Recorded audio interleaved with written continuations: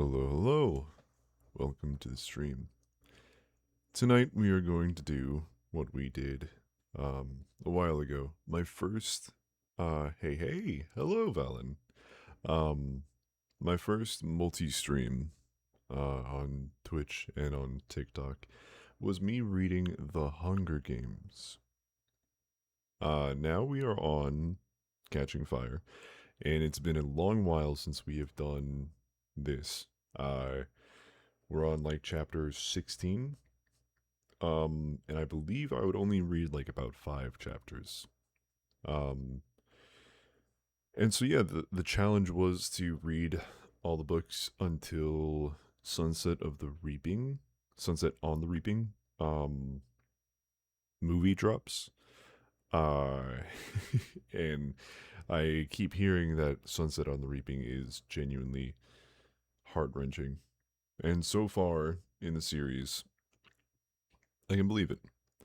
Uh, I forgot I had your stream open and I'm stoned, so you scared the shit out of me. I'm so sorry, Punk Chef. Hello. Um, yeah. So we're gonna get that show on the road here in a minute.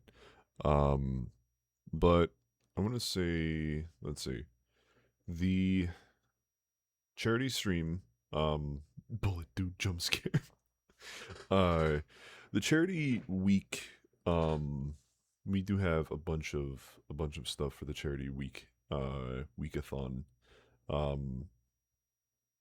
What's starting soon? It says Yoda. I have no idea. The stream is starting soon. Um, but starting Monday, um, I'll be doing a charity uh campaign for St. Jude's Hospital. Where the goal is $200, and at the start I will be donating 50. So we really only have like 150 for 7 days. Um, and we have some games and some ideas. Where a friend of mine, hell yeah. A friend of mine wants to do a Nuzlocke for Pokemon Black 2. Never played Pokemon Black. I heard Pokemon Black is an absolute banger. Um, so we might do a little bit of that. Um, I don't have any of the days. Uh, I only have work off on Monday and Tuesday. Hopefully, I can have Tuesday completely off. Um, so we can have like a pretty lengthy day for the campaign week. Um, but we got that. We can do a little bit of marbling. We can do like the art and everything. Um, maybe mess around with like FL Studios. You might hear me play a little bit of music or something. Um, Pokemon Black 2 is hard as a Nuzlocke. Ooh. But yeah, we got like a tons of games. Mecha Chameleon with some friends. Music Cloud, hell yeah. Uh yeah, I'll try to make like an itinerary sort of thing. Um, but tomorrow I gotta set up you wanna play that so bad. I heard it's fairly cheap. I mean I can see if like you can join in. Um and see if we can do that. Uh I got a friend of mine, and fellow streamer, it's Grayson. It's underscore Grayson with like 3 R's. Um that might be down to play, and also co-stream sort of thing when we do it. Um yeah. What do you mean? Wait, what? Um, I mean, do you get like Valen? Do you have like Steam or something? Okay, hold on. Let me show you guys. Oh, there is an ad in progress up on the purple app side. Um, that was just unexpected. I mean, I do want to do like, I remember when I streamed when I played what do you call it? Burglin Gnomes. I had like 2 random people in chat that wanted to play, and I was like, you know what? Sure. And so I added them on Steam, and then we played. through the stream. Um, but it would be cool to like play a game where chat can interact with the game. Um, I know like Baldur's Gate 3 has like a voting thing. Um, ooh, you got a new desktop in month? Hell yeah. The old gaming laptop, yeah. Um, but yeah, I know there's like certain games that like chat can vote on, but I think it's more of like a Twitch thing. Which is a bummer on TikTok. But yeah, I've always wanted to like interact with like chat and like or like have chat interact with the stream in those kind of ways. Um, engage, with the stream because I understand that like sometimes being a viewer, like it's kind of bleh, sometimes. I downloaded Yandere Sim 5 years ago. Now it crashes. Oh yeah. No, yeah. I've been busy working like both shifts today that I didn't have time to like go through um other videos. But yeah. Okay. So the ad went through. We are going to change the oh dude, my fan on my PC needs to be cleaned or something. Um but boop. Hell yeah. Hell yeah, this is it. This is it. This was the background and everything for reading Catching Fire. Yeah, yeah, yeah. Um okay. So, where were we? Um we're on chapter 16 of Catching Fire. Uh I was using a magic card for a bookmark.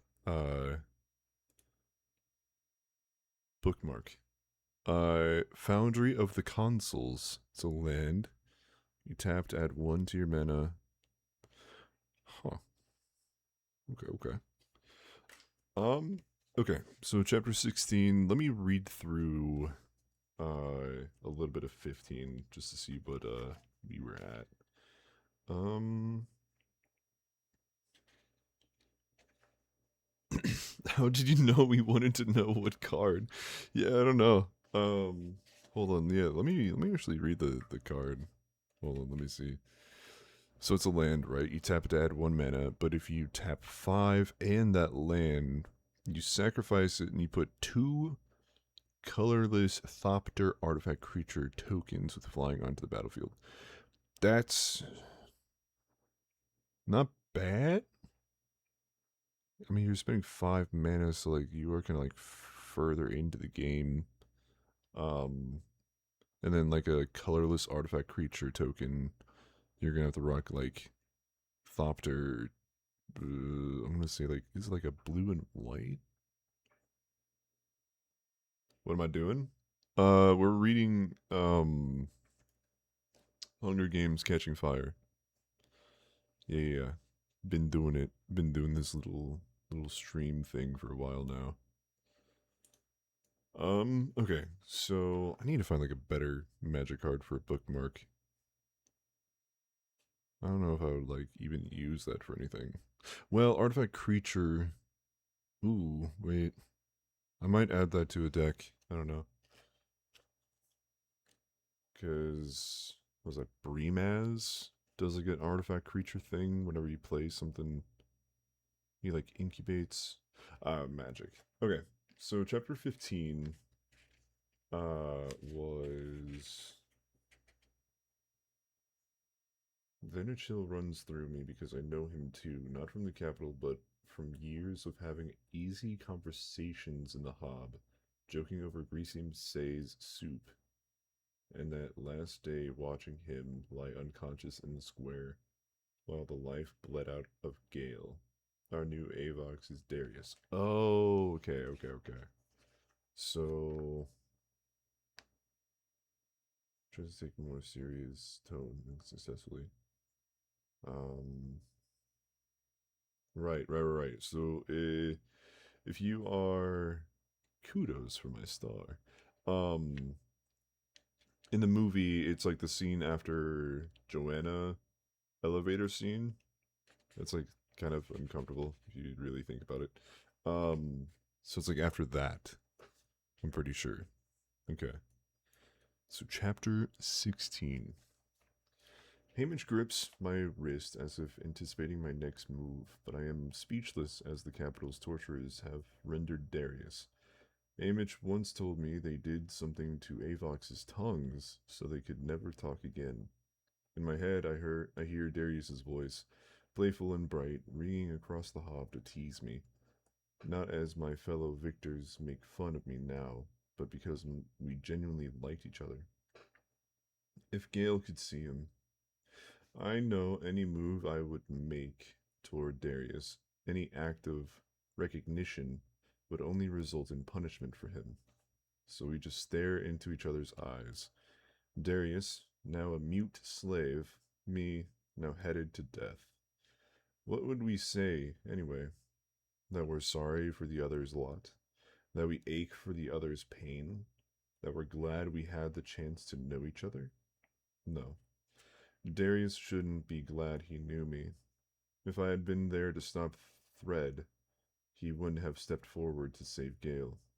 Wouldn't be an Avox. And more specifically, wouldn't be my Avox. Because President Snow has so obviously had him placed here for my benefit. That's right. In the movie, Haymitch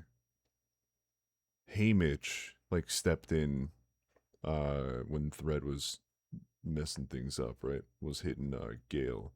But this guy Darius kind of swooped in primarily, mainly, right? Um, let's see. I twist my wrist from Haymitch's grasp and head down to my old bedroom, locking the door behind me. I sit on the side of my bed, elbows on my knees, forehead on my fists, and watch my glowing suit in the darkness, imagining I am in my old home in District 12, huddled beside the fire. It slowly fades back to black as the power pack dies out. When Effie eventually knocks on the door to summon me to dinner, I get up and take off my suit. Uh, Fold it neatly, and sit it on the table with my crown. In the bathroom, I wash the dark streaks of makeup from my face. I dress in a simple shirt and pants and go down the hall to the dining room. I'm not aware of much at dinner except that Darius and the red-headed Avox girl are our servers. Effie, Hamish, Cinna, Portia, and Peta are all there, talking about the opening ceremonies, I suppose. But the only time I really feel present is when I purposely knock a dish of peas to the floor, and before anyone can stop me, crouch down to clean them up. Darius is right by me when I send the dish over, and we two are briefly side by side, obscured from view as we scoop up the peas. For just one moment, our hands meet. I can feel his skin, rough under the buttery sauce from the dish. In the tight, desperate clench of our fingers are all the words we will never be able to say. Then Effie's clucking at me from behind about how that isn't your job, Katniss. And he lets go. Background looks fire. Hell yeah, thank you. When we go in to watch the recap of the opening ceremonies, I wedge myself in between Cinna and Haymitch on the couch because I don't want to be next to Peta. This awfulness with Darius belongs to me and Gale and maybe even Haymitch, but not to Peta. He might have known Darius to nod hello, but Peta wasn't Hob the way the rest of us were. Besides, I'm still angry with him for laughing at me along with the other victors, and the last thing I want is his sympathy and comfort. I haven't changed my mind about saving him in the arena, but I don't owe him more than that. The censor beep keeps catching me off guard. What? There's no curse words. No shot. It There's censors now? Oh my god, for like normal words. Something just beeped. Okay. I'm gonna go on a beeping riot right now. Frick. I didn't set that up. I don't have a beep. This is a like automatic thing. Um yeah, I don't know. It's just the normal yeah, right? Okay. Um let's just get let's see if we can get like the beeps to be tired of me, right? Fuck. Fuck. Fuck. Fuck. There we go. 4 beeps, right? Yeah. It's been like 3 times. That's crazy. Oh, that kind of bums me out. Okay. Um, as I watch the possession, as I watch the procession in the city circle, I think how it's bad enough that they dress us all up in costumes and parade us through the streets in chariots on a regular year. Kids in costumes are silly, but aging victors, it turns out, are pitiful. A few who are on the younger side, like Joanna and Finnick, or whose bodies haven't fallen into disrepair, like Cedar and Brutus, can still manage to maintain a little dignity. But the majority who are in the clutches of drink or morphling or illness look grotesque in their costumes, depicting cows and trees and loaves of bread. Last year we chattered away about each contestant, but tonight there's only the occasional comment. Small wonder the crowd goes wild when PETA and I appear, looking so young and strong and beautiful in our brilliant costumes, the very image of what tributes should be. As soon as it's over, I stand up and thank Cinna and Portia for their amazing work and head off to bed. Effie calls a reminder to meet early for breakfast to work out our training strategy, but even her voice sounds hollow. Poor Effie. She finally had a decent year in the games with PETA and me, and now it's all broken down into a mess that even she can't put a positive spin on it. In capital terms, I'm guessing this counts as a true tragedy. Soon after I go to bed, there's a quiet knock on my door, but I ignore it. I don't want PETA tonight, especially not with Darius around. It's almost as bad as if Gale were here. Gale. How am I supposed to let him go with Darius haunting the hallways? Tongues figure prominently in my nightmares. First, I watch Frozen and helpless while gloved hands carry out the bloody dissection in Darius's mouth.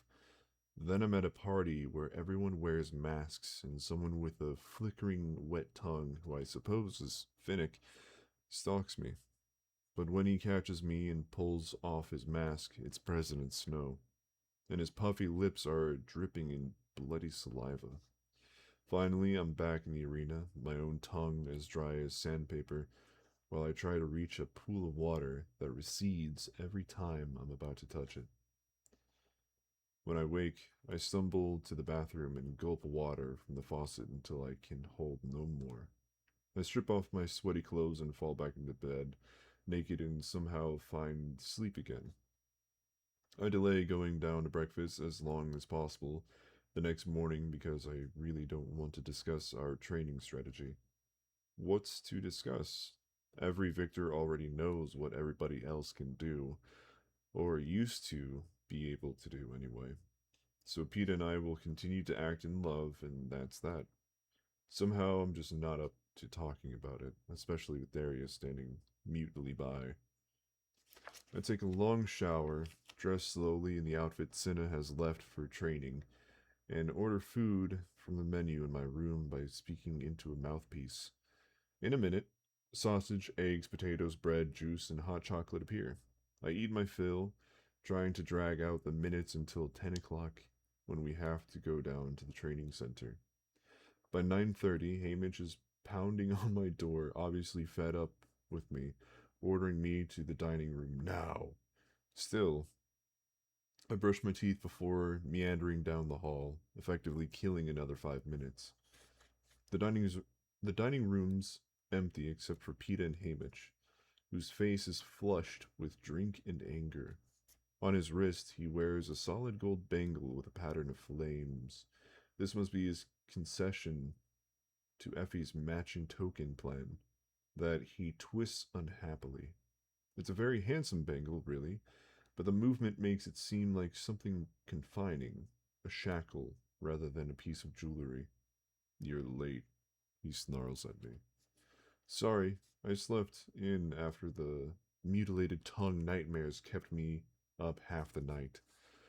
I mean to sound hostile, but my voice catches at the end of the sentence. Hamish gives me a scowl, then relents. All right, never mind. Today in training, you got 2 jobs. 1, stay in love. Obviously, I say. And 2, make some friends, says Hamish. No, I say. I don't trust any of them. I can't stand most of them, and I'd rather operate with just the 2 of us. That's what I said at first, but Peta begins. But it won't be enough, Hamish insists. You're going to need more allies this time around. Why? I ask. Because you're at a distinct disadvantage. Your competitors have known each other for years. So who do you think they're going to target first? He says. Us. And nothing we're going to do is going to override any old friendship, I say. So why bother? Because you can fight. You're popular with the crowd. That could still make you desirable allies. But only if you let the others know you're willing to team up with them, says Hamish. You mean you want us in the career pack this year? I ask, unable to hide my distaste.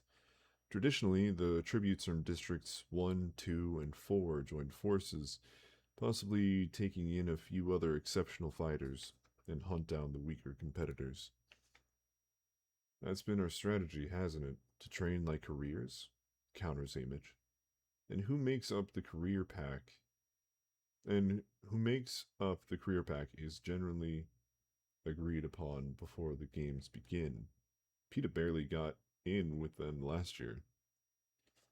I think of the loathing I felt when I discovered Peta was with the careers during the last games. So we're to try to get in with Finnick and Brutus?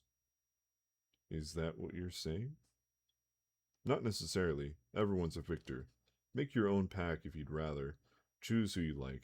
I'd suggest Chaff and Cedar, although Finnick's not to be ignored, says Hamish. Find someone to team up with who might be of some use to you.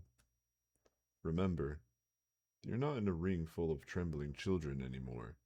These people are all experienced killers, no matter what shape they appear to be in. Maybe he's right.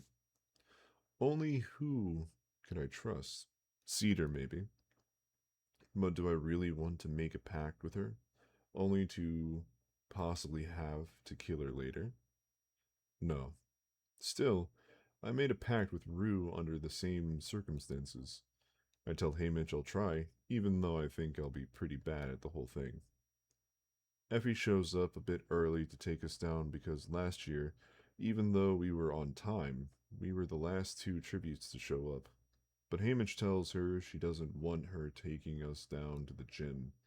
None of the other victors will be showing up with a babysitter, and being the youngest, it's even more important we look self-reliant.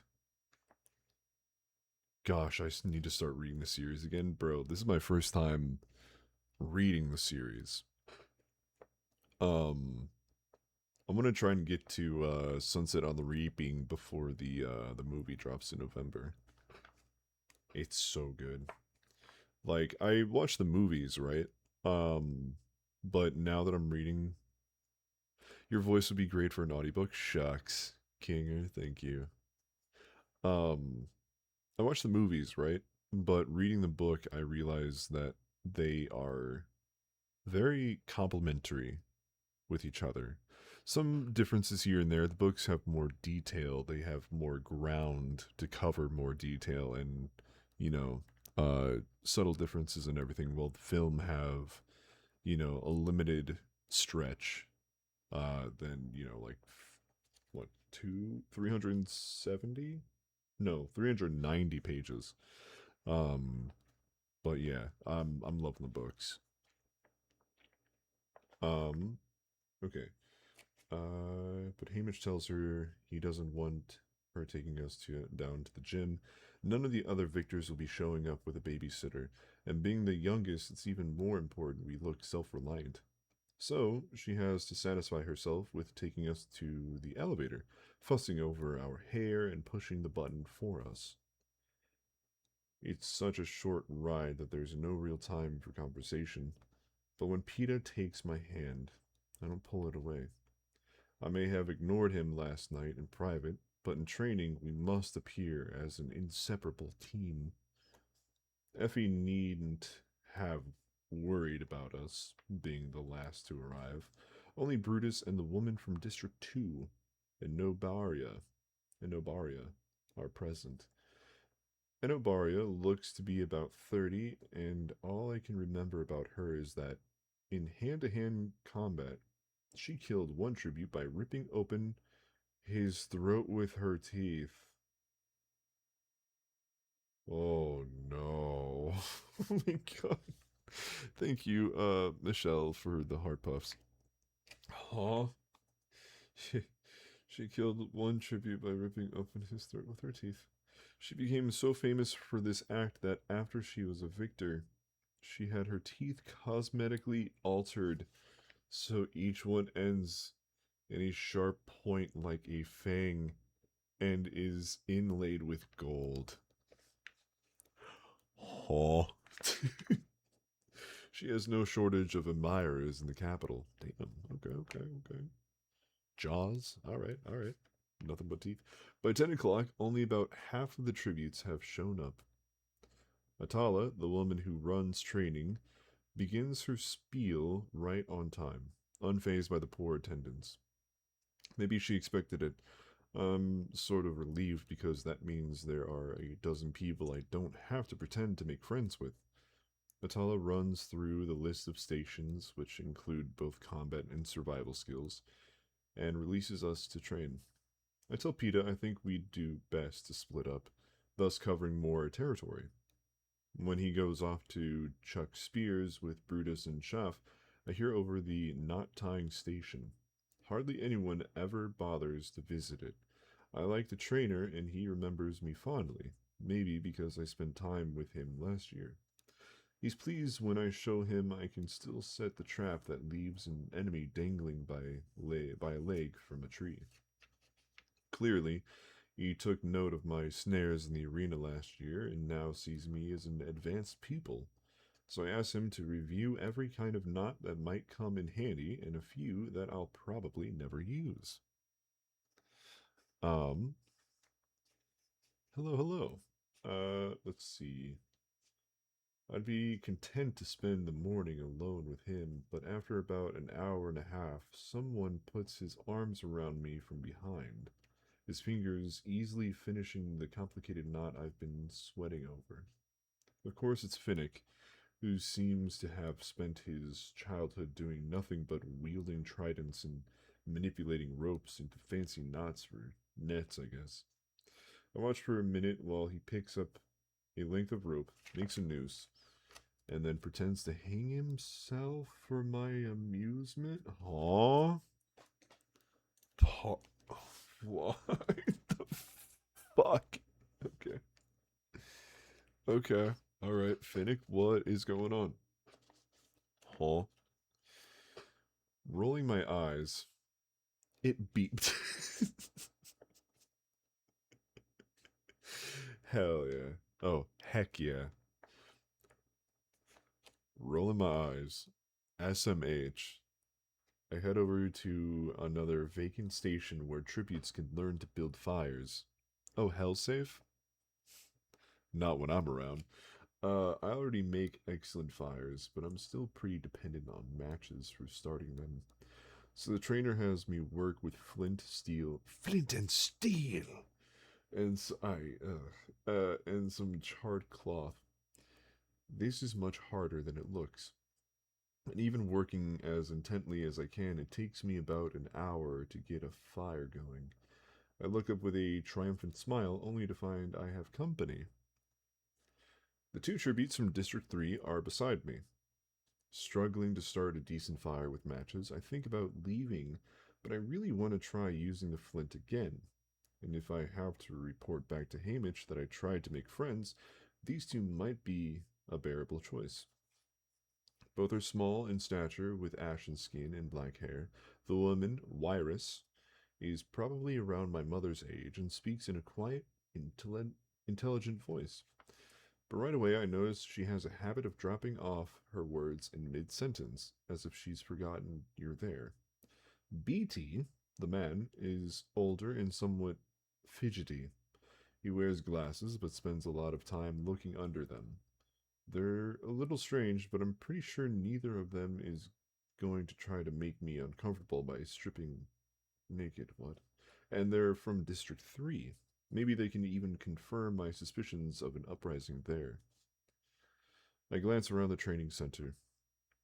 Pita is at the center of a ribald circle of knife throwers. The morphlings from District 6 are in the camouflage station, painting each other's faces with bright pink swirls. The male tribute from District 5 is vomiting wine on the sword fighting floor. Dude, sick. Finnick and the old woman from his district are using the archery station. Joanna Mason is naked again and oiling her skin down for wrestling lesson. I decide to stay put. Jesus. Wyrus and BT make decent company. They seem friendly enough, but don't pry. We talk about our talents. They tell me they both invent things, which makes my supposed interest in fashion seem pretty weak. Wyrus brings up some sort of stitching device she's working on. It senses the density of the fabric and selects the strength, she says, and then becomes absorbed in a bit of dry straw before she can go on. The strength of the thread, BT finishes explaining. Automatically, it rules out human error. Then he talks about his recent success creating a musical chip that's tiny enough to be concealed in a flake of glitter, but can hold hours of songs.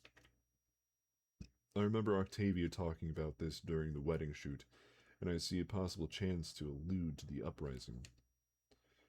Oh yeah, my prep team was all upset a few months ago. I think because they couldn't get a hold of that, I say casually.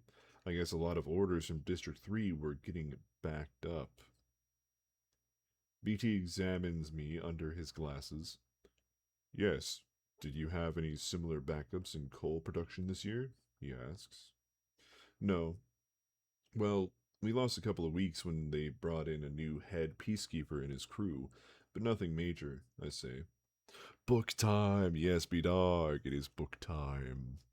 We are on chapter 16 of Hunger Games Catching Fire, and we are on page 227 if you want to catch up. I say, to production, I mean. 2 weeks sitting around your house doing nothing just means 2 weeks of being hungry for most people. I think they understand what I'm trying to say, that we've had no uprising. Oh, that's a shame, says Wyrus in a slightly disappointed voice. I found your district very... She trails off, distracted by something in her head. Interesting, feels within BT. We both did.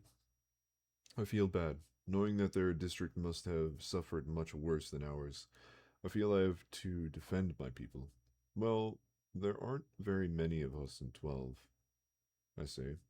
Not that you'd know it nowadays by the size of the peacekeeping force, but I guess we're interesting enough.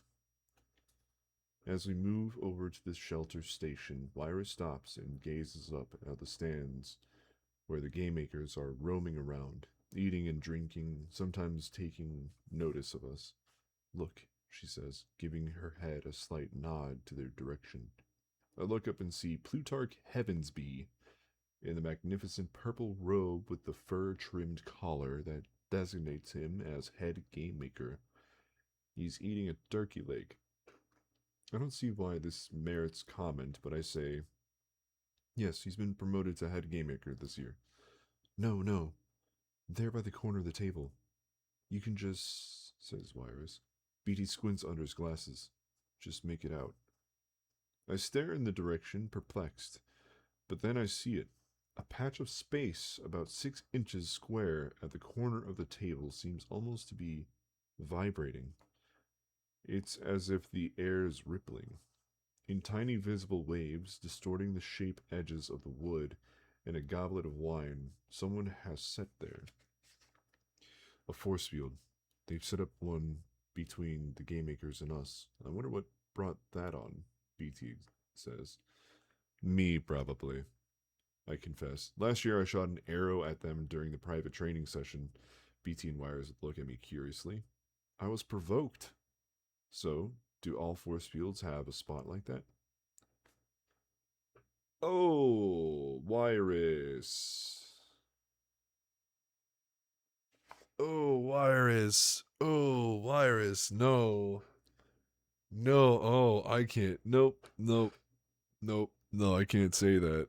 Why? Okay. L Wirus. Actually, kind of like, if you have the book, if you look up Hunger Games Catching Fire, page 229, Wirus says something. I don't. Will the TikTok censor that word? I'm not gonna say it. I'm not gonna say it. No, I can't be. I can't be saying that. They didn't warn me that there's slurs in the Hunger Games, dude. What do you mean? Who? You should have told me there was slurs in the Hunger Games. Bowman showing legs, you know it. Yeah, if you look up Hunger Games Catching Fire, uh page 229, Wirus says something. Can't say it. I ain't gonna say it. Um it even says I have $5. Do something to me? Hello? Raccoon? What do you mean by that? Is that like the Family Guy reference? I got $10. I want you to get I want to get I want you to get out of here. Yeah. My. She doesn't say the N word, it's the C word. Okay, she doesn't say cracker, but like okay, so what she's trying to say is that there is a weak spot in the armor, right? Like there's like a weak spot, yeah. Like there's like a scratch. Like a weakness in like a suit of armor. Uh yeah. Okay. It's not a slur used in that way, but I still don't want to say it. Like I don't want to say it. Yeah. We kink. There we go. Yes. Yeah. Yeah. It's a kink, right? God. Nope. Kink, says Wirus vaguely. I hate that. She said that shit vaguely, dude. Yeah, it could mean anything, huh? Kink. Alright. In the armor, as it were, finishes BT. Ideally, it'd be invisible, wouldn't it? I went to ask them more, but lunch is announced. I look for Peta, but he's hanging with a group of about 10 other victors, so I decided just to eat with District 3. Maybe I can see Cedar to join us. When we make our way into the dining area, I see some of Peta's gang have other ideas. They're dragging all the smaller tables to form one large table so that we all have to eat together. Now I don't know what to do. Even at school, I used to avoid eating at a crowded table. Frankly, I'd probably have sat alone if Madge hadn't made a habit of joining me. I guess I'd have eaten with Gale, except being 2 grades apart. Oh, that's a problematic age gap there. What? Yikes. Ugh. I don't know about that one, guys. I don't know about that one. Being 2 grades apart? Ooh, yikes. Um, 2 years. Hey, man. Yeah, 18 and 16. What now? Okay. Um, I take a tray and start making my way around the food-laden carts that ring the room. Peter catches up with me at the stew. How's it going? Good, fine. I like the District 3 victors, I say. Wires and BT. Really? He asks. There's something of a joke to others. Bro's talking shit. Why does that not surprise me? I say. I think of how Peta was always surrounded at school by a crowd of friends. You're right, GGGBCC. Um I think of how Peta was always surrounded. Who's trying to smooch? Raj. Damn, bro, right now? Where you at? Friends can only be the same age. Ah. Okay. Raj. I fucking miss you, dude.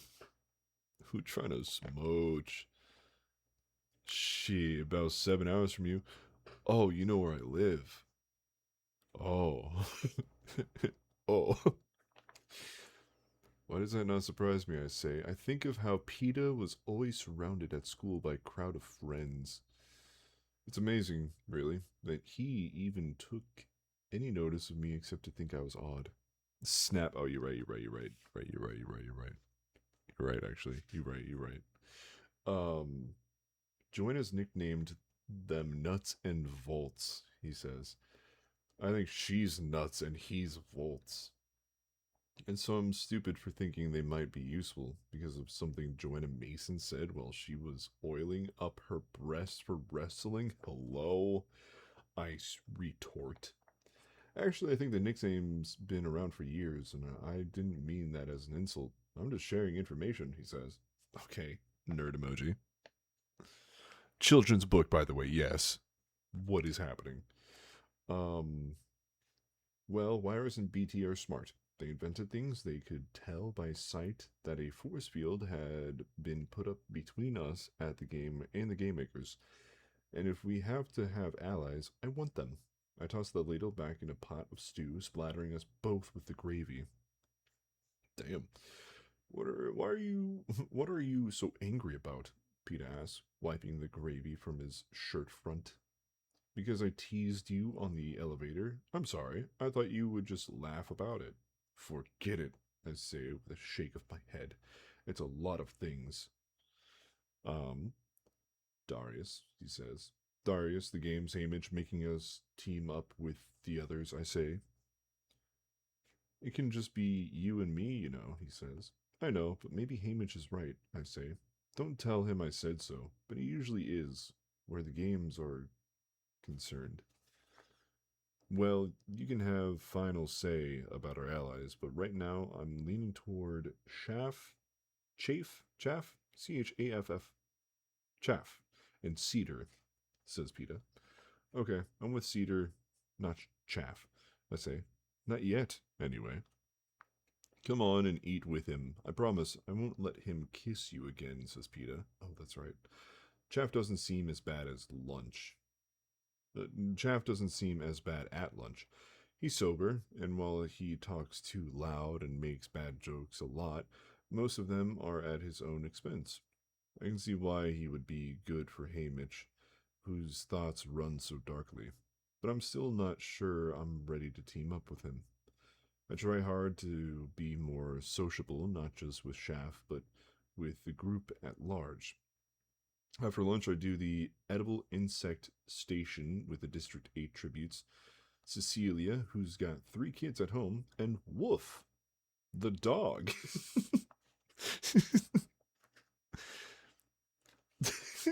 Bro's name is Woof.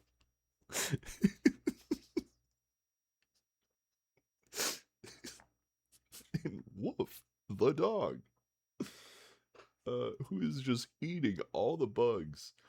A really old guy who's hard of hearing and doesn't seem to know what's going on since he keeps trying to stuff poisonous bugs in his mouth. He's a dog, dude. I'm sorry. Dude's name is Woof. Oh my god. Woof is just in there with like cicadas in mouth. You know? We got in there. Cicada rustling. Get out of that mouth. Get out, Woof. He's on all fours, like shaking his head, like ripping like a stuffed animal. He's a really old guy, but he's chill like that. His name's Woof. I wish I could mention meeting Twill and Bonnie in the woods, but I can't figure out how. Cashmere and Gloss, the sister and brother from District 1, Cashmere and Gloss. The brother and sister from District 1 invite me over and we make hammocks for a while. Hammocks. They're polite but cool. And I spend the whole time thinking about how I killed both the tributes from their district, Glimmer and Marvel. Oh, that's right. That's right. They got those names. I forgot. Um, last year, and that they probably knew them and might even have been their mentors. But both my hammock and my attempt to connect with them are mediocre at best. I join Inobaria at sword training and exchange a few comments, but it's clear neither of us want to team up. Finnick appears again when I'm picking up fishing tips, but mostly just to introduce me to Mags, the elderly woman who's also from District 4. Between her district accent and her garbled speech, possibly she's had a stroke, I can't make out more than 1 in 4 words, but I swear she can make a decent fishhook out of anything. A thorn, a wishbone, an earring. After a while, I tune out the trainer and simply try to copy whatever Mags does. When I make a pretty good hook out of a bent nail and fasten it to some strands of my hair, she gives me a toothless smile and an unintelligible comment I think might be praise. Suddenly, I remember how she volunteered to replace the young, hysterical woman in her district. It couldn't be because she thought she had any chance of winning. She did it to save the girl, just like I volunteered last year to save Prim. And I decide I want to help her on my team. I want her on my team. Um, Great. Now I have to go back and tell Hamish I want an 80-year-old and nuts and bolts for my allies. He'll love that. So I give up trying to make friends and go over to the archery range for some sanity. It's wonderful there, getting to try out all the different bows and arrows. The trainer, Tax, seeing that the standing targets offer no challenge for me, begins to launch these silly fake birds high into the air for me to hit. At first it seems stupid, but it turns out to be kind of fun, much more like hunting a moving creature. Since I'm hitting everything he throws up, he starts increasing the number of birds he sends airborne. I forget the rest, the gym, and the victors, and how miserable I am, and lose myself in the shooting. When I manage to take down 5 birds in 1 round, I realize it's so quiet I can hear each one hit the floor. I turn and see the majority of the victors have stopped to watch me. Their faces show everything from envy to hatred to admiration. After training, Peta and I hang out, waiting for Hamish and Effie to show up for dinner. When we're called to eat, Hamish pounces on me immediately. So at least half the victors have instructed their mentors to request you as an ally. I know it can't be your sunny personality. They saw her shoot, says Peeta with a smile. Actually, I saw her shoot, for real, for the first time. I'm about to put in a formal request myself. You're that good? Haymitch asked me. So good that Brutus wants you? I shrugged. But I don't want Brutus. I want Mags in District 3. Of course you do, Haymitch sighs and orders a bottle of wine. I'll tell everybody you're still making up your mind. After my shooting exhibition, I still get teased some, but I no longer feel like I'm being mocked. In fact, I feel as if I've somehow been initiated into the victor's circle.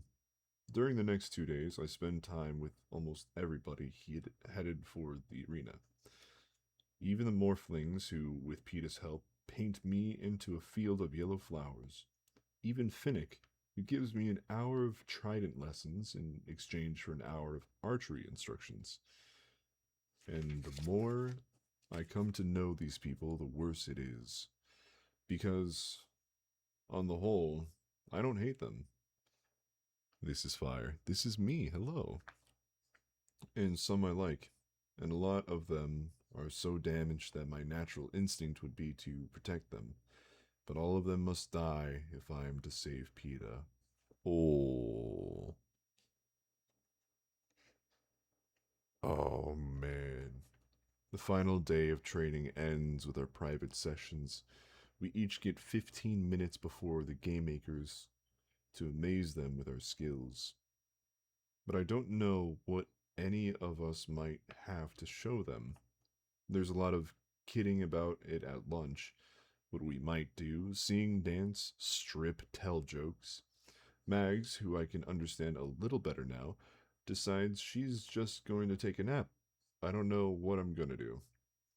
Shoot some arrows, I guess. Haymitch said to surprise them if we could, but I'm fresh out of ideas. As the girl from 12, I'm scheduled to go last.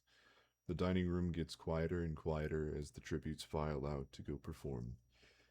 It's easier to keep up the irreverent, invincible manner we've all adopted when there are more of us. Fire reading fire called Catching Fire. Hell yeah. As people disappear through the door, all I can think is that they have a matter of days to live. Peeta and I are finally left alone. He reaches across the table to take my hands. Decided what to do for the game makers yet? I shake my head. I can't really use them for target practice this year, with the force field up and all. Maybe make some fish hooks? What about you? Not a clue. I keep wishing I could bake a cake or something, he says. Do some more camouflage, I suggest.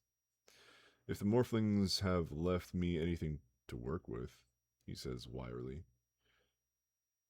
They've been glued to that station since training started.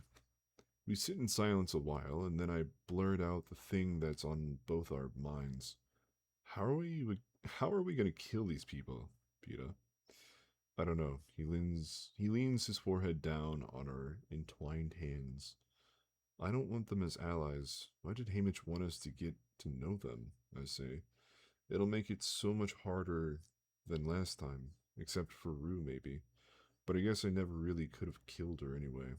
She was just too much like Prin. Peeta looked at me, his brow creased in thought.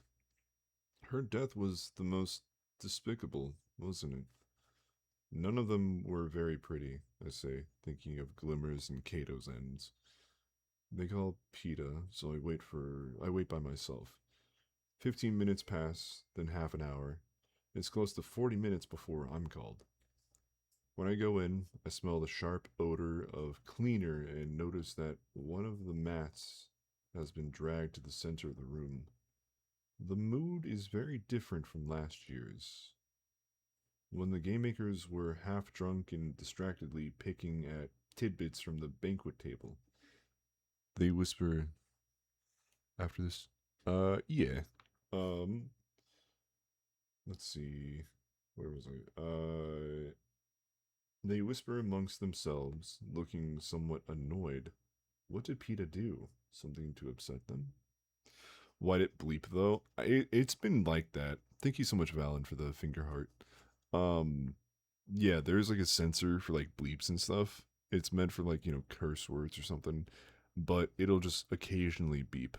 I have no idea. Um, what did PETA do? Something to upset them? I feel a pang of worry. This isn't good. I don't want PETA singling himself out as a target for the game makers. Again, anger. That's part of my job. To draw fire away from PETA. But how did he upset them? Because I'd love to do just that and more. To break through the smug veneer of those who use their brains to find amusing ways to kill us. To make them realize that while we're vulnerable to the Capitol's cruelties, they are as well. Do you have any idea how much I hate you? I think you, who have given your talents to the games. I try to catch Plutarch Heavensby's eyes, but he seems to be intentionally ignoring me, as he has the entire training period. I remember how he sought me out for a dance, how pleased he was to show me the Mockingjay on his watch. His friendly manner has no place here. How could it, when I'm a mere tribute and he's the head game maker? So powerful, so removed, so safe. Suddenly, I know just what I'm going to do. Something that will blow anything PETA did right out of the water. I go over to the knot tying station and get a length of rope. I start to manipulate it, but it's hard because I've never made this actual knot myself. I've only watched Finnick's clever fingers, and they moved so fast. After about 10 minutes, I've come up with a respectable noose. I drag one of the target dummies out into the middle of the room and, using some chinning bars, hang it so it dangles by the neck. Tying its hands behind its back would be a nice touch, but I think I might be running out of time. I hurry over to the camouflage station where some of the other tributes, undoubtedly the Morphlings, have made a colossal mess, but I find a particular container of blood red berry juice that will serve my needs. The flesh-colored fabric of the dummy's skin makes a good absorbent canvas. I carefully finger paint the words on its body, concealing them from view. Then I step away quickly to watch the reaction of the game maker's face as they read the name on the dummy. Seneca Crane. Ooh. Ooh. Okay. Okay. A little bit of revolution. A little bit against their schnight, their stuff. I'm gonna do a little BRB, get some water, and then we'll be back onto chapter 12 or 17. Alrighty, BRB.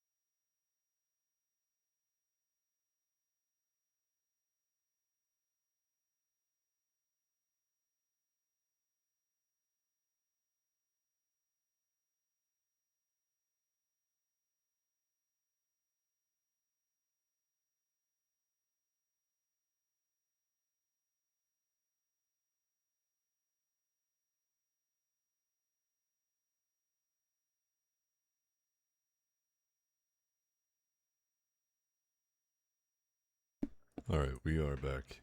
Hello, hello. Okay. Where were we? Where were we? Boop. Hello! Okay. So, chapter 17. Thank you, Lady K, for the heartening. Alrighty. Chapter 17. The effect on the game makers is immediate and satisfying. Several let out a small shrieks. Others lose their grip on their wine glasses, which shatter musically against the ground. Two seem to be considering fainting. The look of shock is unanimous. Now I have Plutarch Heavensby's attention. He stares steadily at me as the juice from the peach he crushed in his hand runs through his fingers.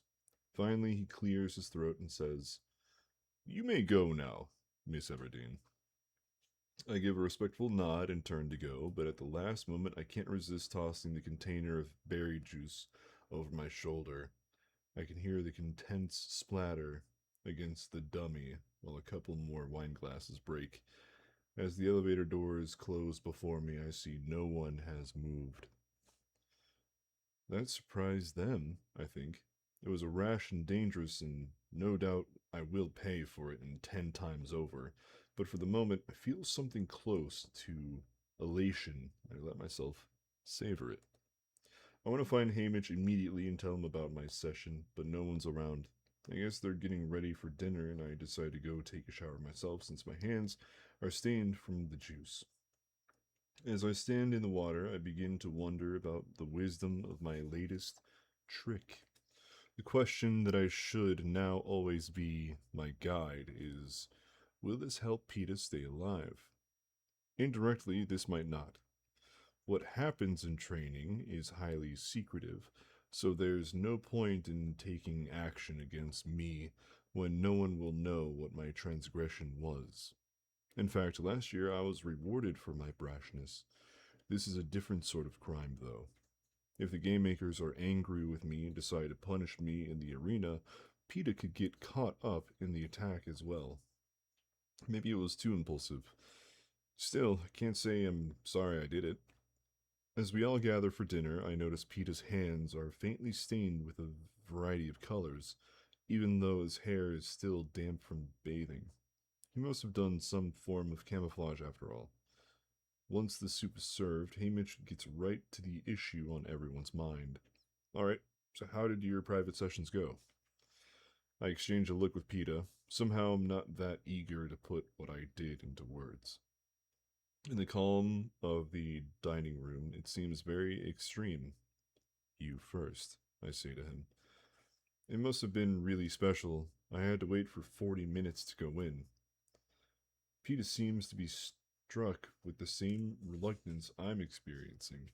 Well, I did the camouflage thing, like you suggested, Katniss. He hesitates. Not exactly camouflage. I mean, I used the dyes. To do what? I asked Portia.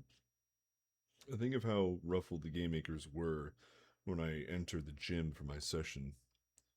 The smell of cleaners, the mat pulled over that spot in the center of the gym.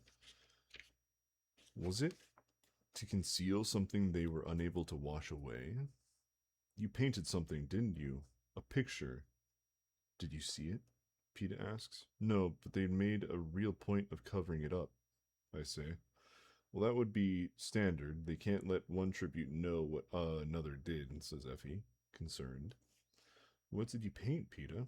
She looks a little misty. Was it a picture of Katniss? Why would he paint a picture of me, Effie? I asked, somehow annoyed. To show he's going to do everything he can to defend you. That's what everyone in the capital is expecting, anyway. Didn't he volunteer to go in with you? Effie says, as if it's the most obvious thing in the world. Actually, I painted a picture of Rue. Ooh.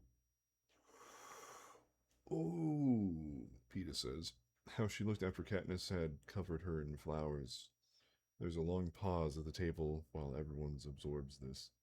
And what exactly were you trying to accomplish? Hamish asks in a very measured voice. I'm not sure. I just wanted to hold them accountable, if only for a moment, says Peeta, for killing that little girl. This is dreadful, Effie sounds like she's about to cry. That sort of thing, it's forbidden, Peeta, absolutely. You'll only bring down more trouble on yourself and Katniss. I have to agree with Effie on this one, says Hamish. Portia and Cinna remain silent, but their faces are very serious. Of course, they're right, but even though it worries me, I think what he did was amazing. Damn. I guess this is a bad time to mention I hung a dummy and painted Seneca's Crane's name on it. I say, this has the desired effect. After a moment of disbelief, all the disapproval in the room hits me like a ton of bricks. You hung Seneca Crane, says Cinna. Yeah, I was showing off my new knot tying seals, and he somehow ended up at the end of the noose. Oh, Katniss, says Effie in a hushed voice. How do you even know about that? Is it a secret? President Snow didn't act like it was. In fact, he seemed eager for me to know. I say. Effie leaves the table with her napkin pressed to her face. Now I've upset Effie. I should have lied and said I shot some arrows. You'd have thought we planned it, says Peeta, giving me just the hint of a smile. Didn't you? Asks Portia. Her fingers press her eyelids close as if she's warding off a very bright light. I used to like books, and then it became homework. Fair. Um, Hamish is one to talk. Uh, Neither of us even knew what we were going to do before we went in. And Hamish, says Peeta, we decided we don't want any other allies in the arena. Good, then I won't be responsible for you killing off any of my friends with your stupidity, he says. That's just what we were thinking, I tell him. We finish the meal in silence, but when we rise to go into the sitting room, Cinna puts his arm around me and gives me a squeeze. Come on, and let's go get those training scores. We gather around the television and set. We gather around the television set, and a red-eyed Effie rejoins us. The tributes' faces come up, and district by district, and their scores flash under the pictures, 1 through 12. Predictably high scores for Cashmere, Gloss, Brutus, Enobria, and Finnick. Low to medium for the rest. Have they ever given a 0? I ask. No, but there is a first time for everything, Cinna answers. And it turns out he's right, because when Peeta and I each pull a 12, we make Hunger Games history. No one feels like celebrating, though. Why did they do that? Good night, Bullet. Have a good night, Valen. I should be live sometime tomorrow. Maybe same time. I'm off, but I gotta do some stuff. But we'll do something else tomorrow. Yeah. I just needed to make some progress in catching fire. Yeah. So that the others will have no choice. Ooh, hell yeah. So the others will have no choice but to target you, says Hamish flatly. Go to bed. I can't stand to look at either one of you. Jeez. Peeta walks me down to my room in silence, but before he can say goodnight, I wrap my arms around him and rest my head against his chest. His hands slide up my back, and his cheek leans against my hair. I'm sorry if I made things worse, I say. No worse than I did. Why did you do it anyway? He says. I don't know. To show them that I'm more than just a piece in their games, I say. In their Hunger Games. He laughs a little, no doubt remembering the night before the games last year. We were on a roof, neither of us were able to sleep. Peeta had said something of the sort then, but I hadn't understood what he meant. Now I do. No. Me too, he tells me. And I'm not saying I'm not going to try to get you home, I mean, but if I'm perfectly honest about it, If you're perfectly honest about it, you think President Snow has probably given them direct orders to make sure we die in the arena anyway, I say. It's crossed my mind, says Peeta. It's crossed my mind too, repeatedly. But while I know I'll never leave that arena alive, I'm still holding on to the hope that Peeta will. After all, he didn't pull out those berries. I did. No one has ever doubted that Peeta's defiance was motivated by love. So maybe President Snow will prefer keeping him alive, crushed and heartbroken, as a living warning to others. But even if that happens, everyone will know we've gone out fighting, right? Peeta asks. Everyone will, I reply. And for the first time, I distance myself from the personal tragedy that has consumed me since they announced the quell. I remember the old man they shot in District 11, and Bonnie and Twill, and the rumored uprisings. Yes, everyone in the districts will be watching me to see how I handle this death sentence, this final act of President Snow's dominance.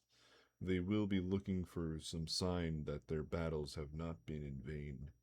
If I can make it clear that I'm still defying the capital right up to the end, the capital will have killed me, but not my spirit. Bars. What better way to give hope to the rebels? The beauty of this idea is that my decision to keep Peeta alive at the expense of my own life is itself an act of defiance, a refusal to play the Hunger Games by the capital's rules. My private agenda dovetails completely with my public one. If I really could save Peeta in terms of a revolution, this would be ideal. Because I will be more valuable dead.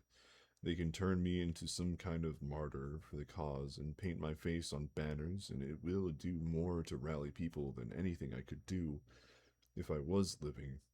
But Peeta would be more valuable alive, and tragic, because he will be able to turn his pain into words that will transform people.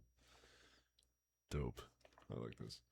Peeta would lose it if he knew I was thinking any of this, so I only say, so what should we do with our last few days?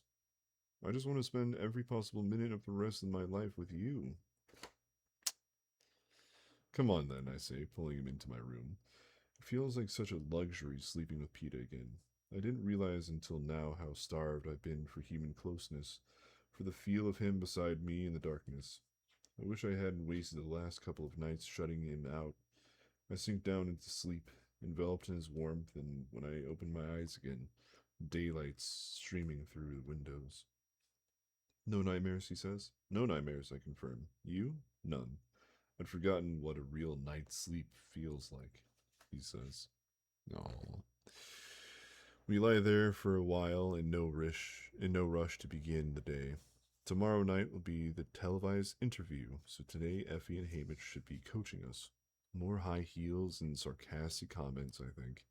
But then the red-headed Avox girl comes in with a note from Effie saying that, given our recent tour, both she and Hamish have agreed we can handle ourselves adequately in public.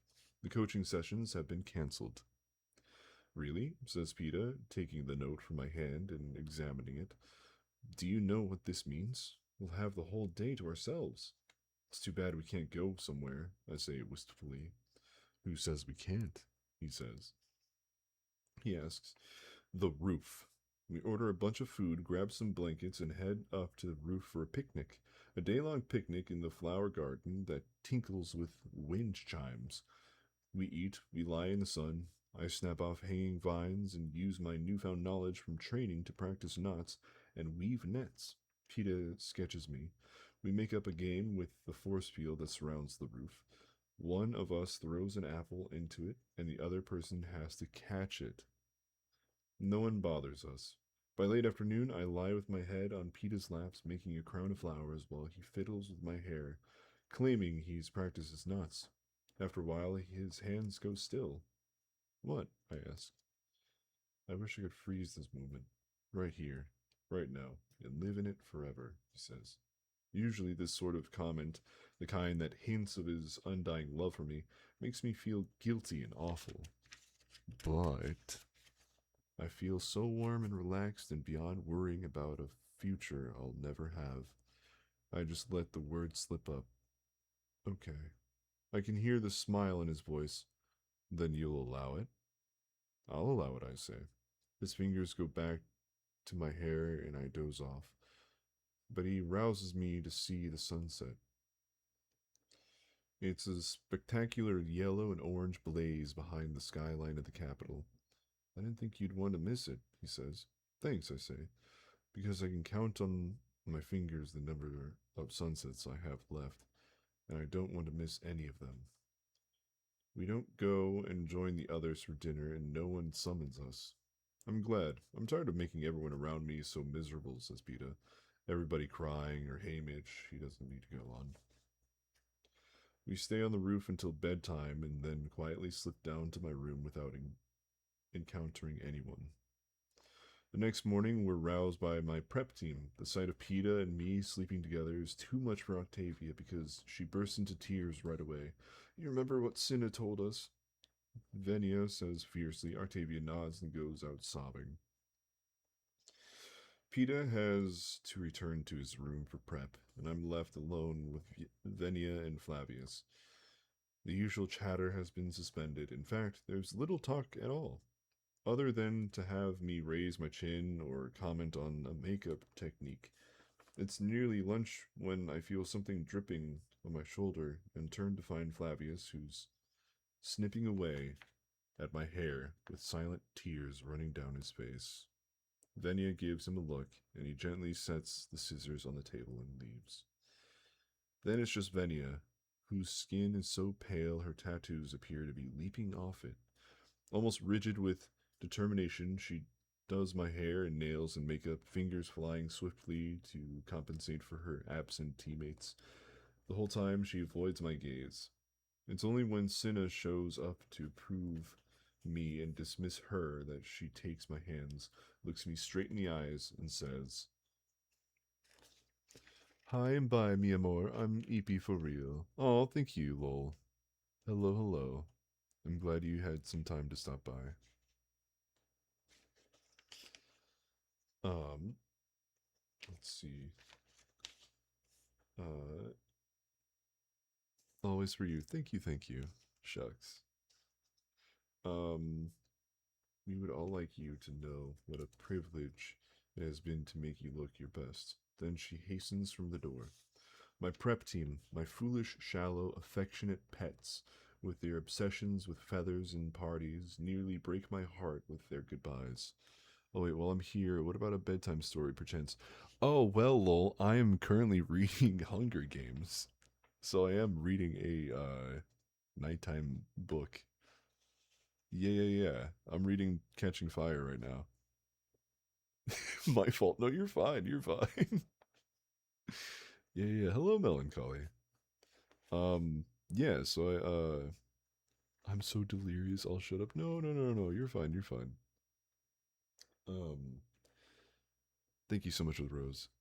Uh, let's see. We're on page 247 on Catching Fire right now. Bro thought bro was yapping to Twitch.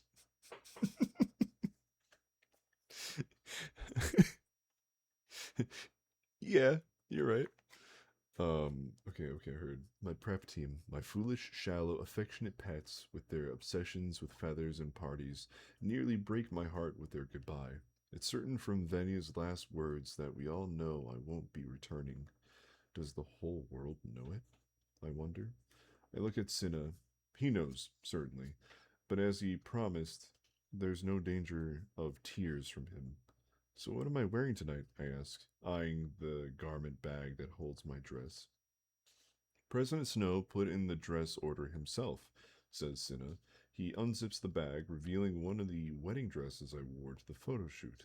Heavy white silk with a low neckline and tight waist and sleeves that fall from my wrists to the floor, and pearls. Um, everywhere, pearls. stitched into the dress, and it ropes at my throat and forming the crown for the veil. Even though they announced the quarter quell the night of the photo shoot, people still voted for their favorite dress, and this was the winner. Damn. Um, the president says you're to wear it tonight. Our objections were ignored. I rub a bit of the silk between my fingers, trying to figure out President Snow's reasoning. I suppose since I was the greatest offender, my pain and loss and humiliation should be in the brightest spotlight. This, he thinks, will make that clear. It's so barbaric, the president turning my bridal gown into my shroud, that the blow strikes home, leaving me with a dull ache inside. I should read Harry Potter. I've seen all the movies. I guess I never read the books. So with how different the film and the books adaptations of the Hunger Games, maybe I should read some Harry Potter. Maybe. Um, let's see. We're reading this, then what do you call it? Mockingjay, and then Ballad of Snakes and Songbirds, Songbirds and Snakes, and then Sunset on the Reaping. So we do have a good minute before I start a next series. Yeah, but I will consider that melancholy. Um, you only seen the first two movies? To my recollection, like movies three, four, and five are pretty good. Um, let's see. This he thinks. Okay. Well, I'd be ashamed to waste such a pretty dress. Is all I say. Um. Oh, thank you so much, Clev. Thank you so much for the follow. I'm currently reading Hunger Games: Catching Fire. Yeah, yeah, yeah. Oh, you only saw the first two movies of Hunger Games. I see, I see. Mockingjay Part One and Two is pretty good. They did have to like space it out. Um, and then Songbirds and Snakes was pretty good. Sunset of the Reaping is coming out in November, and I'm trying to finish the books before the movie. Um, Cinna helps me carefully into the gown. As it settles on my shoulders, they can't help giving a shrug of complaint. Was it always this heavy? I ask. I remember several of the dresses being dense, but this one feels like it weighs a ton. I had to make some slight alterations because of the lighting, says Cinna. I nod, but I can't see what that has to do with anything. He decks me out in the shoes and the pearl jewelry and the veil, touches up on my makeup, has me walk. You're ravishing, he says. Now, Katniss, because this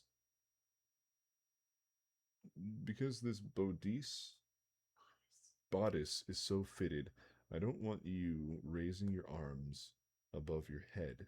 Well, not until you twirl, anyway. Twirl? What do you mean by that? Will I be twirling again? I asked, thinking of my dress last year. I'm sure Caesar will ask you, and if he doesn't, you suggest it yourself. Only not right away. Save it for your big finale, Cinna instructs me. You give me a signal so I know when, I say. Alright, any plans for your interview? I know Hamish left you to your own devices, he says. Um, no. This year I'm just winging it. The funny thing is, I'm not nervous at all. And I'm not. However much President Snow may hate me, this capital audience is mine. We meet up with Effie, Hamish, Portia, and Peta at the elevator. Peta's in an elegant tuxedo with white gloves, the sort of thing grooms wear to get married in here in the capital. Back home, everything is so much simpler. The woman usually rents a white dress that's been worn hundreds of times. The man wears something clean that's not mining clothes. They fill out some forms at the Justice Building and are assigned a house. Family and friends gather for a meal or a bit of cake if it can be afforded. Even if it can't, there's always a traditional song we sing at the new couple crosses the threshold of their home. And we have our own little ceremony where they make their first fire, toast a bit of bread, and share it. Maybe it's old fashioned, but no one really feels married in District 12 until after the toasting. The other tributes have already gathered off stage and are talking softly, but when Peta and I arrive, they fall silent. Even Panem has solved homelessness. Yeah. Assigned housing. Yeah. Um, the other tributes have already gathered off stage and they fall silent. I realize everyone's staring daggers at my wedding dress. They are they jealous of its beauty? The power it might have to manipulate the crowd? Finally, Phoenix says, I can't believe Cinna put you in that thing. He didn't have any choice. President Snow made him, I say, somewhat defensively. I won't let anyone criticize Cinna. True. Cashmere tosses her flowing blonde curls back and spits out, well, you look ridiculous. She grabs her brother's hand and pulls him into place to lead our procession onto stage. The other tributes begin to line up as well. I'm confused because while they are all angry, some are giving us sympathetic pats on the shoulder, and Joanna Mason actually stops to straighten my pearl necklace. Make him pay for it, okay? She says. I nod, but I don't know what she means. Not until we're all sitting on stage and Caesar Flickerman, hair and face highlighted in lavender this year, has done his opening spiel about the tributes begin their interviews.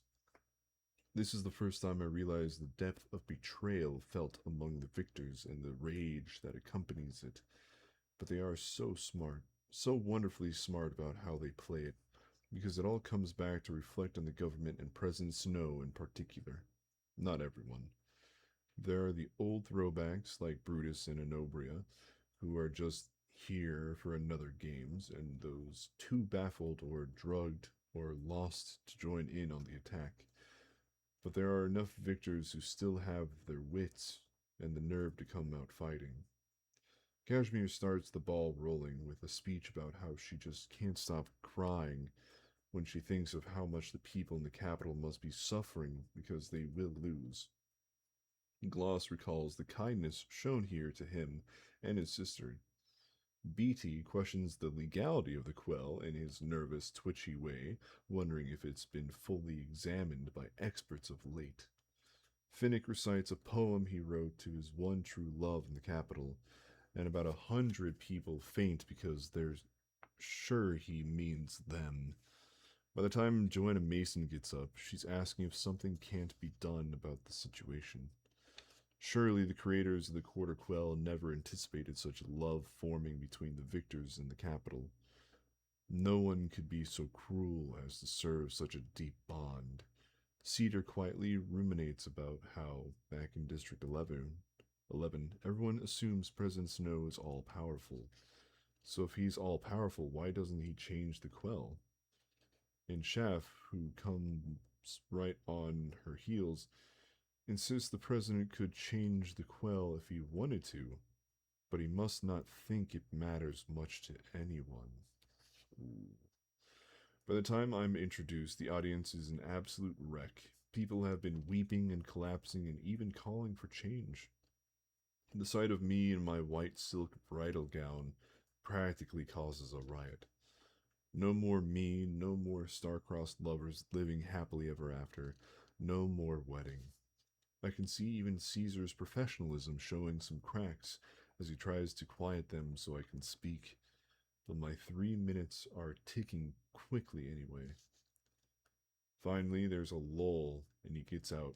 So, Katniss, obviously, there's a very emotional night for everyone. Is there anything you'd like to say? My voice trembles as I speak. Only that I'm so sorry you won't get to be at my wedding. But I'm glad you at least get to see me in my dress. Isn't it just the most beautiful thing? I don't have to look at Cinna for a signal. I know this is the right time. I begin to twirl, slowly, raising the sleeves of my heavy gown above my head. When I hear the screams of the crowd, I think it's because I must look stunning, Then I notice something is rising up around me. Smoke from fire. Not the flickery stuff I wore last year in the chariot, but something much more real that devours my dress. I begin to panic as the smoke thickens. Charred bits of black silk twirl into the air, and pearls clatter to the stage. Somehow I'm afraid to stop because my flesh doesn't seem to be burning, and I know Cinna must be behind whatever is happening. So I keep spinning and spinning. For a split second, I'm gasping, completely engulfed in the strange flames. Then, all at once, the fire is gone. I slowly come to a stop, wondering if I'm naked and why Cinna has arranged to burn away my wedding dress. But I'm not naked. In a dress of the exact design of my wedding dress, only its color of coal and made of tiny feathers. Wonderingly, I lift my long, flowing sleeves into the air, and that's when I see myself on the television screen, clothed in black except for the white patches on my sleeves, or should I say wings, because Cinna has turned me into a mockingjay. Oh, damn. Okay, that is that is sick. I'm remembering the scene from the movie, but within the description of the book, it's much more impactful. Oh, dude, that is that is sick. I love that. Okay, let me get some water here, and then we'll start chapter 18. Dude, this is getting good. This is so good. I might, from what I hear about Sunset of the Reaping, I think I'm gonna be crying the whole entire time. I feel like when I get to reading Sunset of the Reaping, I will be an absolute wreck. Right? Like maybe maybe I should have like my green screen up and everything. Um yeah, I'll just be, I'll have a real life reaction. Um face cam and all. Just ugly crying. Yeah. That'd be fun. That'd be great. Great pastime, really. Um so I think there's 26 chapters and we're going to hit 18 right now. It's 1:30 a.m. right now. We might probably be good by chapter 20 or 21. We'll have to see. Because I remember I do 5 chapters each time. Um, so, like, yeah. So we're on chapter 18 right now. Because if I do 5 chapters, then it's like 16, and then 16 to, right? Because I would have to do, yeah. Because 1 through 5 is 5 chapters. So then it'd be 11, 6 through 11, right? Math is mathing. Um, okay. So we'll just see what time it is when we get to chapter like 21. Yeah. Oh, because then if we do chapter 21, then there would be 5 chapters for next time. Okay. 22, 23, 24, 25, 26. Yeah. Okay. So we might shoot for 21. Okay, chapter 18. We're not even in the game, by the way. This is insane. We're not even in the games. I mean, this has to be them in the games, and that's crazy. Yeah, chapter 18 has to be them going into the games. All right, chapter 18. I'm still smoldering a little, so it's with a tentative hand that Caesar reaches out to touch my headpiece. The white has burned away, leaving a smooth fitted veil of black that drapes into the neckline of the dress and the back. Feathers, says Caesar. You're like a bird. A mockingjay, I think, I say, giving my wings a small flap. It's the bird on the pin I wear as a token. A shadow of recognition flickers across Caesar's face, and I can tell he knows that the mockingjay isn't just my token. It's come to symbolize so much more. That what will be seen as a flashy costume change in the capital, uh, is resonating in an entirely different way throughout the districts. But he makes the best of it. Well, hats off to your stylist. I don't think anyone can argue that that's not the most spectacular thing we've ever seen in an interview. Cinna, I think you better take a bow. Caesar gestures for Cinna to rise. He does and makes a small, gracious bow, and suddenly I am so afraid for him. What has he done? Something terribly dangerous, an act of rebellion in itself, and he's done it for me. I remember his words. Don't worry. I always channel my emotions into my work. That way I don't hurt anyone but myself. And I'm afraid he has hurt himself beyond repair.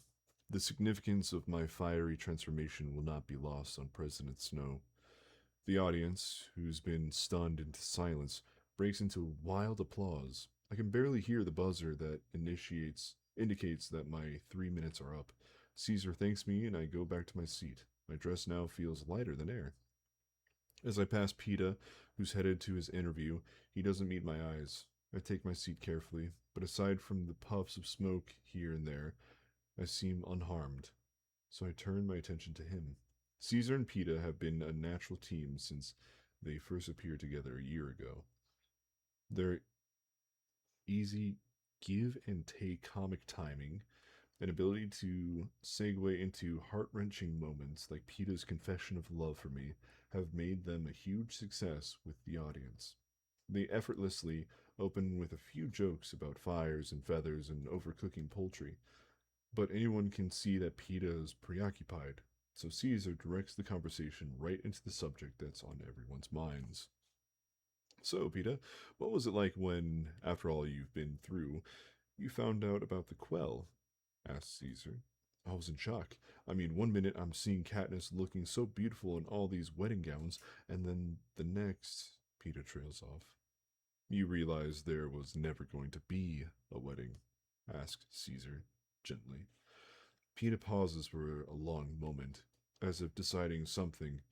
He looks out at the spellbound audience, then at the floor, then finally up at Caesar. Caesar, do you think all our friends here can keep a secret? An uncomfortable laugh emanates from the audience. What can he mean? Keep a secret from who? Our whole world is watching. I feel quite certain of it, says Caesar. We're already married, says Peta quietly. The crowd reacts in astonishment, and I have to bury my face in the folds of my skirt so they can't see my confusion. Where on earth is he going with this? But how can that be? Asked Caesar. Oh, it's not an official marriage. We didn't go to the Justice Building or anything, but we have this marriage ritual in District 12. I don't know what it's like in the other districts, but there's this thing we do, says Peta, and he briefly describes the toasting. Were your families there? Asked Caesar. No, we didn't tell anyone, not even Haymitch, and Katniss's mother would never have approved. But you see, we knew if we were married in the capital, there wouldn't be a toasting, and neither of us really wanted to wait any longer. So one day, we just did it, Peta says. And to us, we're more married than any piece of paper or big party could make us. So this was before the quell, says Caesar. Of course, before the quell. I'm sure we'd never have done it after we knew, says Peta, starting to get upset. But who could have seen it coming? No one. We went through the games, we were victors, everyone seemed so thrilled to see us together. And then out of nowhere, I mean, how could we anticipate a thing like that? You couldn't, Peta. Caesar puts an arm around his shoulders. As you say, no one could have. But I have to confess, I'm glad you two had at least a few months of happiness together. Enormous applause. As if encouraged, I look up from my feathers and let the audience see my tragic smile of thanks. The residual smoke from my feathers has made my eyes teary, which adds a very nice touch. I'm not glad, says Peta. I wish we had waited until the whole thing was done officially. This takes even Caesar aback. Surely, even a brief time is better than no time? Maybe I'd think that too, Caesar, says Peeta bitterly. If it weren't for the baby. Oh my god. There. He's done it again. Dropped a bomb that wipes out the efforts of every tribute who came before him. Well, maybe not. Maybe this year he has only lit the fuse on a bomb that the victors themselves have been building, hoping someone would be able to detonate it. Perhaps thinking it would be me in my bridal gown, not knowing how much I rely on Cinna's talents, whereas Peeta needs nothing more than his wits. As the bomb explodes, it sends accusations of injustice and barbarism and cruelty flying out in every direction. Even the most capital loving, games hungry, bloodthirsty person out there can't ignore, at least for a moment, how horrific the whole thing is. Oh my god. I am pregnant. The audience can't absorb the news right away. It has to strike them and sink in and be confirmed by other voices before they begin to sound like a herd of wounded animals, moaning, shrieking, calling for help. And for me, I know my face is projected in a tight close up on the screen, but I don't make any effort to hide it, because for a moment, even I am working through what Peeta has said. Isn't it the thing I dreaded the most about the wedding, about the future, the loss of my children to the games? And it could be trust, and it could be true now, couldn't it? If I hadn't spent my life building up layers of defense until I recoil at even the suggestion of marriage or a family. Caesar can't rein in the crowd again, not even when the buzzer sounds. Peeta nods his goodbye and comes back to his seat without any more conversation. I can see Caesar's lips moving, but the place is in total chaos and I can't hear a word. Only the blast of the anthem, cranked up so loud I can feel it vibrating through my bones, lets us know where we stand in the program. I automatically rise, and as I do, I sense Peeta reaching out for me. Tears run down his face, and I take his hand. How real are the tears? Is this an acknowledgement that he has been stalked by the same fears that I have? That every victor has? Every parent in every district in Panem? I look back to the crowd, but the faces of Rue's mother and father swim before my eyes. Their sorrow, their loss. I turn spontaneously to Shaft and others and offer my hand. I feel my fingers close around the stump that now completes his arm and hold fast. Oh man. And then it happens. Up and down the row, the victors begin to join hands. Some right away, like the Morphlings or Wyrus and Beatty. Others unsure but up in the demands of those around them, like Brutus and Onobria. By the time the anthem plays its final strains, all 24 of us stand in one unbroken line in what must be the first public show of unity among the districts since the dark days. You can see the realization of this as the screens begin to pop into blackness.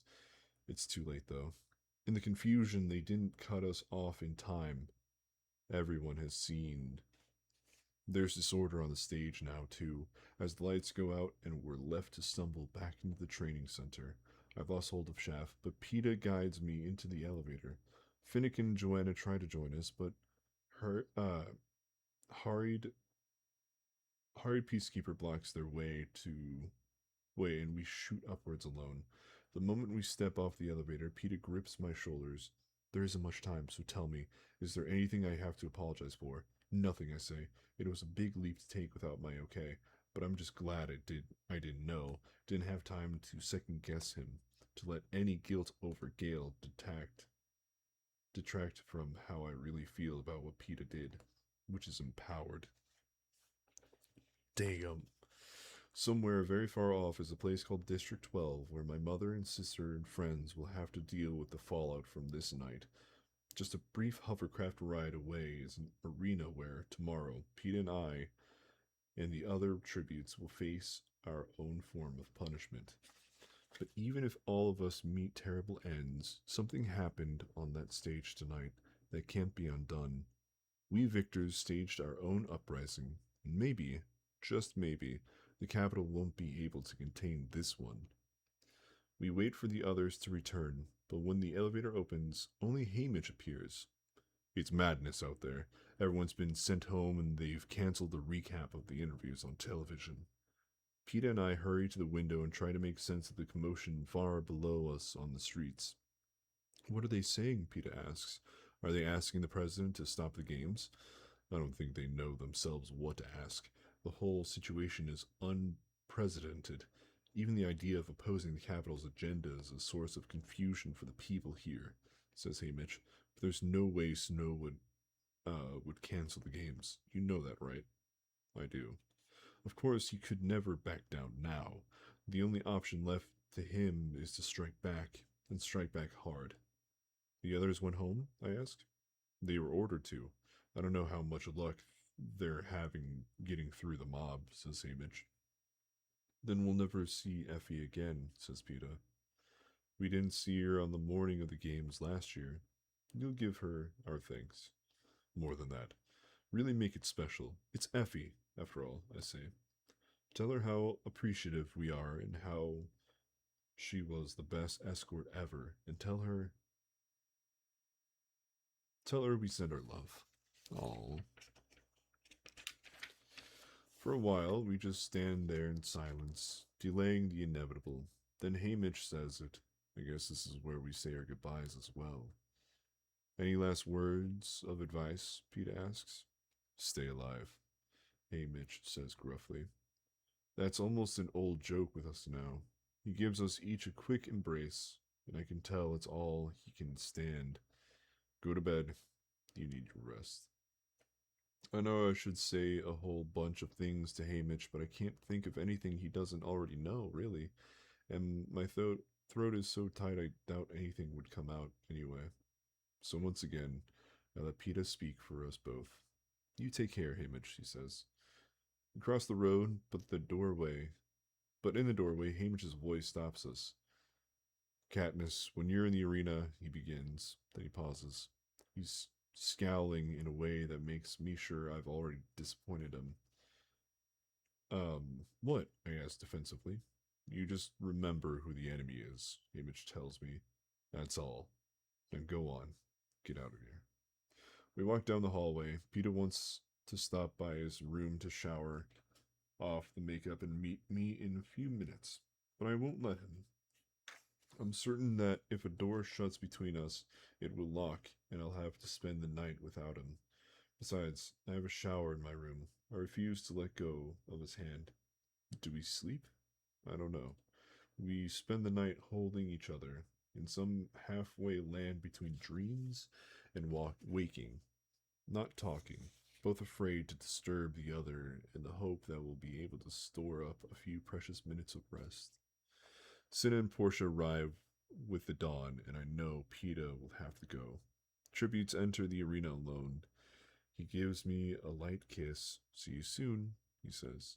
See you soon, I answer. Cinna, who will help dress me for the games, accompanies me to the roof. I'm about to mount the ladder to the hovercraft when I remember. I didn't say goodbye to Portia. I'll tell her, says Cinna. The electric current freezes me in place on the ladder until the doctor injects the tractor into my left forearm. Now they will always be able to locate me in the arena. The hovercraft takes off, and look out the windows until they black out. Cinna keeps pressing me to eat, and when that fails, to drink. I manage to keep sipping water, thinking of the days of dehydration that almost killed me last year. Thinking of how I will need my strength to keep Peeta alive. When we reach the launch room in the arena, I shower. Cinna braids my hair down my back and helps me dress over simple undergarments. This year's tribute outfit is featured blue jumpsuits made of very sheer material that zippers up the front. A 6-inch wide padded belt covering in shiny purple plastic, a pair of nylon shoes with rubber soles. What do you think? I ask. holding the fabric out for Cinna to examine. He frowns as he rubs the thin stuff between his fingers. I don't know. It will offer little in the way of protection from cold or water. Sun? I ask, picturing a burning sun over a barren desert. Possibly, if it's been treated, he says. Oh, I almost forgot this. He takes my gold Mockingjay pin from his pocket and fixes it to the jumpsuit. My dress was fantastic last night, I say. Fantastic and reckless, but Cinna must know that. I thought you might like it, he says, with a tight smile. We sit, as we did last year, holding hands until the voice tells me to prepare for the launch. He walks me over to the circular metal plate and zips up the neck of my jumpsuit securely. Remember, girl on fire, he says. I'm still betting on you. He kisses my forehead and steps back as the glass cylinder slides down around me. Thank you, I say, although he probably can't hear me. I lift my chin, holding my head high, the way he always tells me to, and wait for the plate to rise. But it doesn't, and it still doesn't. I look at Cinna, raising my eyebrows for an explanation. He just gives me a slight shake, as perplexed as I am. Why are they delaying it? Suddenly, the door behind him bursts open and 3 peacekeepers spring into the room. 2 pin Cinna's arms behind him and cuff him, while the third hits him in the temple with such force he's knocked out to his knees. But they keep hitting him with metal-studded gloves, opening gashes on his face and body. I'm screaming my head off, banging on the unyielding glass, trying to reach him. The peacekeepers ignore me completely as they drag Cinna's limp body from the room. All that's left are the smears of blood on the floor. Sickened and terrified, I feel the plate begin to rise. I'm still leaning against the glass when the breeze catches my hair, and I force myself to straighten up. Just in time, too, because the glass is retreating, and I'm standing free in the arena. Something seems to be wrong with my vision. The ground is too bright and shiny and keeps undulating. I squint down at my feet and see that my metal plate is surrounded by blue waves that lap over my boots. Slowly, I raise my eyes and take in the water spreading out in every direction. I can only form one clear thought. This is no place for a girl on fire. Oh. Ooh, okay. Oh, part 3, The Enemy. Damn. That is brutal. Rip Cinna. I like Cinna. I really like Cinna. Pretty dope. Really good guy.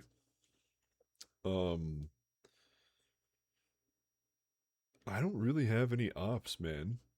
Like it's kind of hard to hate, you know, um the other tributes from, like, book 1, because they're kids and they're subjected to die and, like, that sort of stuff. Um there's no real enemy except for President Snow. At the end of the day, it is the system. It is the peacekeepers. It is the president. It is, that kind of stuff in the Hunger Games.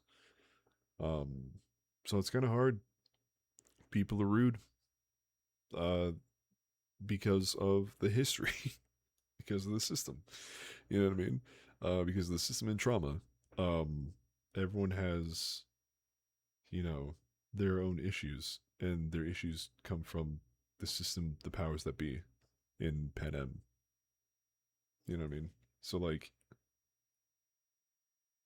yeah, that sucks. That's terrible. Okay, part 3, The Enemy. I wonder who the enemy is. Chapter 19, we are at 153. It might be a 4 chapter.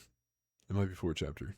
Either we get up to chapter 20 or we finish chapter 20. We'll see, we'll see. I think chapter 16 was pretty long. Either 16 or 17 was pretty long. That last chapter wasn't that bad. Chapter 19. They are now. Oh my god. Yeah, 2/3. 2/3 of the book. 3/4 of the book. No games. And I like that, though. I actually like that. Ladies and gentlemen, let the 75th Hunger Games begin. The voice of Claudius Templesmith.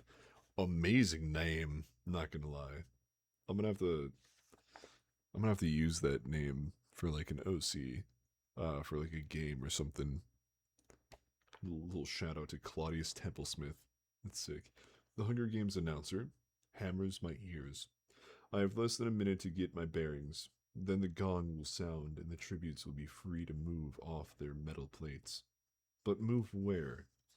I can't think straight. The image of Cinna beaten and bloody consumes me.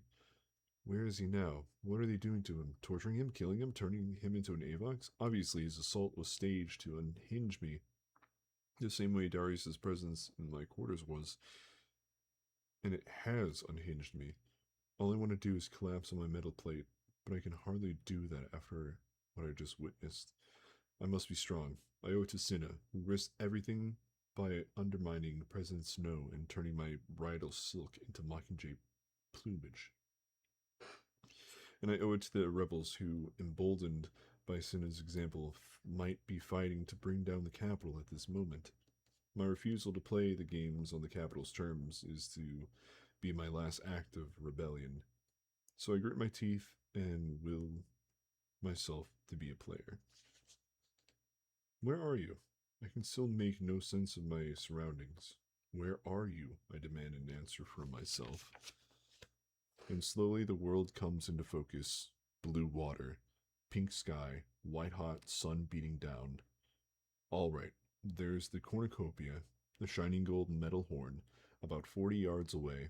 At first, it appears to be sitting on a circular island, but on closer examination, I see the thin strips of land radiating from the circle like the spokes on a wheel. Um, I think there are 10 to 12, and they seem equidistant, equidistant from one another. Between the spokes, all is water. Water and a pair of tributes. That's it then. There are 12 spokes, each with two tributes balanced on metal plates between them. The other tribute in my watery wedge is Old Wolf, the fucking dog, dude. Wolf from District 8, the dog. He's about as far to my right as the land strip on my left. Beyond the water, wherever you look, a narrow beach and then dense greenery. I scan the circle of tributes looking for Pita, but he must be blocked from my view by the cornucopia. Watch a handful of water. I catch a handful of water as it washes in and smell it. Then I touch the tip of my wet finger to my tongue. As suspected, it's salt water, just like the waves Peta and I encountered on our brief tour of the beach in District 4. But at least it seems clean. There are no boats, no ropes, not even a bit of driftwood to cling to. No, there's only one way to get to the cornucopia. When the gong sounds, I don't even hesitate before I dive to my left. It's a long distance than I'm used to, and navigating the waves takes a little more skill than swimming across my quiet lake at home.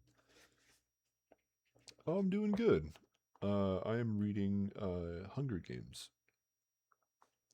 Um, but my body seems oddly light and I cut through the water effortlessly.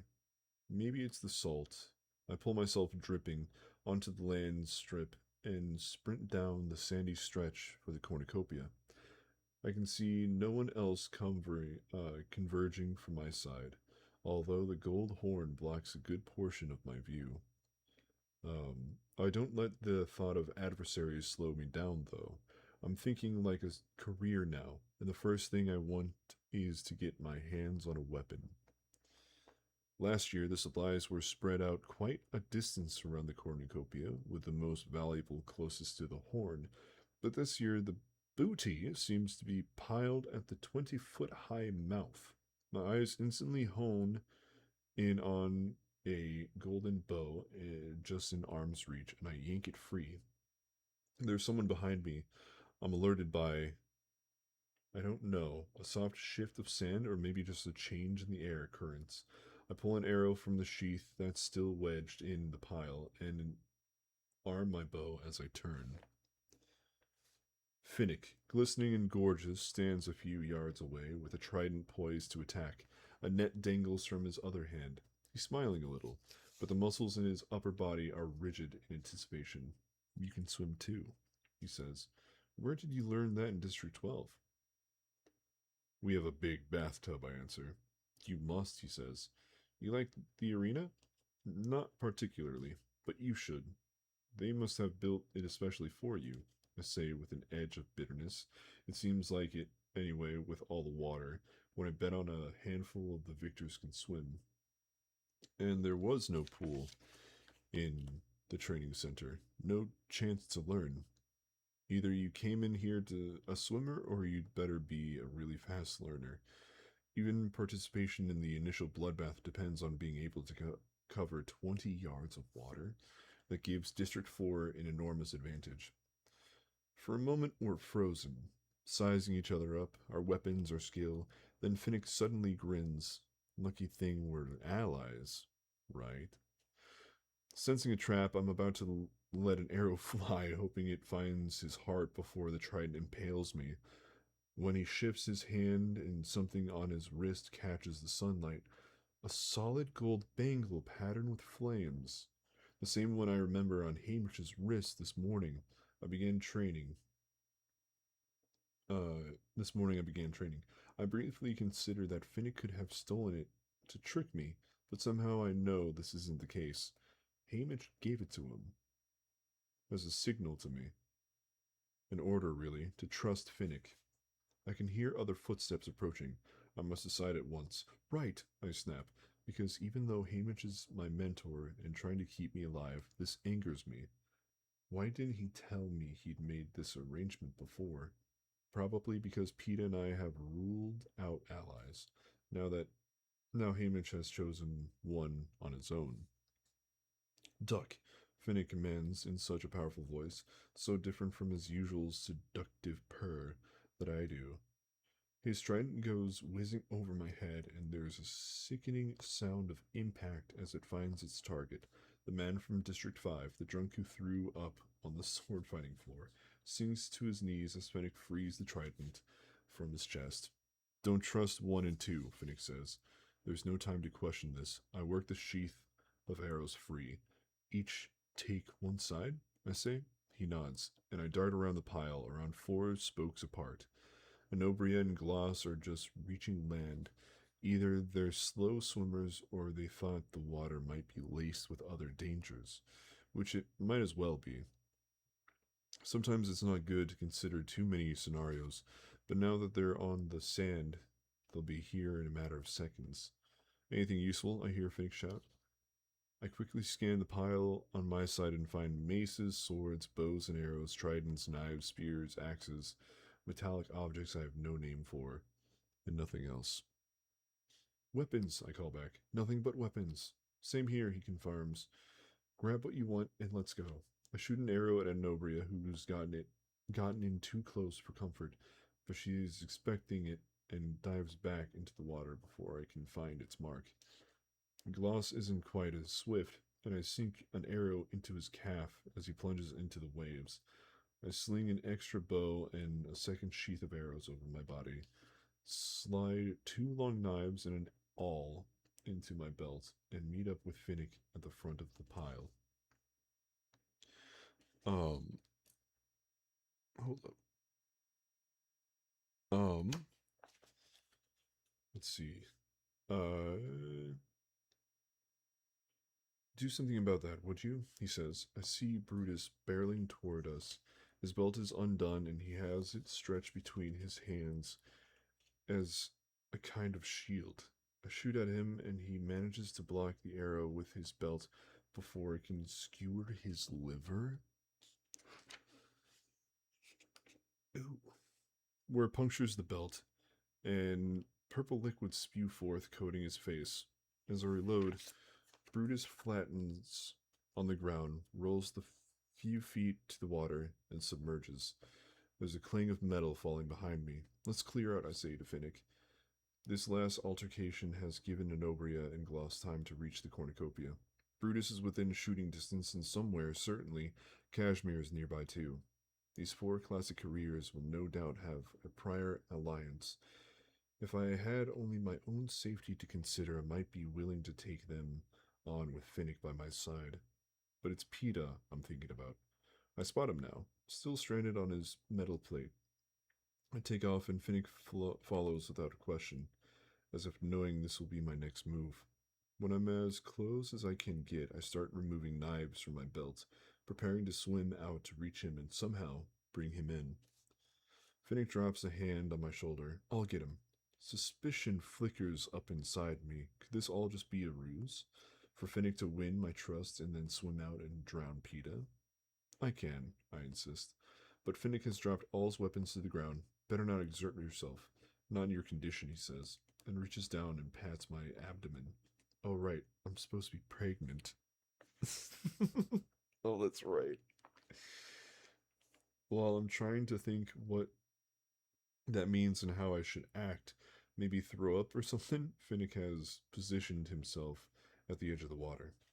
Cover me, he says. He disappears with a flawless dive. I raise my bow, warding off any attackers from the cornucopia, but no one seems interested in pursuing us. Sure enough, Gloss, Kashmir, Anobria, and Brutus have gathered, their pack formed already, picking over the weapons. A quick survey of the rest of the arena shows that most of the tributes are still trapped on their plates. Wait, no, there's someone standing on the spoke of to my left, the one opposite Peta. It's Mags, but she's neither heads, but she neither heads for the cornucopia nor tries to flee.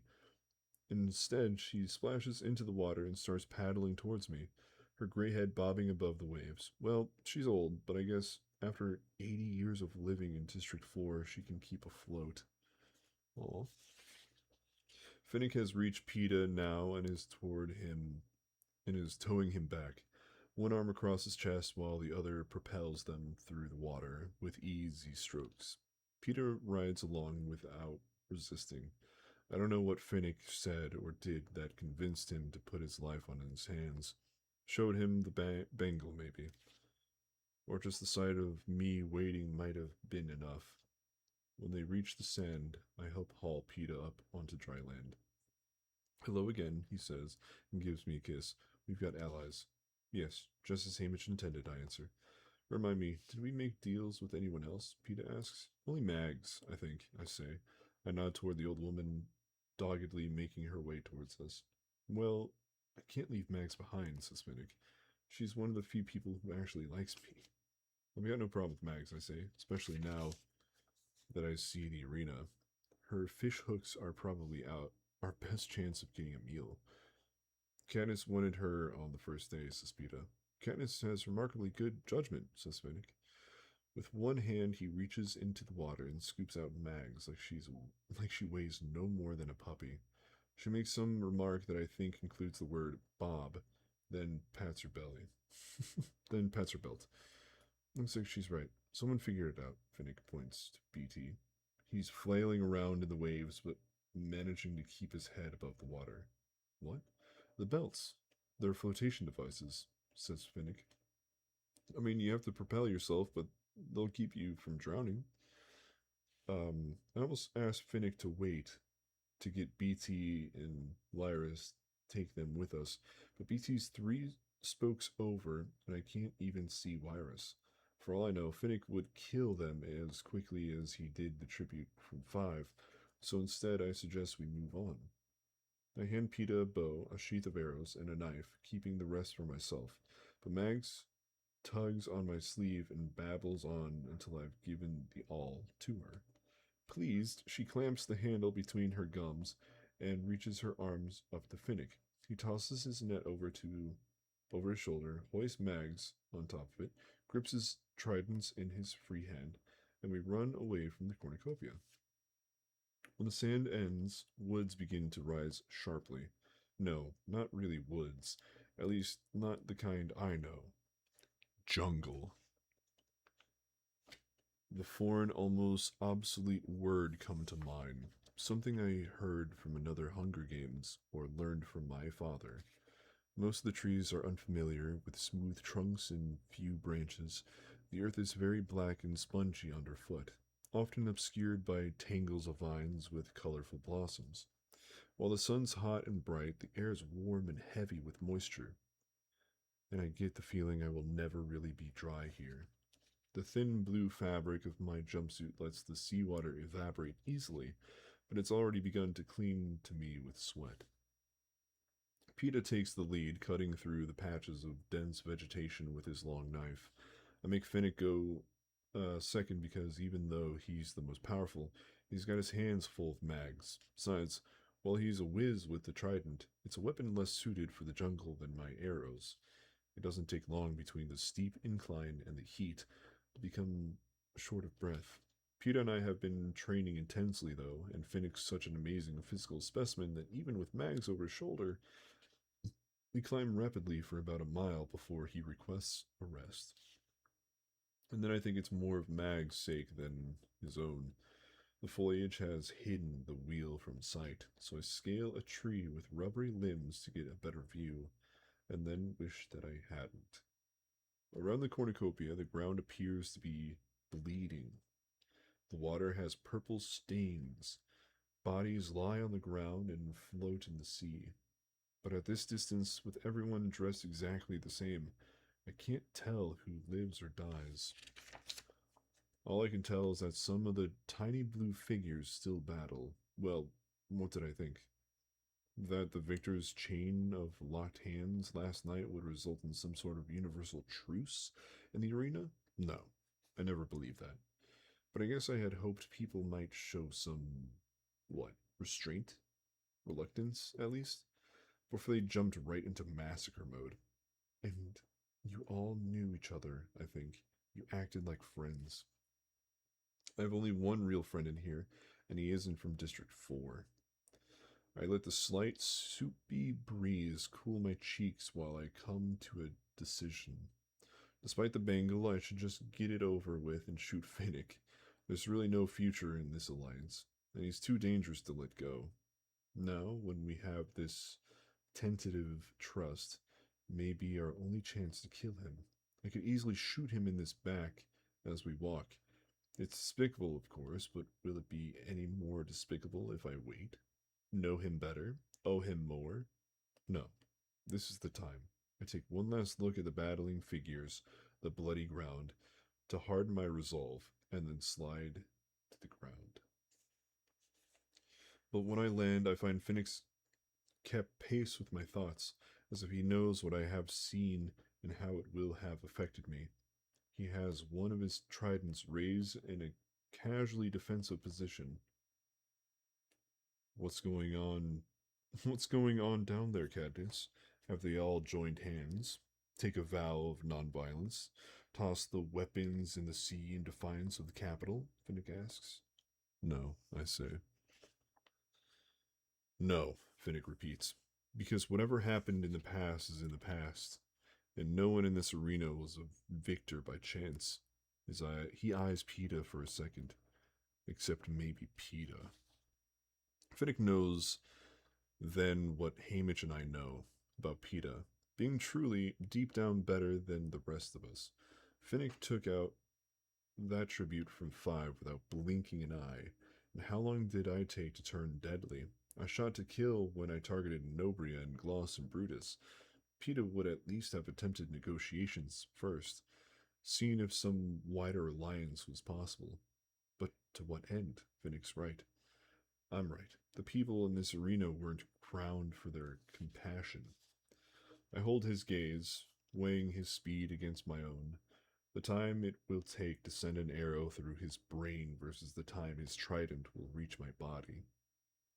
I can see him waiting for me to make the first move, calculating if he should block first or go directly for an attack.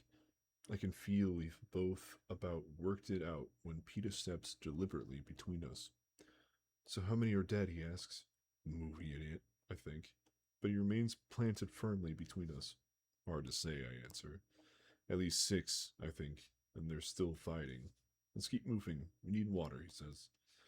So far, there's been no sign of a freshwater stream or pond, and the salt water is undrinkable. Again, I think of the last games where I nearly died of dehydration. Oh, thank you, Lonnie, for the heart, Go Popular, and Rose. Thank you, thank you. Better find some soon, says Finnick. We need to be undercover when the others come hunting for us tonight. We, us, hunting.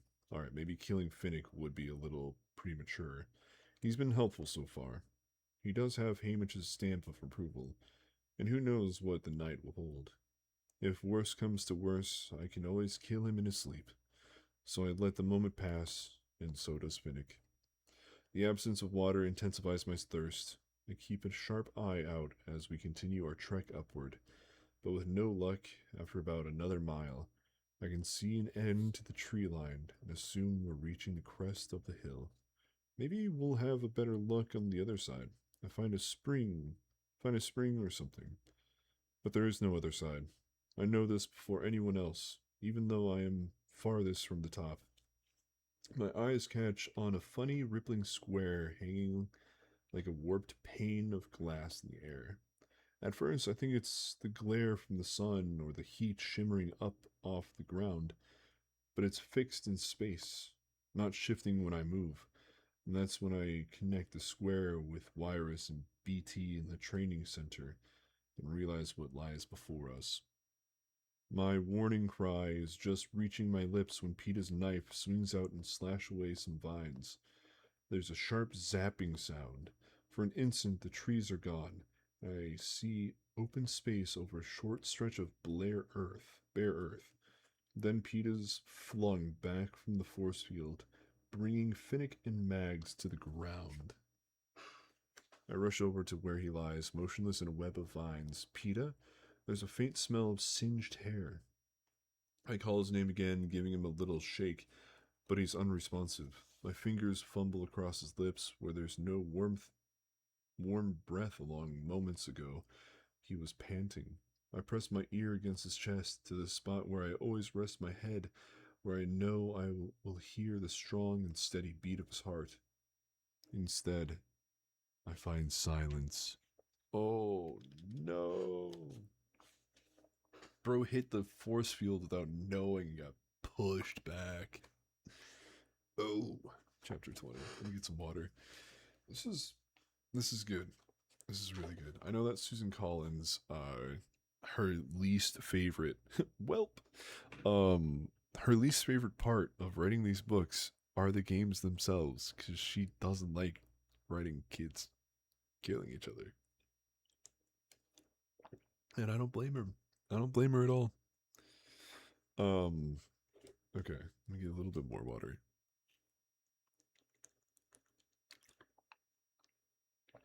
Oh man. Okay. Chapter 20. Damn. ASMR for real? I'm sorry. Okay. Peta, I scream. I shake him harder, even resort to slapping his face. But it's no use. His heart has failed. I am slapping emptiness. Peta! Finnick props Mags against a tree and pushes me out of the way. Let me. His fingers touch points at Peta's neck, run over the bones in his ribs and spine. Then he pinches Peta's nostrils shut. No, I yell, hurling myself at Finnick, for surely he intends to make certain that Peta's dead, to keep any hope of life from returning to him.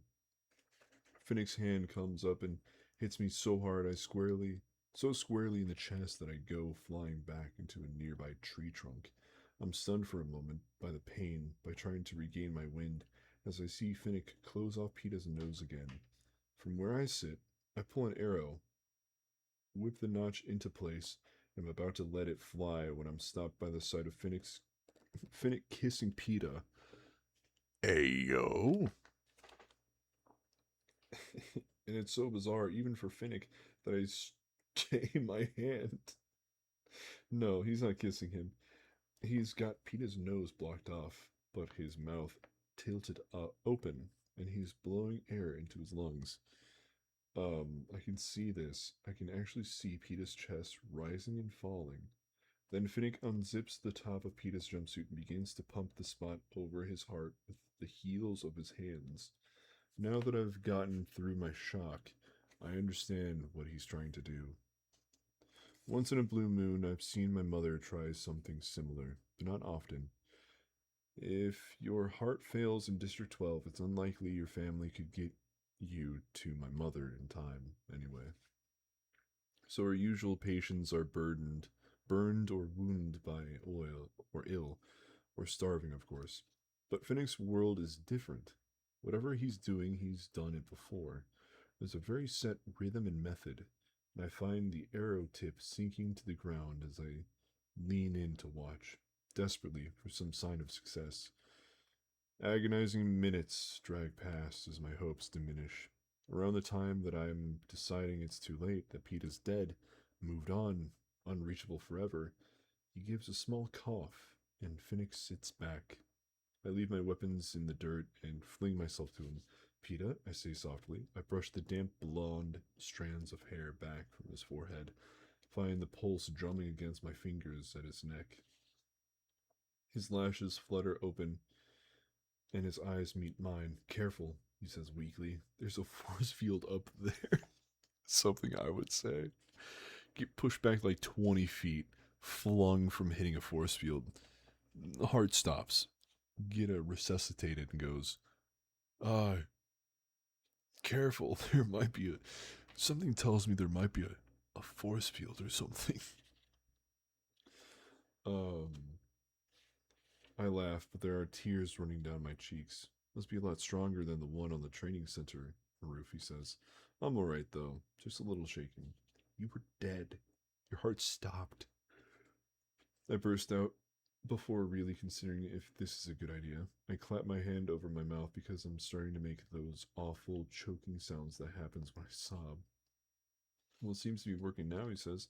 It's alright, Katniss. I nod my head, but the sounds aren't stopping. Oh. Katniss, now Peta's worried about me, which adds to the insanity of it all. It's okay, it's just her hormones, says Finnick. Okay. How does he know? Alright, how does Finnick know? How did he clock her like that, huh? From the baby. Okay. Right. I look a bit I look up and see him sitting back on his knees, but still panting a bit from the climbing in the heart and from the heat and the effort of bringing Peta back from the dead.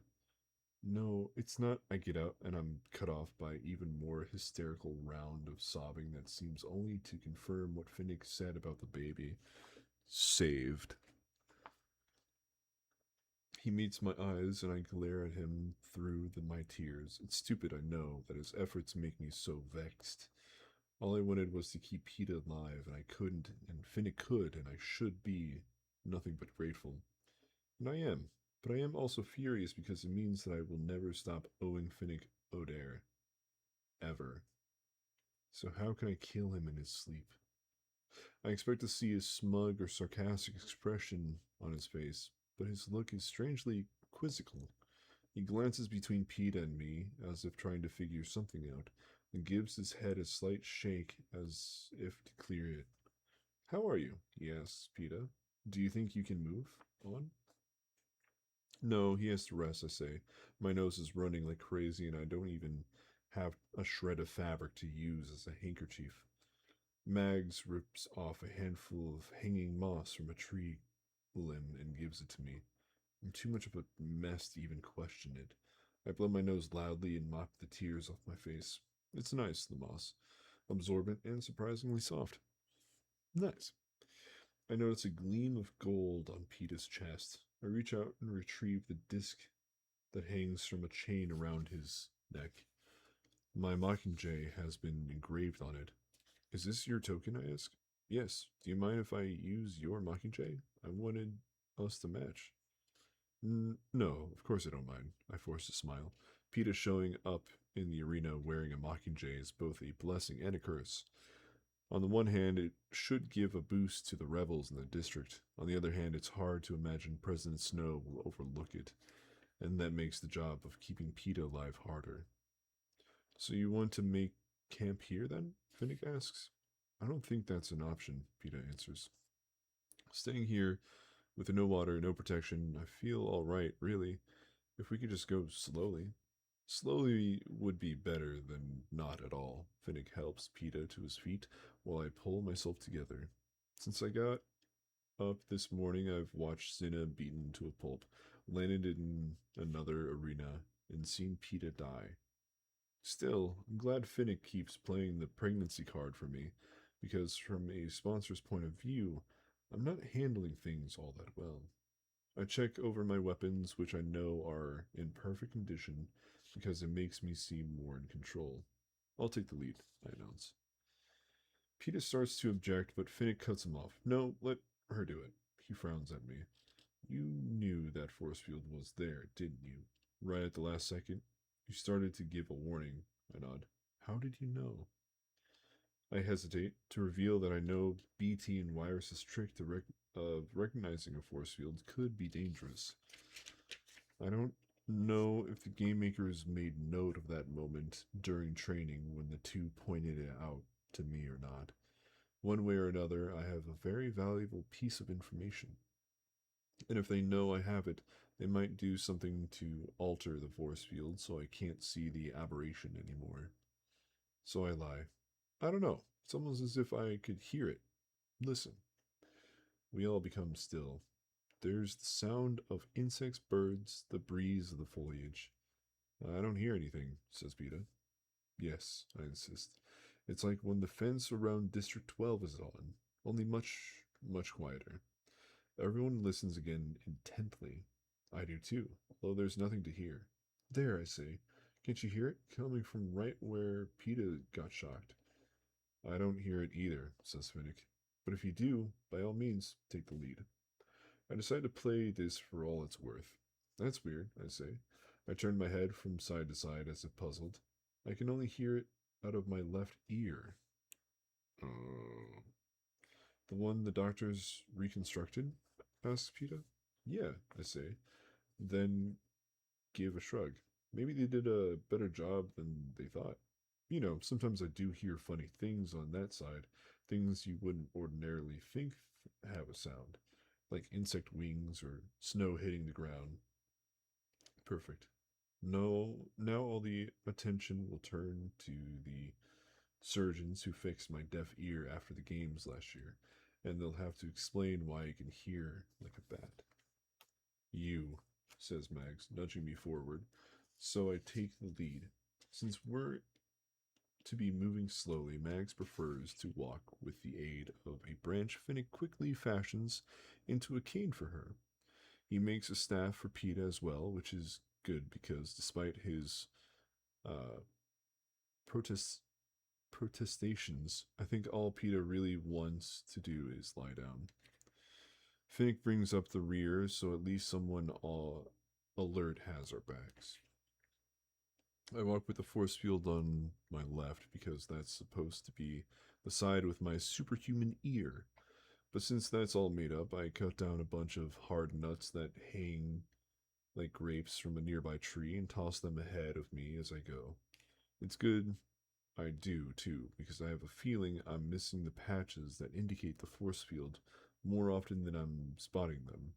Whenever a nut hits the force field, there's a puff of smoke before the nut lands, blackened and with a cracked shell on the ground at my feet. After a few minutes, I become aware of a smacking sound behind me and turn to see Mags peeling the shell off of the nuts and popping it in her already full mouth. Mags, I cry, spit that out, it could be poisonous. She mumbles something and ignores me, licking her lips with apparent relish. I look to Finnick for help, but he just laughs. I guess we'll find out, he says. I go forward, wandering about Finnick, who saved old Mags but will let her eat strange nuts, who Hamish has stamped with his seal of approval, who brought Peeta back from the dead. Why didn't he just let him die? He would have been blameless. I never would have guessed it was in his power to revive him. Why could he possibly have wanted to save Peeta, and why was he so determined to team up with me? Willing to kill me, too. if it comes to that. But leaving the choice of it, but leaving the choice if we fight to me. I keep walking, tossing my nuts, sometimes catching a glimpse of the force field, trying to press to the left to find a spot where we can break through, get away from the cornucopia, and hopefully find water. But after another hour or so of this, I realize it's futile. We're not making any progress to the left. In fact, the force field seems to be herding us along a curved path. I stop and look back at Mag's limping form, then the sheen of sweat on Peeta's face. Let's take a break, I say. I need to get another look from above. The tree I chose seems to jut higher into the air than the others. I make my way up to the twisting boughs, staying as close to the trunk as possible, not telling how easily these rubbery branches will snap. Still, I climb beyond good sense because there's something I have to see. As I cling to a stretch of trunk no wider than a sapling, swaying back and forth in the humid breeze, my suspicions are confirmed. There's a reason we can't turn to the left. We'll never be able to. From this precarious vantage point, I can see the shape of the whole arena for the first time. A perfect circle. Solid band, by the way. I like a perfect circle. Pretty nice. Maynard James Keenan band. You know, I like a perfect. I like me a perfect circle, right? With a perfect wheel in the middle. The sky above the circumference of the jungle is tinged in a uniform pink, and I think I can make out one or two of those wavy squares. Kinks in the armor, Wirus and BT called them, because they reveal what was meant to be hidden and are therefore a weakness. Just to make absolutely sure, I shoot an arrow into the empty space above the tree line. There is a spurt of light, a flash of real blue sky, and the arrow's thrown back into the jungle. I climb down to give the others the bad news. Oof. The force field has us trapped in a circle, a dome, really. I don't know how high it goes. There's the cornucopia, the sea, and then the jungle all around. Very exact, very symmetrical, and not very large, I say. Did you see any water? Asks Finnick. Only the salt water where we started the games, I say. There must be some other source, says Peeta, frowning, or we'll all be dead in a matter of days. Well, the foliage is thick. Maybe there are ponds or springs somewhere, I say doubtfully. I instinctively feel the capital might want these unpopular games over as soon as possible. Plutarch Heavensby might have already been given orders to knock us off. At any rate, there is no point in trying to find out what's over the edge of this hill, because the answer is nothing. There must be drinkable water between the force field and the wheel, Peeta insists. We all know what this means.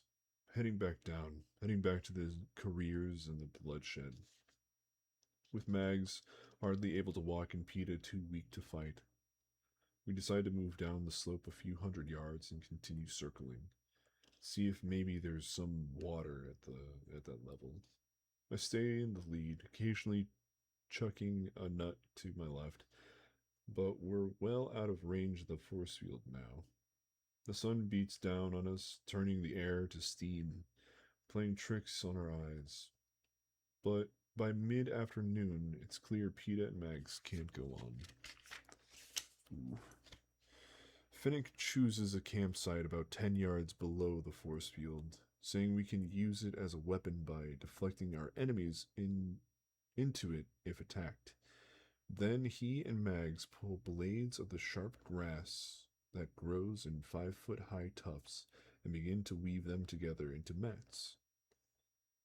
Since Mags seem to have no ill effects from the nuts, Peeta collects bunches of them and fries them by bouncing them off the force field. He methodically peels off the shells, piling the meats on the leaf. I stand guard, fidgety and hot and raw with the emotions of the day. Thirsty, I am so thirsty. Finally, I can't stand it anymore. Finnick, why don't you stand guard and I'll hunt around for some more and I'll hunt around some more for water, I say. No one's thrilled with the idea of me going off alone, but the threat of dehydration hangs over us. Don't worry, I won't go far, I promise Peeta. I'll go too, he says. No, I'm going to do some hunting if I can, I tell him. I don't add, and you can't come because you're too loud. But it's implied. He would both scare off prey and endanger me with his heavy tread. I won't be long. I move stealthily through the trees, happy to find that the ground lends itself to soulless footsteps. I work my way down to a diagonal, but I find nothing except more lush green plant life. The sound of a cannon brings me to a halt. The initial bloodbath of the cornucopia must be over. The death toll of the tributes is now available. I count the shots, each representing one dead victor. 8. Not as many as last year, but it seems like more since I know most of their names. Suddenly weak, I lean against a tree to rest, feeling the heat draw the moisture from my body like a sponge. Already, swallowing is difficult and fatigue is creeping up on me. I tried rubbing my hands across my belly, hoping some sympathetic pregnant woman will become my sponsor, and Hamish can send in some water. No luck. I sink to the ground. In my stillness, I begin to notice the animals. Strange birds with brilliant plumage, tree lizards with flickering blue tongues, and something that looks like a cross between a rat and a possum clinging to the branches close to the trunk. I shoot one of the latter out of a tree and get a closer look. It's ugly, all right. A big rodent with a fuzzy, mottled gray fur and two wicked-looking gnawing teeth protruding over its lower lip. As I'm gutting and skinning it, I notice something else. Its muzzle is wet, like an animal that's been drinking from a stream. Excited, I start as its home tree and move slowly out in a spiral. I can't be far. The creature's water source. Nothing. I find nothing. Not so much as a dewdrop. Eventually, because I know Peeta will be worried about me, I head back to the camp, hotter and more frustrated than ever. Damn. When I arrive, I see the others have transformed the place. Mags and Finnick have created huts of some sorts of the grass mats. Open on one side, but with 3 walls, a floor, and a roof. Mags has also plated several bowls that Peeta has filled with roasted nuts. Their faces turn to me hopefully, but I give a head shake. No, no water. It's out there, though. He knew where it was, I say, hoisting the skinned rodent for all of us to see. He'd been drinking recently when I shot him out of the tree, but I couldn't find his source. I swear I covered every inch of ground in a 30-yard radius. Can we eat him? Pete asks. I don't know for sure, but his meat doesn't look that different from a squirrel's. He ought to be cooked. I hesitate as I think of trying to start a fire out here from complete scratch. Even if I succeed, there's the smoke to think about. We're all so close together in this arena, there's no chance of hiding it. Peeta has another idea. He takes a cube of rodent meat, skewers it on the tip of a pointed stick, and lets it fall into the force field. There's a sharp sizzle, and the stick flies back. The chunk of meat is blackened on the outside, but well cooked inside. We give him a round of applause, then quickly stop, remembering where we are. Oh. The white sun sinks in the rosy sky as we gather in the hut. I'm still leery about the nuts, but Finnick says Mags recognized them from another games. I didn't bother spending time at the edible plants station in training because it was so effortless for me last year. Now I wish I had. For surely there would have been some of the unfamiliar plants surrounding me, and I might have guessed a bit more about where I was headed. Mag seemed fine, though, and she's been eating the nuts for hours. So I pick one up and take a small bite. It has a mild, slightly sweet flavor that reminds me of a chestnut. I decide it's alright. The rodent's strong and gamey, but surprisingly juicy. Really, it's not a bad meal for our first night in the arena. If only we had something to wash it down with, like water. Wait a minute. Finnick asks a lot of questions about the rodent, which we decided to call a tree rat. How high was it? How long did I watch it before I shot? And now what was it doing? I don't remember it doing much of anything, snuffling around for insects or something. I'm dreading the night. At least the tightly woven grass offers some protection from whatever slinks around the jungle floor after hours. But a short time before the sun slips below the horizon, a pale white moon rises, making things just visible enough. Our conversation trails off because we know what's coming. We position ourselves in a line at the mouth of the hut, and Peter slips his hand into mine. The sky brightens when the seal of the capital appears, as if floating in space. As I listen to the strains of the anthem, I think, it will be harder for Finnick and Mags. But it turns out to be plenty hard for me as well. Seeing the faces of the 8 dead victors projected into the sky. The man from 5, the one Finnick took out with his trident, is the first to appear. Um,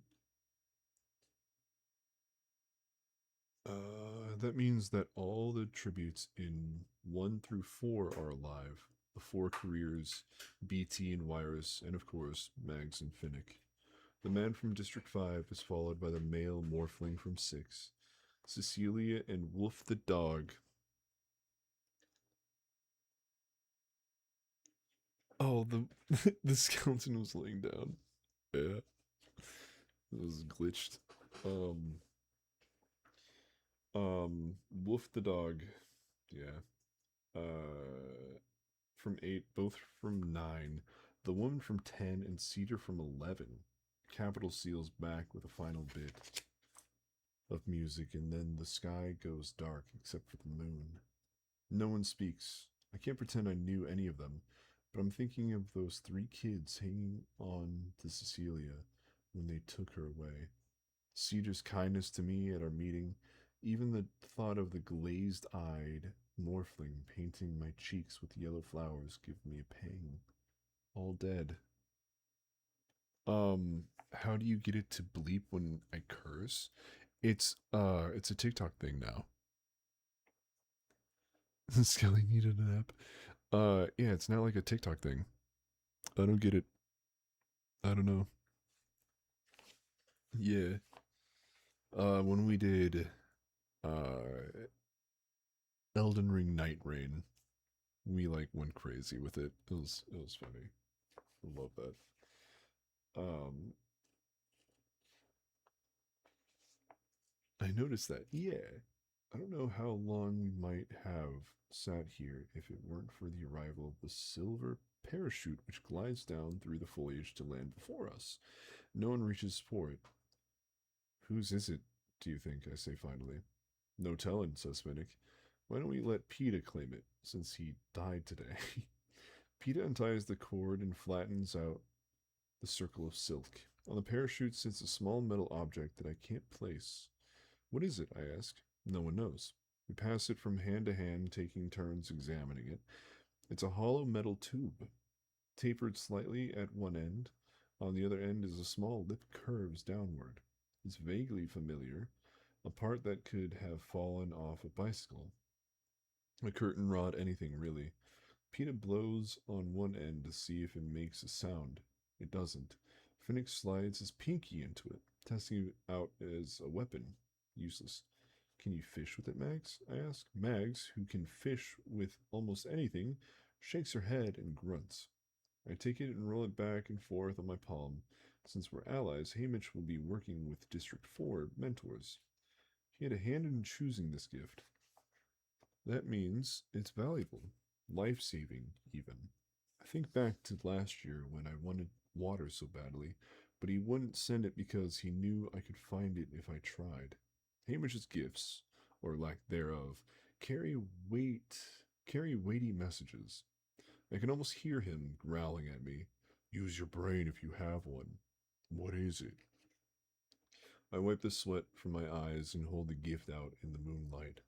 I move it in this way and that, viewing it from different angles, covering portions and then revealing them, trying to make it divulge its purpose to me. Finally, in frustration, I jam one end into the dirt. I give up. Maybe if we hook up with BT or wires, they can figure it out. I stretch out, pressing my hot cheek on the grass mat, staring at the thing in aggravation. Peter rubs a tense spot between my shoulders, and I let myself relax a little. I wonder why this place hasn't cooled off at all now that the sun's gone. I wonder what's going on back home. Prim, my mother, Gail, Madge. I think of them watching me from home. At least I hope they're at home, not taken into custody by Thread, being punished as Cinna is, as Darius is, punished because of me, everybody. I begin to ache for them, for my district, for my woods. A decent woods with sturdy hardwood trees, plentiful food, game that isn't creepy, rushing streams, cool breezes. No, a cold wind to blow this stifling heat away. I conjure up such a wind in my mind, letting it freeze my cheeks and numb my fingers, and all at once, the piece of metal half buried in the black earth has a name. Has a name. A spiel. A spile, I exclaim, sitting bolt upright. What? Asked Finnick. I wrestle the thing from the ground and brush it clean, cut my hands around the tapered end, concealing it, and look at the lip. Yes, I've seen one of these before, on a cold, windy day long ago when I was out in the woods with my father. Inserted snugly into a hole drilled in the side of a maple, a pathway for the sap to follow as it flowed into our bucket. Maple syrup could be made, even our dull bread a treat. After my father died, I didn't know what happened to the handful of spiles he had. Hidden out in the woods somewhere, probably, never to be found. It's a spile, some sort of faucet. You put it in a tree and sap comes out. I look at the sinew green trunks around me. Well, the right sort of tree. Sap? Asked Spinnick. They don't have the right kind of trees by this sea either. To make syrup, says Peta, but there must be something else inside these trees. We're all on our feet at once, our thirst, the lack of springs, the tree rat's sharp front teeth and wet muzzle. There can only be one thing worth having inside these trees. Finnick goes to hammer the spile into the green bark of a massive tree with with a rock. Oh man, I need some water. This chapter's crazy. Okay. So, but I stop and wait. You might damage it. We need to drill a hole first. There's nothing to drill with. So Mags offer her all, and Peter drives it straight into the bark, burying the spike 2 inches deep. He and Finnick take turns opening up the hole with the awl and the knives until it came hold the spile. I wedge it in carefully, and we all stand back in anticipation. At first, nothing happens. Then a drop of water rolls down the lip and lands in Mag's palm. She licks it off and holds out her hand for more. Oh, there's like 4 paragraphs. Okay. By wiggling and adjusting the spile, we get a thin stream running down. Running out. We take turns holding out our mouths until the tap, wetting our parched tongues. Mags brings over a basket, and the grass is so tightly woven it holds water. We fill the basket and pass it around, taking deep gulps and, later, luxuriously, splashing our faces clean. Like everything here, the water's out. The water's on the warm side, but this is no time to be picky. Without our thirst to distract us, we're all aware how exhausted we are and make preparations for the night. Last year, I always tried to have my gear ready in case I had to make a speedy retreat in the night. This year, there's no backpack to prepare, just my weapons, which won't leave my grasp anyway. Then I think of the spile and the it and wrest it from the tree trunk. I strip a tough vine of its leaves, thread it through the hollow center, and tie the spile securely to my belt. Finnick offers to take the first watch, and I let him, knowing it has to be one of the two of us until Peta's rested up. I lie down beside Peta on the floor of the hut, telling Finnick to wake me up when he's tired. Instead, I find myself jarred from the sleep a few hours later by what seems to be the tolling of a bell. Bong, bong. It's not exactly the one they ring in the Justice Building on the New Year's, but close enough for me to recognize it. Peta and Mag sleep through it, but Finnick has the same look of attentiveness I feel. The tolling stops. I counted 12, he says. I nod. 12. What does that signify? One ring for each district? Maybe. But why? Mean anything, do you think? No idea, he says. We wait for further instructions, maybe a message from Claudius Templesmith? An invitation to a feast? The only thing of note appears in the distance.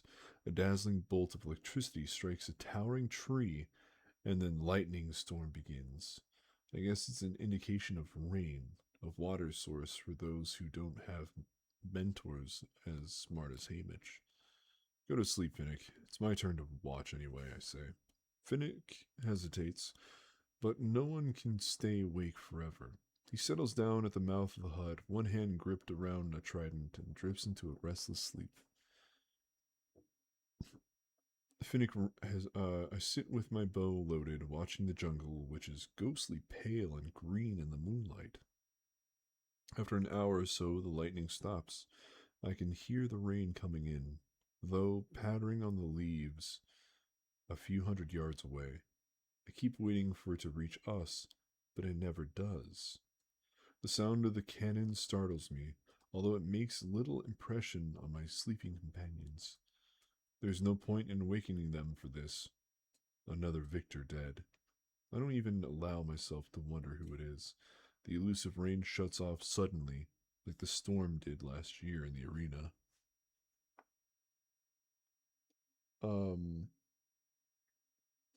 Yeah, I'm doing a story time. Hello, hello. Um, we're doing Catching Fire.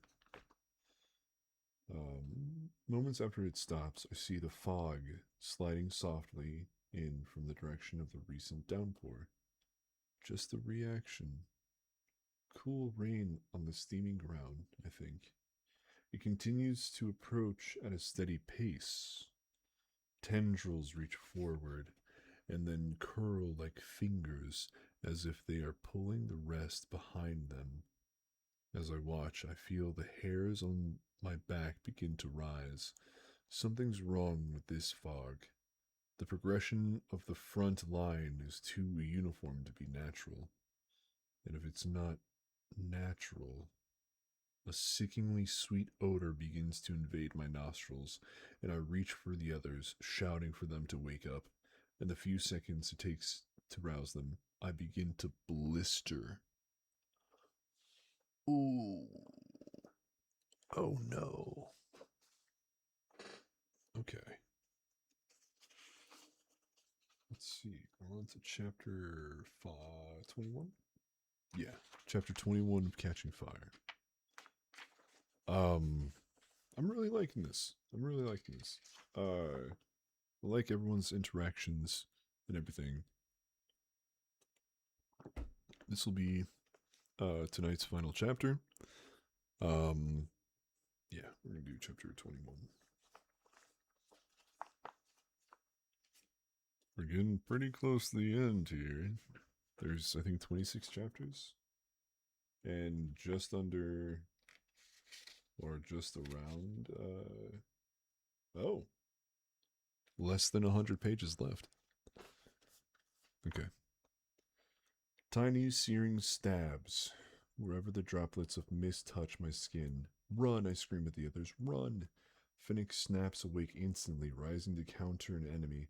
But when he sees the wall of fog, he tosses a still sleeping Mags onto his back and takes off. PETA is on his feet, but not as alert. I grab his arm and begin to propel him through the jungle after Finnick. What is it? What is it? He says in bewilderment. Um, some kind of fog, poisonous gas. Hurry, PETA, I urge. I can tell that however much he denied. Oh, you wanted to talk? Yeah, go right ahead. I look back at the wall of fog extending in straight line as far as I can see in either direction. A terrible impulse to flee, to abandon PETA and save myself, shoots through me. You better play some games? Hell yeah. I actually got Dishonored on Steam for like $1. Oh hell yeah. Look back at the wall of fog extending in a straight line as far as I can tell. As far as I can see in either direction, a terrible impulse to flee, to abandon PETA and save myself shoots through me.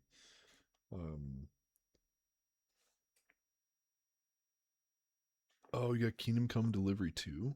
You should get a Delivery 1 if you haven't played it. And then, nice, WW2. Yeah. It would be so simple to run full out, perhaps to even climb a tree above the fog line. I don't know if it's on Game Pass. Tree above the fog line, which seems to be out of I remember how I did just this when the mutations appeared in the last games. Took off and only thought of PETA when I'd reached the cornucopia. But this time I trap my terror, push it down, and stay by my side.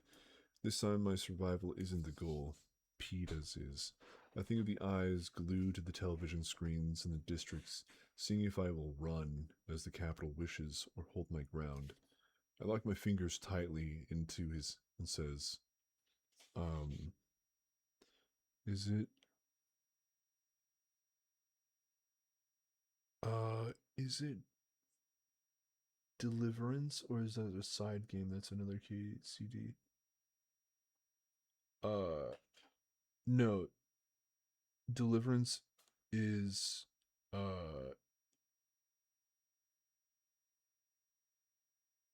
KCD is Kingdom Come Deliverance. Kingdom Come Delivery. Yeah, Kingdom Come Deliverance is the first game. Kingdom Come Deliverance 2 is the sequel.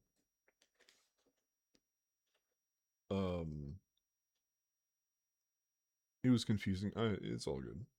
I think of the eyes glued to the television screens and the district, seeing if I run. I lock my fingers tightly into his and says, "Watch my feet. Just try to step where I step. It helps." We seem to move a little faster, but never enough to afford a rest, and the mist continues to lap at our heels. Droplets spring free of the body of vapor. They burn, but not like fire. Less a sense of heat and more of intense pain as the chemicals find our flesh, cling to it, and burrow down through the layers of skin. Our jumpsuits are no help at all. Um, yeah, I mean, good dialogue and all that. Love me a game where you can convince, guards and all that. Yeah, COD World War II was pretty solid, I think. The zombies are a little, what do you call it? Health bar zombies. Um, down to the layers of skin. Our jumpsuits are no help at all. We may as well be dressed in tissue paper for all the protection they give. Finnick, who bounded off initially, stops when he realizes we're having problems. But this is not a thing you can fight, only evade. He shouts encouragement, trying to move us along, and the sound of his voice acts as a guide through little more. I love RPGs too. Peter's artificial leg catches in a knot of creepers, and he sprawls forward before I can catch him. As I help him up, I become aware of something scarier than the blisters, more debilitating than the burns. The left side of his face has sagged, as if every muscle in it has died. The lid, the lid droops, almost concealing his eyes. His mouth twists in an odd angle towards the ground. "Peta," I begin, and that's when I feel the spasms run up my arm. Whatever chemical laces the fog does more than burn. It targets our nerves. A whole new kind of fear shoots through me, and I yank Peta towards forward, which only causes. Um, I might be back. I'm gonna watch a video on how to start a park. Oh hell yeah! Right on, right on. By the time I get him to his feet, both of my arms are twitching uncontrollably. The fog has moved in on us, the body of it less than a yard away. Something is wrong with Peter's legs. He's trying to walk, but they move in a spastic. Oh, that's rude. I shouldn't have said that. No, spastic for short is wrong. Puppet-like fashion. I feel him lurch forward and realize Finnick has come back for us and is hauling Peta along. I wedge my shoulder, which still seems under my control, under Peta's arm and do my best to keep up with Finnick's rapid pace. We put about 10 yards between us in the fog when Finnick stops. Period. Um, it's no good. I'll have to carry him. Can you take Mags? He asks. Yes, I say stoutly, although my heart sinks. It's true that Mags can't weigh more than about 70 pounds, but I'm not very big myself. Still, I'm sure I've carried heavier loads, if only my arms would stop jumping around. I squat down and she positions herself over my shoulders, the way she rides on Finnick. I slowly straighten my legs, and with my knees locked, I can manage her. Finnick has Peta slung across his back now, and we've moved forward. Finnick leading, me following in the trail. He breaks through the vines.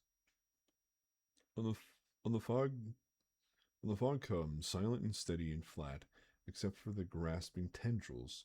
Although my instinct is to run directly away from it, I realize Finnick is moving at a diagonal down the hill. He's trying to keep a distance from the gas while steering us toward the water that surrounds the cornucopia. Yes, water. I'll come back in 7 days with gifts. Tonight we enjoy the storytelling. Oh, thank you. Thank you, Knight. Um, let's see. Yes, water. I think as the acid droplets bored deeper into me, now I'm so thankful I didn't kill Finnick because how would I have gotten Peta out of here alive? So thankful to have someone else on my side, even if it's only temporarily. It's not Mag's fault when I begin falling. She's doing everything she can to be an easy passenger. But the fact is, there's only so much weight I can handle, especially now that my right leg seems to be going stiff. The first two times I crashed to the ground, I managed to make it back on my feet. But the third time, I cannot get my leg to cooperate. As I struggle to get up, it gives out and Mags roll off onto the ground before me. I flail around, trying to use vines and trunks to right myself. Finnick's back by my side, Peta hanging over him. It's no use, I say. Can you take them both? Go on ahead. I'll catch up. A somewhat doubtful proposal, but I say it with as much surety as I can muster. I can see Finnick's eyes, green in the moonlight. I can see them as clear as day, almost like a cat's, with a strange reflective quality. Maybe because they are shiny with tears. No, he says, I can't carry them both. My arms aren't working. It's true. His arm jerks uncontrollably at his sides. His hands are empty. Of his three tridents, only one remains. And it's in Peta's hands. I'm sorry, Mags. I can't do it. What happens next is so fast, so senseless. I can't even move to stop it. Mags hauls herself up, plants a kiss on Finnick's lips, then hobbles straight into the fog. Immediately, her body is seized by wild contortions and she falls to the ground in a horrible dance. I want to scream, but my throat is on fire. I take one futile step in her direction when I hear the cannon blast. Oh.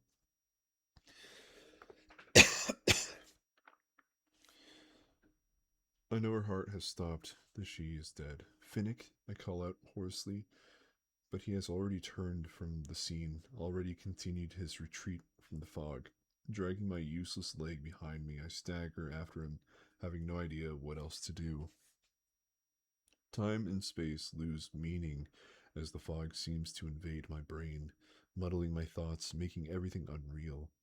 Some deep rooted animal desire for survival keeps me stumbling after Finnick and Peta continuing to move, although I'm probably dead already. Parts of me are dead, or clearly dying, and Mags is dead. There's some. This is something I know, or maybe just think I know, because it makes no sense at all. Moonlight glinting on Finnick's bronze hair, beads of searing pain peppering me, a leg turned to wood. I follow Finnick until he collapses on the ground, Peta still on top of him. I seem to have no ability to stop my own forward motion, and simply propel myself onward until I trip over their prone bodies, just one more on the heap. This is where and how and when we all die, I think. For the thought is abstract, as far less alarming than the current agonies of my body. I hear Finnick groan and manage to drag myself off the others. Now I can see the wall of fog, which has taken on a pearly white quality. Maybe it's my eyes playing tricks or the moonlight, but the fog seems to be transforming. Yes, it's becoming thicker, as if it is pressed up against a glass window and is being forced to condense. I squint harder and realize the fingers no longer protrude from it. In fact, it has stopped moving forward entirely. Like other horrors I have witnessed in the arena, it has reached the end of its territory. Either that, or the game makers have decided not to kill us just yet. It stopped, I try to say, but only an awful croaking sound comes from my swollen mouth. It stopped, I say again, and this time I must be clear because both Peta and Finnick turn their heads to the fog. It begins to rise upward now, and as if being slowly vacuumed into the sky, we watch until it has all been sucked away and not the slightest wisp remains. Peter rolls off Finnick, who turns over onto his back. We lie there, gasping, twitching, our minds and bodies invaded by the poison. After a few minutes pass, Peta vaguely gestures upward. Monkeys. I look up and spot a pair of what I guess are monkeys. I've never seen a live monkey. There's nothing like that in our woods at home. But I must have seen a picture or one in the games. Because when I see the creatures, the same word comes to my mind.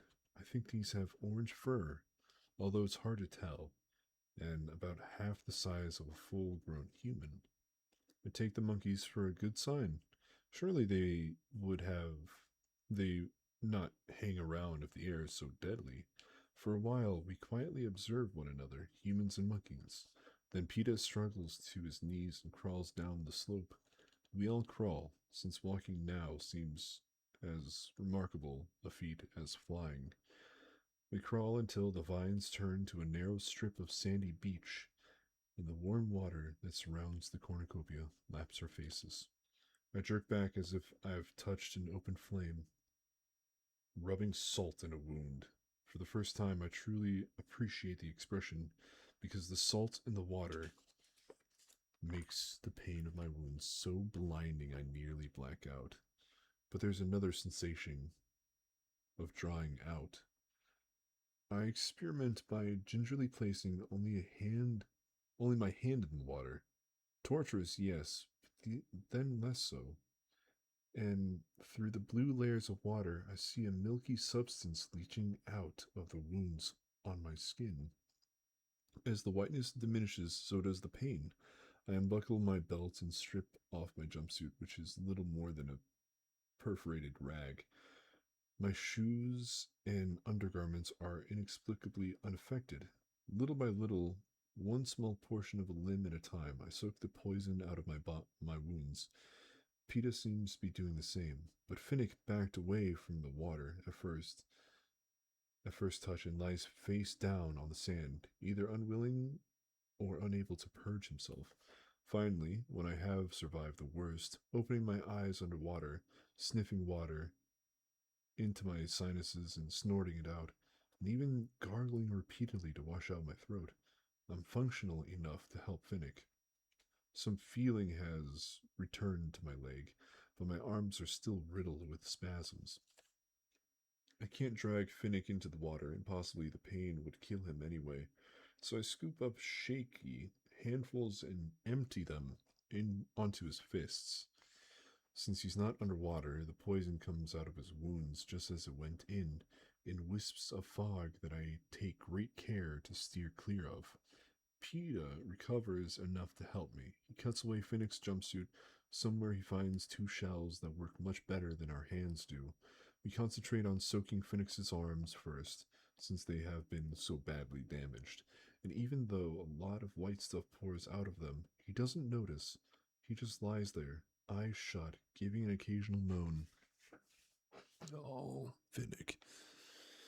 I look around with growing awareness of how dangerous a position we're in.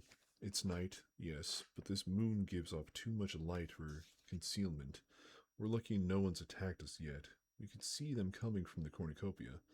But if all four careers attack, they'd overpower us. If they didn't spot us at first, Finnick's moans would give us away soon. We've got to get more of him into the water, I whisper. But we can't put him in face first. Not while he's in this condition. PETA nods to Finnick's feet. We each take one, pull him 180 degrees around, and start to drag him into the salt water. Just a few inches at a time, his ankles wait a few minutes, up to his mid-calf, wait, his knees. Clouds of white swirl out of his flesh, and he groans. We continue to detoxify him, bit by bit. What I find is that the longer I sit in the water, the better I feel. Not just my skin, but my brain and muscle control continue to improve. I can see PETA's face beginning to return to normal, his eyelids opening, the grimace leaving his mouth. Finally, Finnick slowly begins to revive. His eyes open, focus on us, and register awareness that he's being helped. I rest his head on my lap and we let him soak about 10 minutes with everything immersed from the neck down. PETA and I exchange a smile as Finnick lifts his arms above the seawater. There's just your head left, Finnick. That's the worst part. You'll feel much better after, if you can bear it, PETA says. We help him to sit up and let him grip our hands. As he purges his eyes and noses and mouth, his throat is still too raw to speak. I'm going to try to tap a tree, I say. My fingers fumble at my belt and find the spill still hanging from its vine. Let me make the hole first, says PETA. You stay with him. You're the healer. That's a joke, I think. But I don't say it out loud, since Finnick has enough to deal with. He's got the worst of the fog, although I'm not sure why. Maybe because he's the biggest, or maybe because he has to exert himself the most. And then, of course, there's Mags. I still don't understand what happened there. Why he essentially abandoned her to carry PETA. Why she not only didn't question it, but ran straight to her death without a moment's hesitation. Was it because she was so old that her days were numbered anyway? Did she think that Finnick would stand a better chance of winning if he had PETA and me as allies? The haggard look on Finnick's face tells me that now is not the moment to ask. Instead, I try to put myself back together. I rescue my Mockingjay pin from my ruined jumpsuit and pin it to the strap of my undershirt. The flotation belt must be acid resistant, since it looks as good as new. I can swim, so the flotation belt's not really necessary, but Brutus blocked my arrow with his, so I buckle it back on, thinking it might offer some protection. I undo my hair and comb it with my fingers, thinning it out considerably since the fog droplets damaged it. Then I braid back what's left of it. PETA has found a good tree about 10 yards from the narrow strip of beach. We can hardly see him, but the sound of his knife against the wooden trunk is crystal clear. I wonder what happened to the awl. Mags must have either dropped it or taken it into the fog with her. Anyway, it's gone. I have moved out a bit farther into the shallows, floating alternately on my belly and back. If the seawater healed PETA and me, it seems to be transforming Finnick altogether. He begins to move slowly, just testing his limbs, and gradually begin to swim. But it's not like me swimming. The rhythmic strokes, the even pace. It's like watching some strange seal animal coming back to life. He dives and surfaces, spraying water out of his mouth, rolls over and over in some bizarre corkscrew motion that makes me dizzy even to watch. And then, when he's been underwater so long I feel certain he's drowned, his head pops up right back up next to me and I start. Don't do that, I say. What, come up? Or stay under, he says. Either, neither, whatever. Just soak in the water and behave, I say. Or if you feel this good, let's go get PETA. Thank you so much for the share. In just the short time it takes to cross the edge of the jungle, I become aware of the change. Put it down to years of hunting, or maybe my reconstructed ear does work a little better than anyone intended. But I sense the mass of warm bodies poised above us. They don't need to chatter or scream. The mere breathing of so many is enough. I touch Finnick's arm, and he follows my gaze upward. I don't know how they arrived so silently. Perhaps they didn't. We've all been absorbed in restoring our bodies. During that time, they've assembled, not 5 or 10, but scores of monkeys weigh down the limbs of the jungle trees. The pair we spotted when we first escaped the fog felt like a welcoming committee. This crew feels ominous. I arm my bow with 2 arrows, and Finnick adjusts the trident in his hand. PETA, I say as calmly as possible. I need your help with something. Okay, just a minute. I think I've just about got it. I'm really enjoying this stream right now, at work right now. It's very relaxing to listen to as I work. Oh, thank you. I appreciate that. I better take a look as I continue in a measured voice. Only move towards us quietly so you don't startle it. For some reason, I don't want him to notice the monkeys, or even glance their way. There are creatures that interpret mere eye contact as aggression. PETA turns to us, panting from his work on the tree. The tone of my request is so odd that it's alerted him to some irregularity. Okay, he says casually. He begins to move through the jungle, and although I know he's trying hard to be quiet, this has never been his strong suit, even when he had 2 sound legs. But it's alright. He's moving. The monkeys are holding their positions. He's just 5 yards from the beach when he senses them. His eyes only dart up for a second, but it's as if he's triggered a bomb. The monkeys explode into a shrieking mass of orange fur and converge on him. I've never seen an animal move so fast.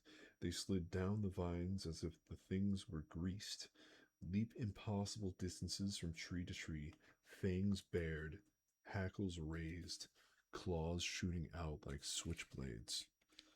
I may be unfamiliar with monkeys, but animals in nature don't act like this.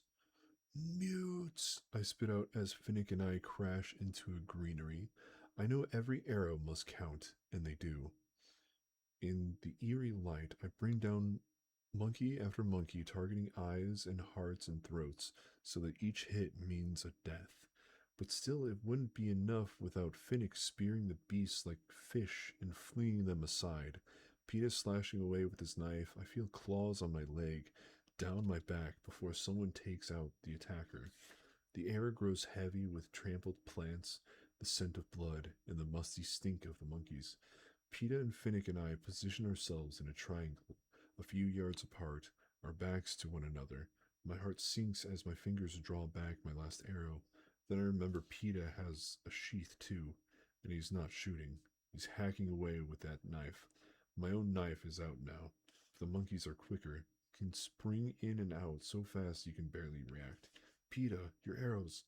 PETA turns to see my predicament and is sliding off his sheath when it happens. A monkey lunges out of a tree for his chest. I have no arrow, no way to shoot. I can hear the thud of Phoenix Trident finding another mark, and know his weapon is occupied. PETA's knife arm is disabled. As he tries to remove the sheath, I throw my knife at the oncoming mute, but the creature somersaults, evading the blade, and stays on its trajectory. Weaponless, defenseless, I do the only thing I can think of.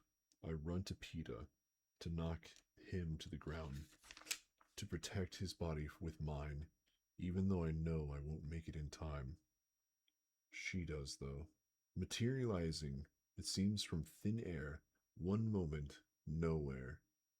The next reeling in from in front of PETA, already bloody, mouth open in a high-pitched scream, pupils enlarged so her eyes seem like black holes. The insane morphling from District 6 throws up her skeletal arms as if to embrace the monkey, and it sinks its fangs into her chest. Dude. Oh my god.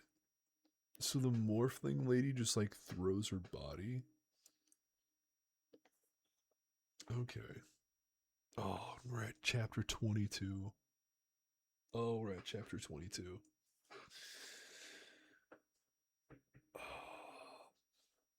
Okay.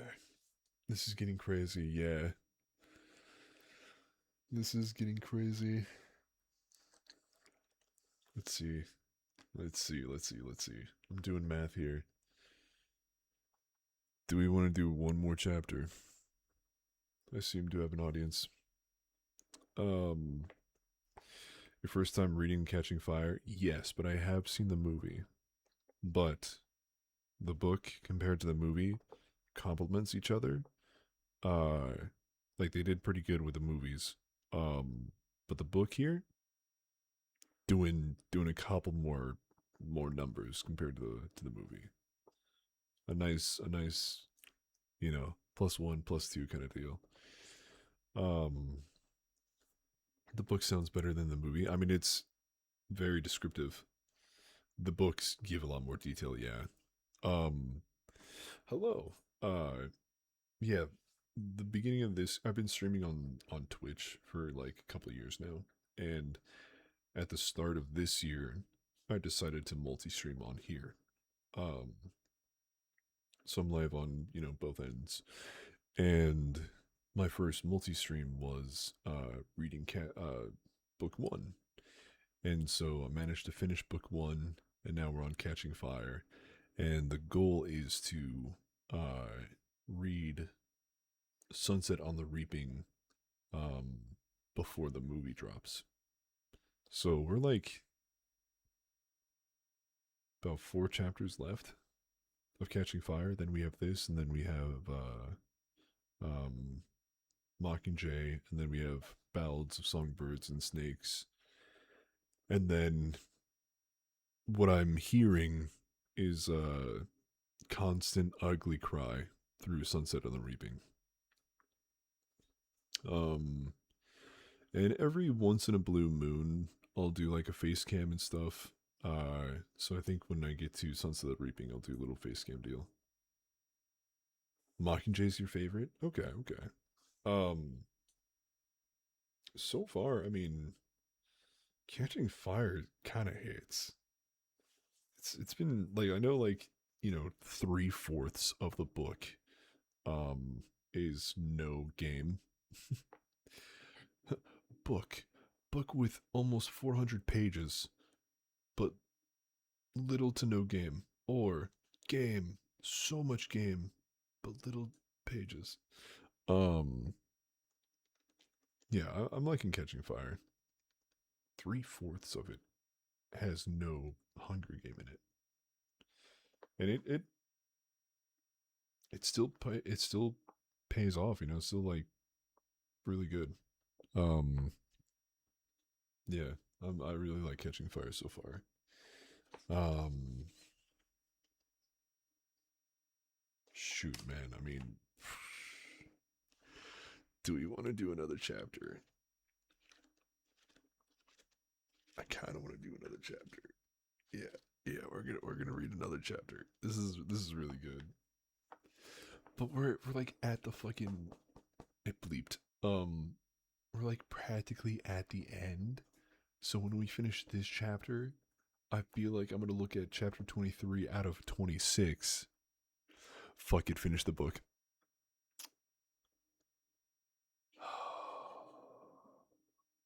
Fuck it, finish the book, huh? Okay, okay, okay, okay.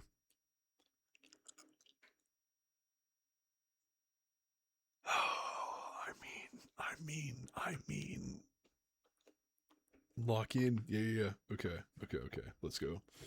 Peter drops the sheath and buries his knife into the monkey's back, stabbing it again and again and again until it releases its jaw. He kicks the mute. It's mutt, M-U-T-T, but I know it's like a mutation, so mute away, bracing for more. I have his arrows now, a loaded bow, and Finnegan at my back, breathing hard but not actively engaged. Come on then, come on, shouts Peeta, panting with rage. Something has happened to the monkeys. They are withdrawing, backing up trees, fading into the jungle, as if some unheard voice calls them away. A game maker's voice telling them this is enough. Get her, I say, Peeta. We'll cover you. Peeta gently lifts up the morphling and carries her to the last few yards of the beach while Finnick and I keep our weapons at the ready. But except for the orange carcasses on the ground, the monkeys are gone. Peeta lays the morphling on the sand and cut away the material over her chest, revealing the 4 deep puncture wounds. Blood slowly trickles from them, making them look far less deadly than they are. The real damage is inside. By the position of the openings, I feel certain the beast ruptured something vital, a lung, maybe even her heart. She lies on the ground. She lies on the sand, gasping like a fish out of water, sagging skin, sickly green. Her ribs are prominent as a child's, dead of starvation. Surely she could afford food, but turned to the morphling just as Hamish turned to drink, I guess. Everything about her speaks of waste, her body, her life. Jeez, the vacant look in her eyes. I hold one of her twitching hands, unclear whether it moves from the poison that affected our nerves, the shock of the attack, or withdrawal from the drug that was her sustenance. Jesus. There's nothing we can do, nothing but stay with her while she dies.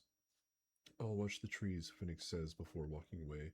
I'd like to walk away too, but she grips my hand so tightly I would have to pry off her fingers, and I don't have the strength for that kind of cruelty.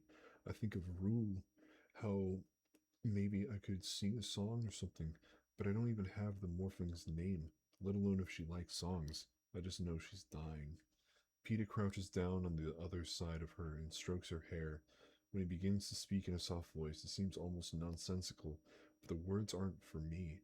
With my paint box at home, I can make every color imaginable: pink, as pale as baby's skin, or as deep as rhubarb, green like spring grass, blue that shimmers like ice on water. The morphling stares into Peeta's eyes, hanging on to his words. One time I spent 3 days mixing paint until I found the right shade for sunlight on white fur. You see, I keep thinking it was yellow, but it was much more than that. Layers of all sorts of color, one by one, says Peeta. Rue.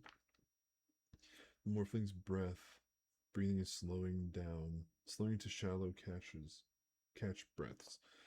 Her free hand dabbles in the blood of her chest, making the tiny swirling motions she so loved to paint with. I haven't figured out a rainbow yet. They come so quickly and leave so soon. I never have enough time to capture them. Just a bit of blue here or purple there, and then they fade away again, back into the air, says Peeta. The morphling seems mesmerized by Peeta's words. Entranced, she lifts up a trembling hand and paints what I think might be a flower on Peeta's cheek. Thank you, he whispers. That looks beautiful. For a moment, the morphling's face lights up in a grin, and she makes a smile squeaking sound. Then her blood-dabbled hand falls back onto her chest. She gives one last huff of air, and the cannon fires. The grip on my hand releases. Peter carries her out into the water. He returns and sits beside her. The morphling floats out toward the cornucopia for a while. Then the hovercraft appears, and Ford prolonged claw drops, encases her, carries her into the night sky, and she's gone. Finnick rejoins us, his fist full of my arrows still wet with monkey blood. He drops them beside me on the sand. Thought you might wanted these. Thanks, I say. I wade into the water and wash off the gore from my weapons, my wounds. By the time I return to the jungle to gather some moss to dry them, all the monkeys' bodies have vanished. Where did they go, I ask. We don't know exactly. The vines shifted and they were gone, says Finnick. You just reading? Yes, Rat. How you doing, bud? We're reading Catching Fire. We stare at the jungle, numb and exhausted. In the quiet, I notice that the spots where the fog droplets touched my skin have scabbed over. They've stopped hurting and begun to itch intensely. I try to think of this as a good sign, that they are healing. I glance over to Peta, at Finnick, and see they're both scratching at their damaged faces. Yes, even Finnick's beauty has been marred by this night. Don't scratch, I say, wanting badly to scratch myself, but I know it's the advice my mother would give. You only bring infection. Think it's safe to try for the water again? We make our way back to the tree Peta was tapping. Finnick and I stand with our weapons poised while he works the spile in, but no threat appears. Peta's found a good vein, and the water begins to gush from the spile.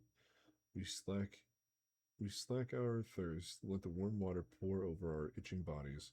We fill a handful of shells with drinking water and go back to the beach.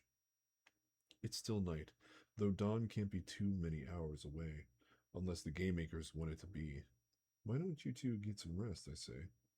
I'll watch for a while. No, Katniss. I'd rather, says Finnick.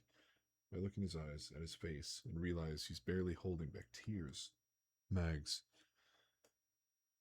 The least I can do is give him the privacy to mourn her. All right, Finnick. Thanks, I say. I lie down on the sand with Peta, who drifts off at once. I stare into the night, thinking of what a difference a day makes. How yesterday morning Finnick was on my kill list, and now I'm willing to sleep with him as my guard. He saved Peta and let Mags die, and I don't know why. Only that I can never settle the balance owed between us. All I can do at that moment is go to sleep and let him grieve in peace. And so I do. It's mid-morning when I open my eyes again. Pete is still out beside me. Above us, a mat of grass suspended on branches shields our faces from the sunlight. I sit up and see that Finnick's hands have not been idle. 2 woven bowls are filled with fresh water. A third holds a mess of shellfish. Finnick sits on the sand, cracking them open with the stone. They're better fresh, he says, ripping a chunk off flesh from a shell and popping it in his mouth. His eyes are still puffy, but I pretend not to notice. My stomach begins to growl at the smell of the food, and I reach for one. The sight of my fingernails caked with blood stops me. I've been scratching my skin raw in my sleep. You know, if you scratch, you'll bring on infection, says Finnick. That's what I've heard, I say. I go into the salt water and wash off my blood, trying to decide which I hate more, pain or itching. Fed up, I stomp back onto the beach, turn my face upward, and snap. Hey, Mitch, if you're not too drunk, we could use a little something for our skin. It's almost funny how quickly the parachute appears above me. I reach up and the tube lands squarely in my open hand. About time, I say, but I can't keep the scowl on my face. Hey, Mitch, what I wouldn't give for 5 minutes of conversation with him. I pluck down on the sand next to Finnick and screw the lid off the tube. Inside is a thick, dark ointment with a pungent smell, a combination of tar and pine needles. I wrinkle my nose as I squeeze a glob of the medicine onto my palm and begin to massage it onto my legs. A sound of pleasure slips out of my mouth, and as the stuff eradicates my itching, it also stains my scabby skin a ghastly gray green. As I start on the second leg, I toss the tube to Finnick, who eyes me doubtfully. It's like you're decomposing, says Finnick, but I guess the itching wins out, because after a minute, Finnick begins to treat his own skin too. Really, the combination of the scabs and the ointment looks hideous. I can't help enjoying his distress. Poor Finnick. Is this the first time in your life you haven't looked pretty? I say. It must be. The sensation's completely new. How have you managed it all these years? He asks. Oof. Just avoid mirrors. You'll forget about it, I say. Not if I keep looking at you, he says. Hole. We slather ourselves down, even taking turns rubbing the ointment into each other's backs where the undershirts don't protect our skin. I'm going to wake Pete, I say. No, wait, says Finnick. Let's do it together. Put our faces right in front of his. Well, there's no little opportunity for fun left in my life. I agree. We position ourselves on either side of Peta, lean over until our faces are inches away from his nose, and give him a shake. Peta, Peta, wake up, I say in a soft, sing-song voice. His eyelids flutter open, and then he jumps back like we'd stabbed him. Ah! Finnick and I fall back in the sand, laughing our heads off. Every time we try to stop, we look at Peta's attempts to maintain a disdainful expression, and it sets us off again. By the time we pull ourselves together, I'm thinking that maybe Finnick O'Dare is all right. At least not as vain or self-important as I thought. Not so bad at all, really. And just as I've come to this conclusion, a parachute lands next to us with a fresh loaf of bread. Remembering from last year how Hamish's gifts are often timed to send a message, I make a note by myself. Be friends with Finnick. You'll get food. Finnick turns the bread over in his hands, examining the crust, a bit too possessively. It's not necessary. It's got that green tint from seaweed that the bread from District 4 always has. Finnick has to be one of my favorite hungry. Me too. I love Finnick. Um, let's see. It's got that green tint from seaweed that the bread from District 4 always has. We all know it's his. Maybe he's just realized how precious it is and that he may never see another loaf again. Maybe some memory of Mags is associated with the crust, but all he says is, "This will go well with the shellfish." While I help Peta coat his skin with the ointment, Finnick deftly cleans the meat from the shellfish. We gather round and eat the delicious sweet flesh with the salty bread from District 4. We all looked monstrous. The ointment seems to be causing some of the scabs to peel, but I'm glad for the medicine. Not just because it gives relief from the itching, but also because it acts as protection from the blazing white sun in the pink sky. By its position, I estimate it must be going on 10 o'clock, that we've been in the arena for about a day. 11 of us are dead, 13 alive. Somewhere in the jungle, 10 are concealed. 3 or 4 are the careers. I don't really feel like trying to remember who the others are. For me, the jungle has quickly evolved from a place of protection to a sinister trap. I know that at some point we'll be forced to re enter its depths, either to hunt or to be hunted. But for right now, I'm planning to stick to our little beach, and I don't hear Peta or Finnick suggesting we do otherwise. For a while, the jungle seems almost static, humming, shimmering, but not flaunting its dangers. Then, in the distance, comes screaming. Across from us, a wedge of the jungle begins to vibrate. An enormous wave crests high on the hill, topping the trees and roaring down the slope. It hits the existing seawater with such force that, even though we, as far as we can, get from it, the surf bubbles up around our knees, sending our few possessions afloat. Among the 3 of us, we manage to collect everything before it's carried off, except for our chemical ridden jumpsuits, which are so eaten away no one cares if we lose them. A cannon fires. We see the hovercraft appear for the arena where the wave began and pluck a body from the trees. 12, I think. The circle of water slowly calms down. Having absorbed the giant wave, we rearrange our things back to the wet sand and are about to settle down where I see them. 3 figures, about 2 spokes away, stumbling onto the beach. There, I say quietly, nodding in the newcomer's directions. Peeta and Finnick follow my gaze. As if by previous agreement, we all fade back into the shadows of the jungle. The trio's in bad shape. You can see that right off. One is being practically dragged out by a second, and the third wanders in loopy circles, if deranged. Their solid bricked red colors, as if they've been dipped in paint and left out to dry. Who is that? Asked Peeta. Or what? Mutations? I draw back an arrow, readying for an attack, but all that happens is that the one who was being dragged collapses on the beach.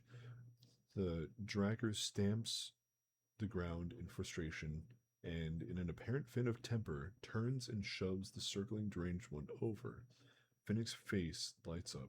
Joanna, he calls, and runs for the red things. Finnick, I hear Joanna's voice reply. I exchange a look with Peeta. What now? I ask. You can't really leave Finnick, he says. Guess not. Come on then, I say grouchily, because even if I had a list of allies, Joanna Mason would definitely not have been on it. The two of us tromp down the beach to where Finnick and Joanna are just meeting up. As we move in closer, I see her companions, and confusion sets in. That's BT on the ground, on his back, and Wyrus, who's regained her feet to continue making loops. She's got Wyrus and BT. Nuts and bolts, says Peeta, equally puzzled. I've got to hear how this happened. When we reach them, Joanna's gesturing toward the jungle and talking very fast to Finnick. We thought it was rain, because of the lightning, and we were all so thirsty, but when it started coming down, it turned out to be blood. Thick, hot blood. You couldn't speak without getting a mouthful. We just staggered around trying to get out of it. That's when Blight hit the force field. I'm sorry, Joanna, says Finnick. It takes a moment to place Blight. I think he was Joanna's male counterpart from District 7, but I hardly remember seeing him. Come to think of it, I don't even think he showed up for training. Yeah, well, he wasn't much, but he was from home, she says, and he left me alone with these two. She nudges BT, who's barely conscious, with her shoe. He's got a knife in the back at the cornucopia, and her. We all look at Wyrus, who's circling around, coated in dried blood and murmuring, TikTok, TikTok. Oh shit! Shout out to TikTok. Yeah, we know TikTok. Shout out to TikTok. Um, Nuts is in shock, says Joanna. This seems to draw Wyrus in her direction, and she careens into Joanna, who harshly shoves her to the beach. Just stay down, will you? Lay off her, I snap. Joanna narrows her brown eyes at me in hatred. Lay off her, she hisses. She steps forward before I can react and slaps me so hard I see stars. Wyrus, giving TikTok a shout out. Who do you think got them out that bleeding jungle for you? Finnick tosses her writhing body over his shoulder and carries her out into the water and repeatedly dunks her while she screams a lot of really insulting things at me. But I don't shoot because she's with Finnick and because of what she said about getting them for me. What did she mean she got them for me? I asked Peeta. I don't know. Did you want them originally? He reminds me. Yeah, I did, originally. But that answers nothing. I look down at BT's inert body, but I won't have them long unless we do something.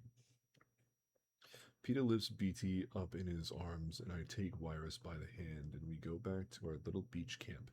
I sit Wyrus in the shallows so she can get washed up a bit, but she just clutches her hands together and occasionally mumbles, TikTok. I unhook BT's belt and find a heavy metal cylinder attached to the side with a rope of vines. I can't tell what it is, but if he thought it was worth saving, I'm not going to be the one who loses it. I toss it up to the sand. BT's clothes are glued to him with blood, so Peeta holds him in the water while I loosen them. It takes some time to get the jumpsuits off, and then we find his undergarments are saturated with blood as well. There's no choice but to strip him naked to get him clean, but I have to say this doesn't make much of an impression on me anymore. Our kitchen table's been full of so many naked men this year, you kind of get used to it after a while. Okay. We put down Phoenix's mat and lay BT on his stomach so we can examine his back. There's a gash about 6 inches long running down his shoulder blade to below his ribs. Fortunately, it's not too deep. He lost a lot of blood, though you can tell by the pallor of his skin, and it's still oozing out of the wound. I sit back on my heels trying to think. What do I have to work with? Seawater? I feel like my mother when her first line of defense for treating everything was snow. I look over at the jungle, but there's a whole pharmacy in there if I knew how to use it. But these aren't my plans. Then I think about the moss Mag gave me to blow my nose. Be right back, I tell PETA. Fortunately, this stuff seemed to be pretty common in the jungle. I rip an armful from the nearby trees and carry it back to the beach. I make a thick pad out of the moss, place it on BT's cut, and secure it by tying vines around his body. We get some water into him and then pull him into the shade and the edge of the jungle. I think that's all we can do, I say. It's good. You're good with this healing stuff, he says. It's in your blood. No, I say, shaking my head. I got my father's blood. The kind that quickens during a hunt, not an epidemic. I'm going to see about Wyrus. I take a handful of the moss to use as a rag and join Wyrus in the shallows. She doesn't resist as I work off her clothes, scrub the blood off her skin, but her eyes are dilated with fear. And when I speak, she doesn't respond except to say with ever increasing urgency, "Tick tock." She does seem to be trying to tell me something. No, BT to explain her thoughts. I'm at a loss. Yes, tick tock, I say. It seems to calm her down a little. I wash out her jumpsuit until there's hardly a trace of blood and help her back into it. It's not damaged like ours were. Her belt's fine, so I fasten that on too. Then I pin her undergarments along with BT's under some rocks and let them soak. By the time I've rinsed out BT's jumpsuit, a shiny, clean Joanna, Peeling Finnick have joined us. For a while, Joanna gulps water and stuffs herself with shellfish while I try to coax something into Wyrus. Finnick tells about the fog and the monkeys in a detached, almost clinical voice, avoiding the most important detail of the story. Everybody offers to guard while the others rest, but in the end, it's Joanna and I who stay up. Me because I'm really rested, she because she simply refuses to lie down. The two of us sit in silence on the beach until the others have gone to sleep. Joanna glances over at Finnick to be sure, then turns to me. How'd you lose Mags? In the fog, Finnick had PETA. I had Mags for a while. Then I couldn't lift her. Finnick said he couldn't take them both. She kissed him and walked right into the poison, I say. She was Finnick's mentor, you know, Joanna says accusingly. No, I didn't, I say. She was half his family, she says a few moments later. But there's less venom behind it. We watch the water lap over the undergarments. So what were you doing with nuts and bolts, I ask. I told you. I get them for you. Hamish said if we were to be allies, I had to bring them to you, says Joanna. That's what you told him, right? No, I think. But I nod my head in assent. Thanks, I appreciate it. I hope so. She gives me a look filled with loathing, like I'm the biggest drag possible in her life. I wonder if this is what it's like to have an older sister who really hates you. Tick tock. Hold on, I need some more water.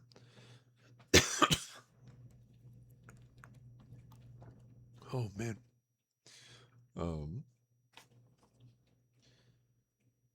TikTok, I hear behind me. I turn and see Wyrus has crawled over. Her eyes are focused on the jungle. Oh, goody, she's back. Okay, I'm going to sleep. You and Nuts can guard together, Joanna says. She goes over and flings herself down beside Finnick. Tick-tock, whispers Wyrus.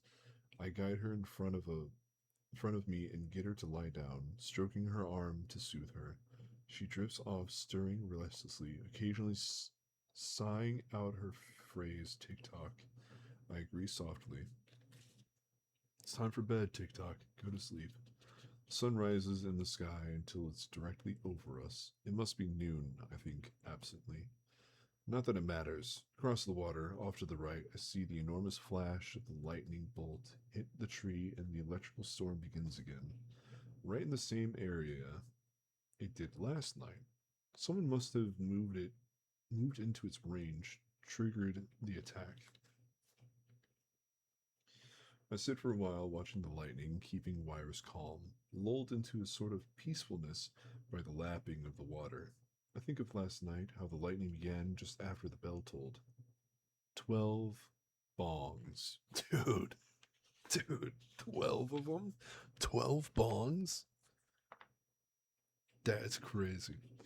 TikTok, Virus says, surfacing to consciousness for a moment and then going back under.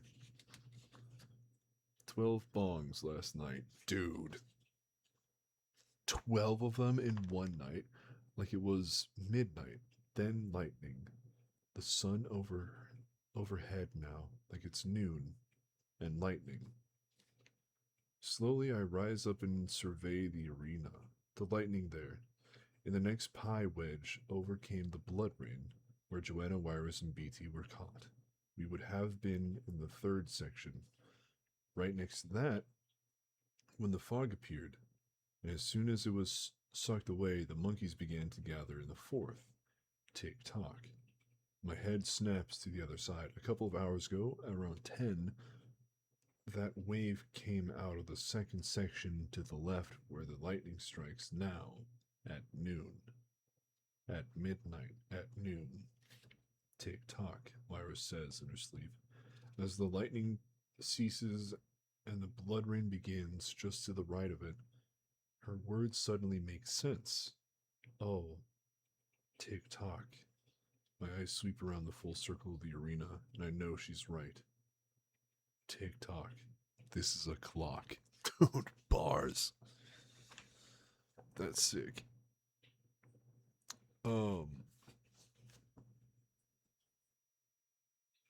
Chapter 23. Chapter 23, man. Shout out Kesha. Shout out TikTok. TikTok on the spot, you know? Gotta be inspired. Oh, this is. Like, Catching Fire is a slow burn. It really does ramp up within, like, the last 6 chapters. But the conversation, the overall themes, the small little, quotes and everything that you can pull from this series, that's where, like, the main heart is. And then there's the games where people die, children die, that is. Not for real, Kesha inspired Wires, yeah. No, I love Catching Fire so far. It's doing pretty good. We're at page 326, and the last page of the book is 191. So we're getting close. We're getting really close. Less than 100. My voice is a little hoarse, is a little raspy, but we got this. Okay. Chapter 23. A clock. I can almost see the hands ticking around the 12-sectioned face of the arena. Each hour begins a new horror, a new GameMaker weapon, and ends the previous. Lightning, blood rain, fog, monkeys, those are the first 4 hours of the clock.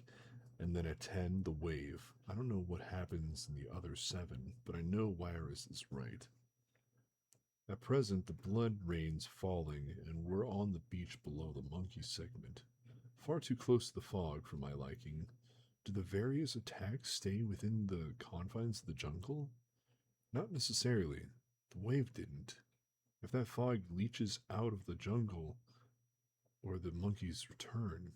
Get up, I ordered, shaking Peta and Finnick and Joanna awake. Get up, we have to move.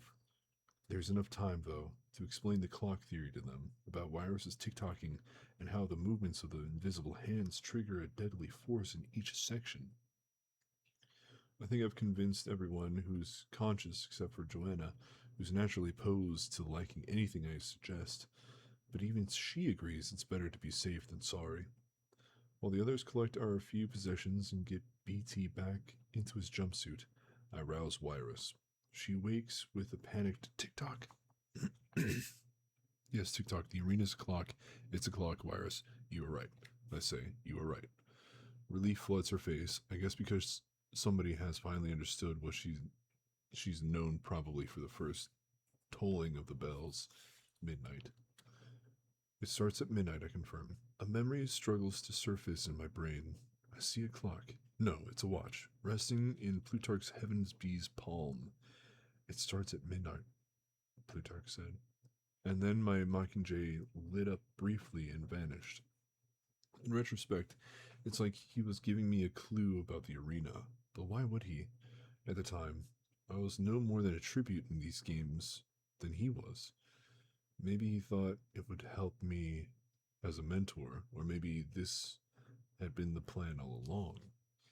Wyrus nods at the blood rain. 1:30, she says. Exactly 1:30. And at 2, a terrible poisonous fog begins there, I say, pointing at the nearby jungle. So we have to move somewhere safe now. She smiles and stands up obediently. Are you thirsty? I hand her the woven bowl and she gulps down about a quart.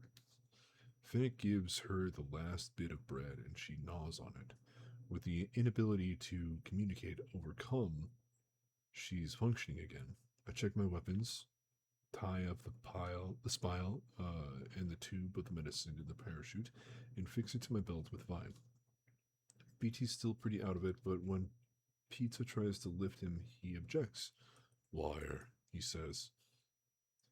She's right here, Pizza tells him. Wyrus is fine. She's coming too. But still, BT struggles. Wire. Oh, I know what he wants, says Joanna impatiently. She crosses the beach and picks up the cylinder we took from his belt when we were bathing him. It's coated in a thick layer of congealed blood. This worthless thing? It's some kind of wire or something. That's how he got cut. Running up to the cornucopia to get this. I don't know what kind of weapon it's supposed to be. I guess you could pull off a piece, use it as a garrote or something. But really, can you imagine BT garroting someone? He's won his games with wire. Setting up that electrical trap, says Peta. It's the best weapon he could have. There's something odd about Joanna not putting this together. Something that doesn't quite ring true. Suspicious. Seems like you'd have figured that out, I say, since you nicknamed him Volts and all. Joanna's eyes narrow at me dangerously. Yeah, that was really stupid of me, wasn't it? She says. I guess I must have been distracted by keeping your little friends alive. While you were, what again? Getting Mags killed off?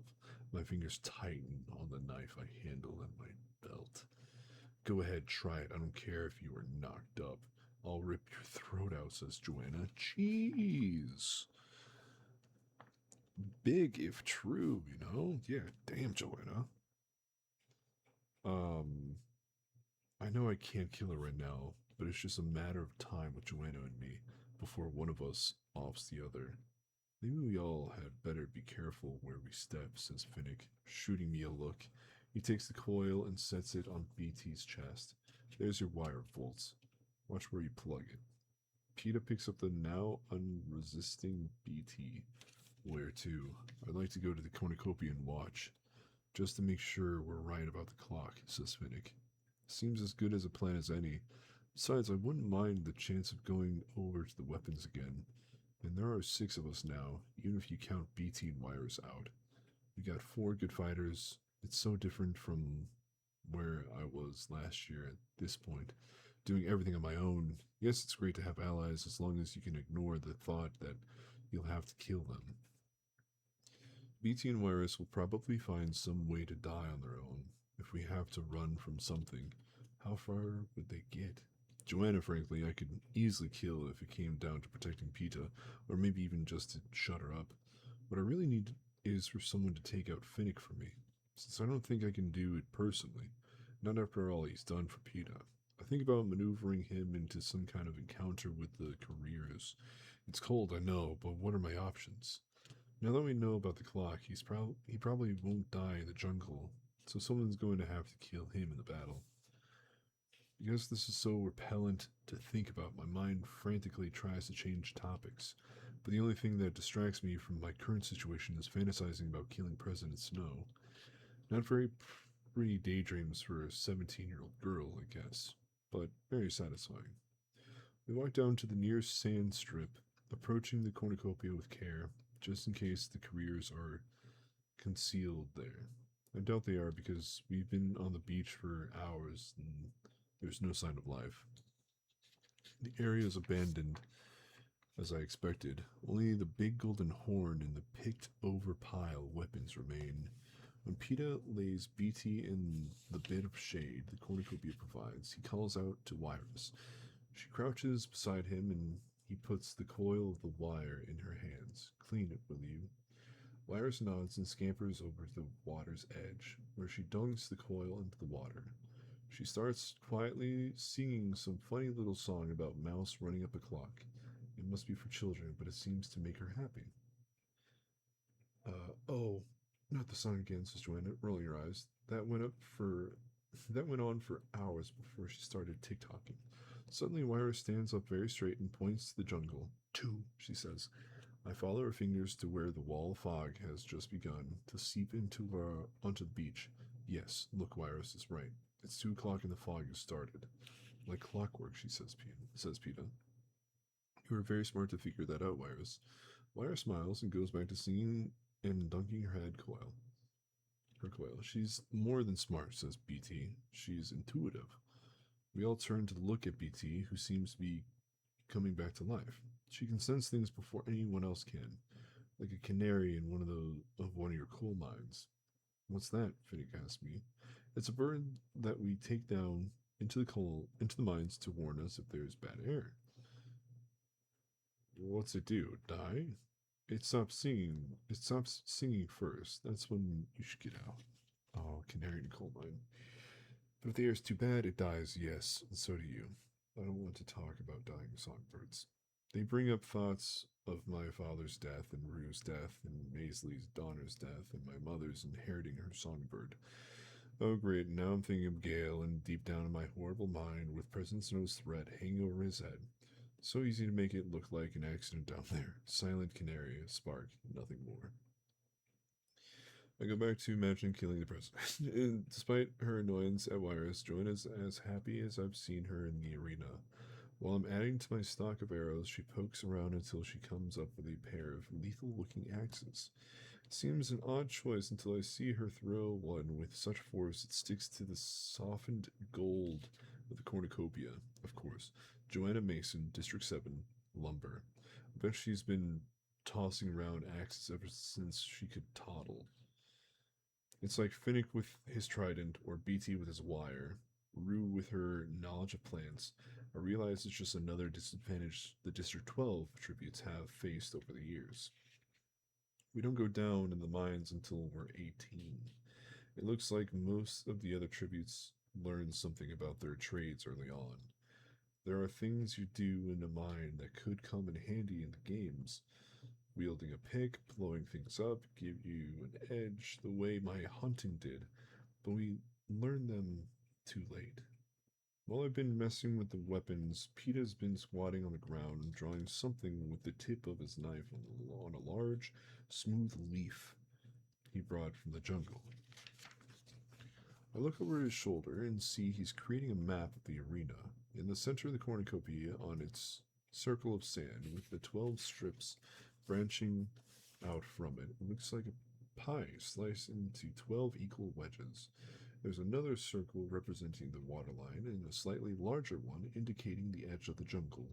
Look how the cornucopia is positioned, he says to me. I examine the cornucopia and sees what he means. The tail points towards 12 o'clock. Right, so this is the top of our clock, he says, and quickly scratches the numbers 1 through 12 around the clock face. 12 to 1 is the lightning zone. He writes lightning, tiny print in this corresponding wedge. then works clockwise, adding blood, fog, and monkeys in the flowing sections. And 10 to 11 is the wave, he says, he added. Finnick and Joanna joins us at this point, armed to the teeth with tridents, axes, and knives. Did you notice anything unusual in the others? I asked Joanna and Beatty, since they might have seen something we didn't. But all they've seen is a lot of blood. I guess they could hold anything.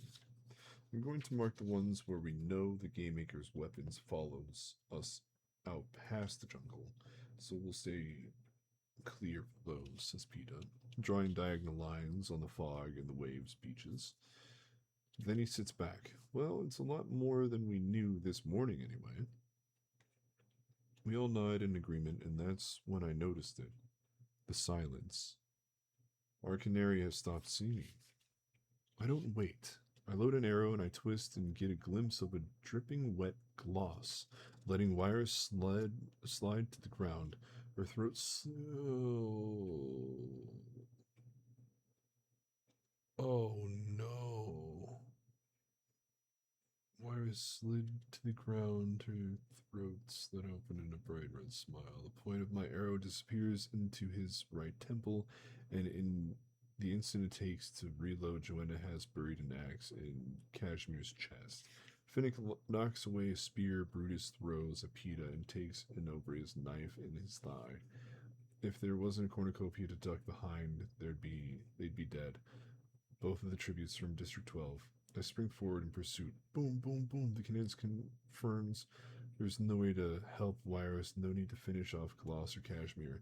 My allies and I are rounding the horn, starting to give chase to Brutus and Nobria, who are sprinting down a sand strip toward the jungle. Suddenly, the ground jerks beneath my feet, and I'm flung on my side of the sand. The circle of land that holds the cornucopia starts spinning fast, really fast, and I see the jungle going by in a blur. I feel the centrifuge force pulling me towards the water and dig my hands and feet into the sand, trying to get some purchase on the unstable ground. Between the flying sand and the dizziness, I have to squeeze my eyes shut. This is literally nothing I can do but hold on until, with no declaration, we slam to stop. Deceleration. Coughing and queasy, I sit up slowly to find my companions in the same condition. Finnick, Joanna, and Peta have hung on. The 3 dead bodies have been tossed out into the seawater.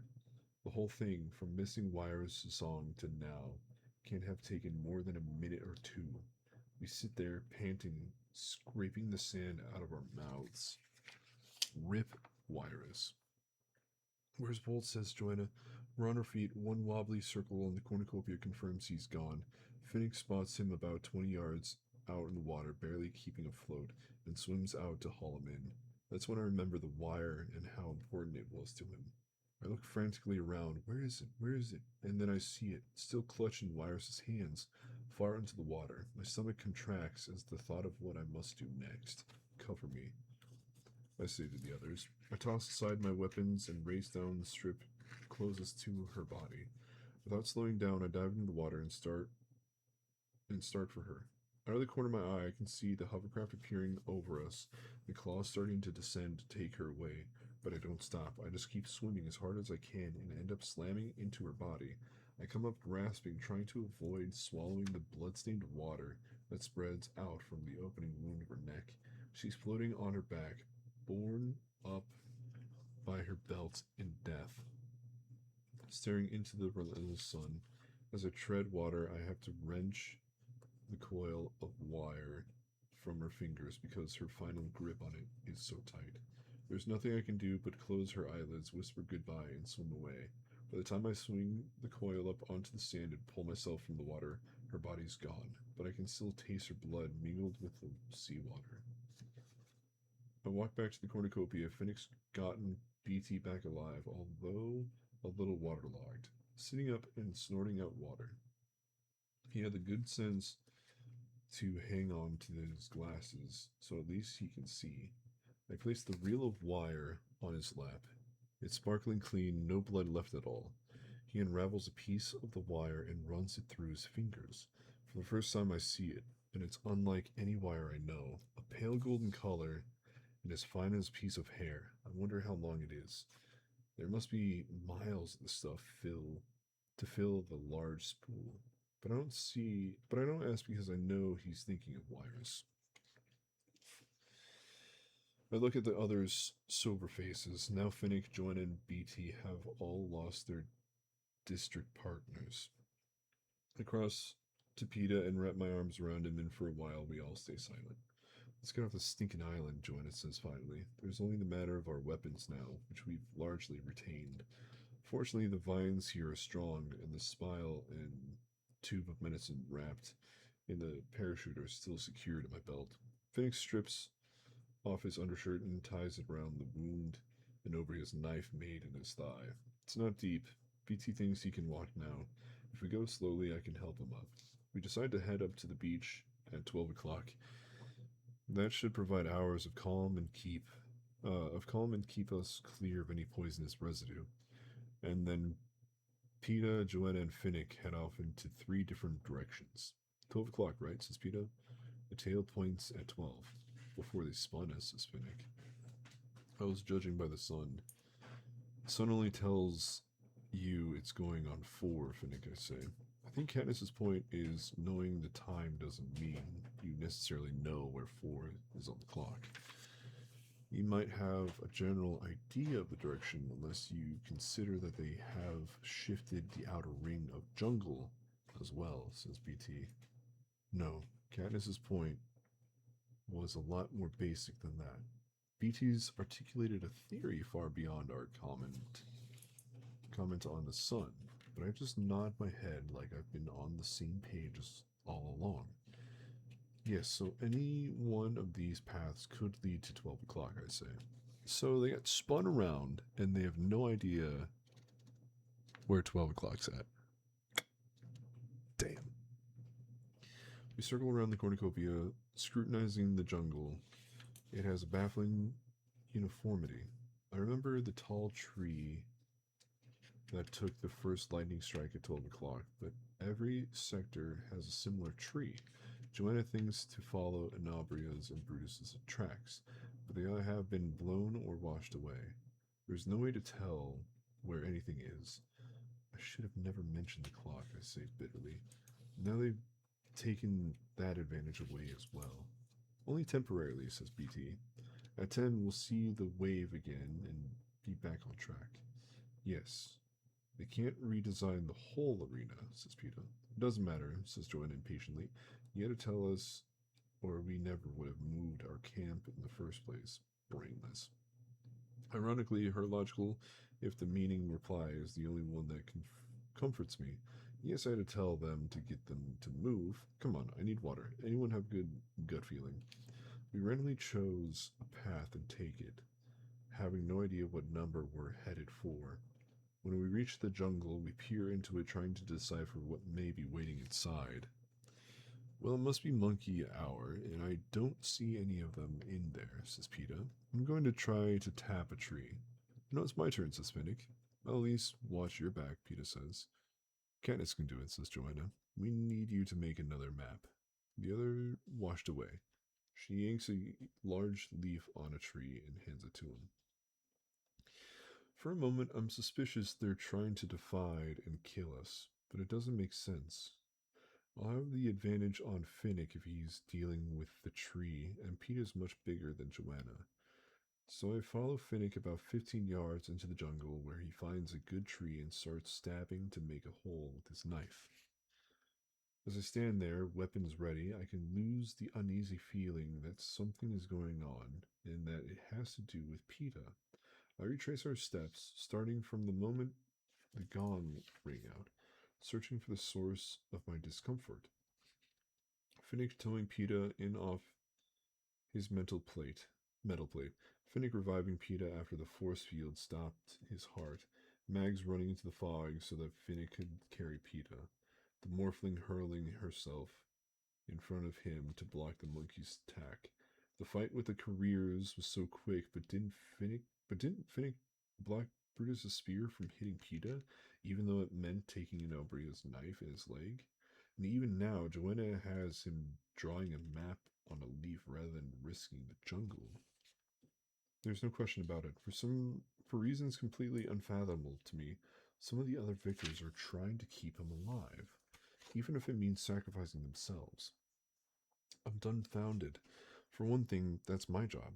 For another, it doesn't make sense. Only for one of us Only one of us can get out. So why have they chosen Peeta to protect? What has Hamish possibly said to them? What has he bargained with to make them put Peeta's life above their own? I know my own reasons for keeping Peeta alive. He's my friend, and this is my way to defy the capital, to subvert its terrible games. But if I had to But if I had no real ties to him, what would make me want to save him, to choose him over myself? Certainly, he is brave, but we have all been brave enough to survive the games. There is that quality of goodness that's hard to overlook, but still. And then I think of it, what Peeta can do so much better than the rest of us. He can use words. He obliterated the rest of the field at both interviews. And maybe it's because of that underlying goodness that he can move a crowd. No, a country to a side with the turn of a simple sentence. I remember thinking that that was a gift the leader of our revolution should have. Has Hamish convinced the others of this? That Peeta's tongue could have far greater power against the capital than any physical strength the rest of us could claim? I don't know. It still seems like a really long leap for some of the tributes. I mean, we're talking about Joanna Mason here, but what other explanation can there be for their decided efforts to keep him alive? Katniss, got that smile? Finnick asks, snapping me back to reality. I cut the vine that ties the spile to my belt and hold the metal tube out to him. That's when I hear the scream, so full of fear and pain it ices my blood, and so familiar. I drop the spile, forget where I am or what lies ahead, only know I must reach her, protect her. I run wildly in the direction of the voice, heedless of danger, ripping through vines and branches, through anything that keeps me from reaching her, from reaching my little sister. Hello? Why would Prim be here? Why would Prim be here in the arena? Why would Prim be here in the arena? Okay, chapter 24. We have 3 chapters left. God damn it. Okay. Okay, we got this. We got this. Oh, it keeps you alive, man. It keeps you wanting to read more. Okay. One last little trick. You got it. You got this. Thank you. Where is she? What are they doing to her? Prim. I cry out, Prim. Only another agonized scream answers me. How did she get here? Why is she part of the games? Prim. Vines cut into my face and arms. Creepers grab my feet, but I am getting closer to her. Closer. Very close now. Sweat pours down my face, stinging the healing acid wounds. I pant, trying to get some use of the warm moisture air that seems empty of oxygen. Prim makes a sound. Such a loss. Irretrievable sound that I can't even imagine what they have done to evoke it. Prim, I rip through a wall of green into a small clearing, and the sound repeats directly above me. Above me? My head whips back. Do they have her up in the trees? I desperately search for the branches but see nothing. Prim? I say pleadingly. I hear her but can't see her. Her next wail rings out, clear as a bell, and there's no mistake the source. It's coming from the mouth of a small crested blackbird, perched on a branch about 10 feet above my head. And then I understand. It's a jabberjay. I've never seen one before. I thought they no longer existed, and for a moment, as I lean against the trunk of the tree, Clutching the stitch in my side, I examine it. The mutation, the forerunner, the father. I pull up a mental image of a mockingjay, fuse it with a jabberjay, and yes, I can see how they mated to make my mockingjay. There's nothing about the bird that suggests it's a mute. Nothing except the horrifying lifelike sounds of Prim's voice streaming from its mouth. I silence it with an arrow in its throat. The bird falls to the ground. I remove my arrow and wring its neck for good measure. Jesus. Then I hurl the revolting thing into the jungle. No degree of hunger would ever tempt me to eat it. It wasn't real, I tell myself. The same way the mutation wolves last year weren't really the dead tributes. It's just a sadistic trick of the game makers. I know, B-Dog. I know. I appreciate you still being here. Finnick rushes into the clearing to find me wiping my arrow clean with some moss. Cadmus, it's okay, I'm okay. I say, although I don't feel okay at all. I thought I heard my sister, but the piercing shriek cuts me off. It's another voice. It's not Prim's, maybe a young woman's. I don't recognize it, but the effect on Finnick is instantaneous. The color vanishes from his face, and I can actually see his pupils dilate in fear. Finnick, wait, I say, reaching out to reassure him, but he's bolted away, gone off to pursuit of the victim. As mindlessly as I pursued Prim, Finnick, I call, but I know he won't turn back and wait for me to give a rational explanation, so all I can do is follow him. It's no effort to track him, even though he's moving so fast since he leaves a clear, trampled path in his wake. But the bird is at least a quarter-mile away. Most of it is uphill. By the time I reach him, I'm winded. He's circling around a giant tree. The trunk must be 4 feet in diameter, and the limbs don't even begin until 20 feet up. The woman's shrieks emanate from somewhere in the foliage, but the jabberjay is concealed. Finnick's screaming as well, over and over. Annie, Annie! He's in a state of panic and completely unreachable. So I do what I would do anyway. I scale an adjacent tree, locate the jabberjay, and take it out with an arrow. It falls straight down, landing right at Finnick's feet. He picks it up, slowly making a connection, but when I slide down to join him, he looks more despairing than ever. It's all right, Finnick. It's just a jabberjay. They're playing a trick on us, I say. It's not real. It's not your Annie. No, it's not Annie, but the voice was hers. Jabberjays mimic what they hear. Where did they get those screams, Cadmus? I can feel my own cheeks grow pale as I understand his meaning. Oh, Finnick, you don't think they... Yes, they do. That's exactly what I think. I have an image of Prim in a white room, strapped to a table, while masked. Robed figures elicit those sounds from her. Somewhere they are torturing her, or did torture her, to get those sounds. My knees turn to water and I sink to the ground. Finnick is trying to tell me something, but I can't hear him. What I do finally hear is another bird starting up somewhere off to my left. And this time the voice is Gale's. Finnick catches my arm before I can run. No, it's not him. He starts pulling me down towards the beach.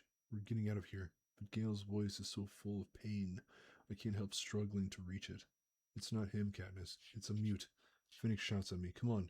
He moves me along, half dragging, half carrying me until I can process what he said. He's right. It's just another jabberjay. I can't help Gale by chasing it down. But that doesn't change the fact that it is Gale's voice, and somewhere, sometimes, someone has made him sound like that. Damn. I stop fighting Finnick, though, and like the night in the fog, I flee what I can't fight. What can only do me harm. Only this time it's my heart, and not my body that's disintegrating. This must be another weapon of the clock. 4 o'clock, I guess. When the hands tick-tock on to the 4, the monkeys go home and the jabberjays come out to play. Finnick is right. Getting out of here is the only thing to do. Although there will be nothing Hamish can send in a parachute that will help either Finnick or me recover from the wounds the birds have inflicted. I catch sight of Peeta and Joanna standing at the tree line, and I'm filled with a mixture of relief and anger. Why didn't Peeta come to help me? Why did no one come after us? Even now he hangs back, his hands raised, palms towards us, lips moving but no words reaching us. Why? The wall is so transparent. Finnick and I run smack into it and bounce back into the jungle floor. I'm lucky. My shoulder took the worst of the impact, whereas Finnick hit face first and now his nose is gushing blood. This is why Pete and Joanna and even BT, who I see sadly shaking his head behind them, have not come out to our aid. An invisible barrier blocks the area in front of us. It's not a force field. You can touch the hard, smooth surface all you want, all you like. Peter's knife and Joanna's axe can't make a dent in it. I know, without checking more than a few feet to one side, that encloses the entire 4 to 5 o'clock wedge. That we will be trapped like rats until the hour passes. Damn. Peter presses his hand against the surface, and I put my own up to meet it, as if I can feel him through the wall. I see his lips moving, but I can't hear him. Can't hear anything outside the wedge. I try to make out what he's saying, but I can't focus, so I just stare at his face, doing the best I can to hang on to my sanity. Then the birds begin to arrive, one by one, perching in the surrounding branches. A carefully orchestrated chorus of horror begins to spill out of their mouths. Finnick gives up at once, hunching to the ground, clenching his hand over his ears as if he's trying to crush his skull. I try to fight for a while, emptying my quiver of arrows into the hated birds. But every time one drops dead, another quickly takes its place, and finally I give up and curl beside Finnick, trying to block the excruciating sounds of Prim, Gale, and my mother, Madge, Rory, Vic, even Posy, helplessly little Posy. I know it's stopped when I feel Peter's hands on me, feel myself lifted from the ground and out to the jungle. But I stay, eyes squeezed shut, hands over my ears, muscles too rigid to release.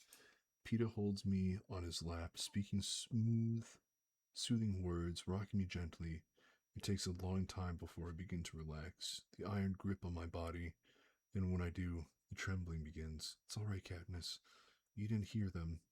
I heard Prim right in the beginning, but it wasn't her. It was the Jabberjay. It was her somewhere. The Jabberjay just recorded it. No, that's what they want you to think. The same way I wondered if Glimmer's eyes were in that mute last year. But those weren't Glimmer's eyes, and that wasn't Prim's voice. Or if it was, they took it from an interview or something and distorted the sound, made it say whatever she was saying. No, they were torturing her.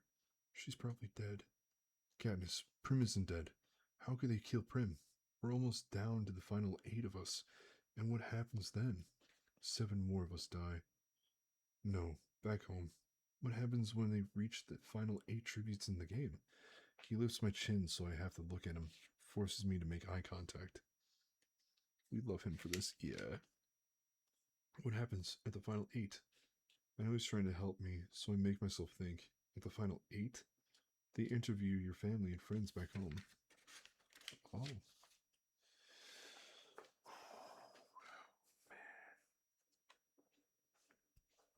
Yes. That's right. They interview your family and friends, and they can do that if they're. And can they do that if they've killed them? No. No, that's how we know Prim's alive. She'll be the first one they interview, won't she? I want to believe him badly. It's just those voices. First Prim, then your mother, your cousin, Gale, Madge, he continues. It was a trick, Agnes, a horrible one. But we're the only ones who can be hurt by it. We're the ones in the games, not them. You really believe that? I really do. I waver, thinking how PETA can make anyone believe anything. I look over at Finnick for confirmation. See, he's fixated on PETA, his words. Do you believe it, Finnick? It could be true. I don't know, he says. Could they do that, PT? Take someone's regular voice and make it. Oh, yes. It's not even that difficult, Finnick. All our children learn a similar technique in school. Of course, Peeta's right. The whole country adores Katniss's little sister. If they really killed her like this, they'd probably have an uprising on their hands, says Joanna flatly. Don't want that, do they? She throws back her head and shouts, Whole country in rebellion? Wouldn't want anything like that. My mouth drops open in shock. No one ever says anything like this in the games. Absolutely. They've cut away from Joanna, are editing her out. But I have heard her and can never think about her again in the same way. She'll never win any awards for kindness, but she certainly is gutsy or crazy. She picks up some shells and heads towards the jungle. I'm getting water, she says. I can't help catching her hand as she passes me. Don't go in there. The birds. I remember the birds must be gone, but I still don't want anyone in there. Not even her. They can't hurt me. I'm not like the rest of you. There's no one left I love, Joanna says, and frees her hand with an impatient shake. When she brings me back a shell of water, I take it with a silent nod of thanks, knowing how much she would despise the pity in my voice. While Joanna collects water and my arrows, BT fiddles with his wires and Finnick takes to the water. I need to clean up too, but I stay in Peeta's arms, still too shaken to move. Who did they use against Finnick? Somebody named Annie. Must be Annie Cresta. Who? Annie Cresta. She was the girl Mags volunteered for. She won about 5 years ago. That would have been the summer after my father died. When I first began feeding my family. When my whole being was occupied with battling starvation. I don't remember those games much. What was the earthquake year? Was that the earthquake year? Yeah, Annie's the one who went mad when her district partner got beheaded, ran off by herself and hid. But an earthquake broke a dam, and most of the arena got flooded. She won because she was the best swimmer. Did she get better after? I mean, her mind? I don't know. I don't remember ever seeing her at the games again, but she didn't look too stable during the reaping this year. So that's who Finnick loves. Not his string of fancy lovers in the capital, but a poor mad girl back home. Oh. A cannon blast brings us all together on the beach. A hovercraft appears in what we estimate to be the 6 to 7 o'clock zone. We watch as the claw dips down 5 different times to retrieve the pieces of one body torn apart. Jesus. It's impossible to tell who it is, who it was. Whatever happened at 6 o'clock, I never want to know. Peeta draws a new map on a leaf, adding a JJ for Jabberjays in the 4 to 5 o'clock section and simply writing beast in where we saw the tribute collecting in pieces. We now have a good idea what 7 of the hours will bring, and if there's any positive to the Jabberjay attack, it's that it lets us know where we are on the clock face again. Finnick weaves yet another water basket and net for fishing. I take a quick swim and put more ointment on my skin. Then I sit at the edge of the water, cleaning the fish Finnick catches and watches the sun drop below the horizon. The bright moon is already on the rise, filling the arena with that strange twilight. We're about to settle down to our meal of raw fish when the anthem begins, and then the faces. Cashmere Gloss wires Mags, the woman from District 5, the morphling who gave her life for Peeta, Blight, the man from 10. 8 dead, plus 8 from the first night. 2/3 of us gone in a day and a half. That must be some kind of record. They're really burning through us. Who's left besides us 5 in District 2? Shaft, says Peeta, without needing to think about it. Perhaps he's been keeping an eye out for him because of Haymitch. Parachute comes down with a pile of bite-sized square-shaped rolls. These are from your district, right, BT? Yes, from District 3. How many are there? Finnick counts them, turning each one over in his hands before he sets it in a neat configuration. I don't know what it is with Finnick and bread, but he seems obsessed with handling it. 24, he says. And even 2 dozens then. 24 on the nose, says Finnick. How should we divide them? Let's each have three, and whoever is still alive at breakfast can take a vote on the rest. I don't know why this makes me laugh a little. I guess because it's true. When I do, Joanna gives me a look that's almost approving. No, not approving. Maybe slightly pleased. We wait until the giant waves have flooded out of the 10 to 11 o'clock section. Wait for the water to recede and then go to the beach to make camp. Theoretically, we should have a full 12 hours of safety from the jungle. There is an unpleasant chorus of clicking, probably from some evil type of insect coming from the 11 to 12 o'clock wedge.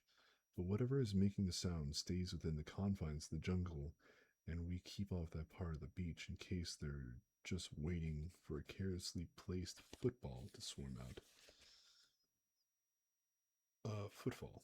I don't know how Joanna's still on her feet. She's only had about an hour of sleep since the game started. Pete and I volunteer for the first watch because we're better rested and because we went some time alone. The others go out immediately, although Finnick's sleep is restless. Every now and then I hear him murmuring Annie's name. Oh.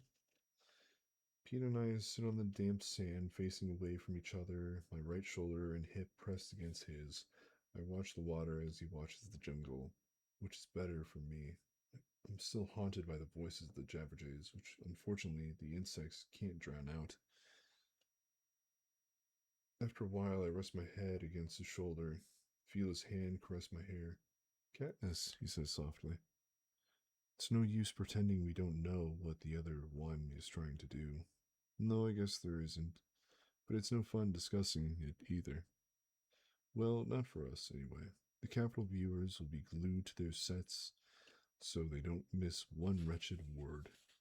I don't know what kind of deal you think you've made with Hamish, but you should know he made me promises as well. Of course, I know this too. We told Peeta they could keep me alive so that he wouldn't be suspicious. So I think we can assume he was lying to us, to one of us. This gets my attention. A double deal, a double promise. With only Hamish knowing which one is real. I raise my head, meet Peeta's eyes. Why are you saying this now? Because I don't want you forgetting how different our circumstances are. If you die and I live, there's no life for me at all back in District 12. You're my whole life, he says. I would never be happy again. I start to object, but he puts a finger to my lips. It's different for you. I'm not saying it wouldn't be hard, but there are other people who'd make your life worth living. Peeta pulls the chain with the gold disc from around his neck. He holds it in the moonlight so I can clearly see the Mockingjay. Then this thumb slides along a catch I didn't notice before, and the disc pops open. It's not solid, as I had thought, but a locket. And within the locket are photos. On the right side, my mother and Prim laughing, and on the left, Gale actually smiling. There's nothing in the world that could break me faster at this moment than these three faces. After what I heard this afternoon, it is the perfect weapon. Your family needs you, Katniss, Peeta says. My family, my mother, my sister, and my pretend cousin, Gale. But Peeta's intention is clear. That Gale really is my family, or will be one day if I live. That I'll marry him, so Peeta's giving me his life and Gale at the same time to let me know I shouldn't even have doubts about it. Everything. That's what Peeta wants me to take from him. I wait for him to mention the baby, to play the cameras, but he doesn't. And that's how I know that none of this is part of the games. That he is telling me the truth about what he feels. Gale, yeah. Yeah, we don't talk about Gale. We don't talk about Gale. No one really needs me, he says, and there's no self-pity in his voice. It's true his family doesn't need him. They will mourn him, as will a handful of friends, but they will get along. They will get on.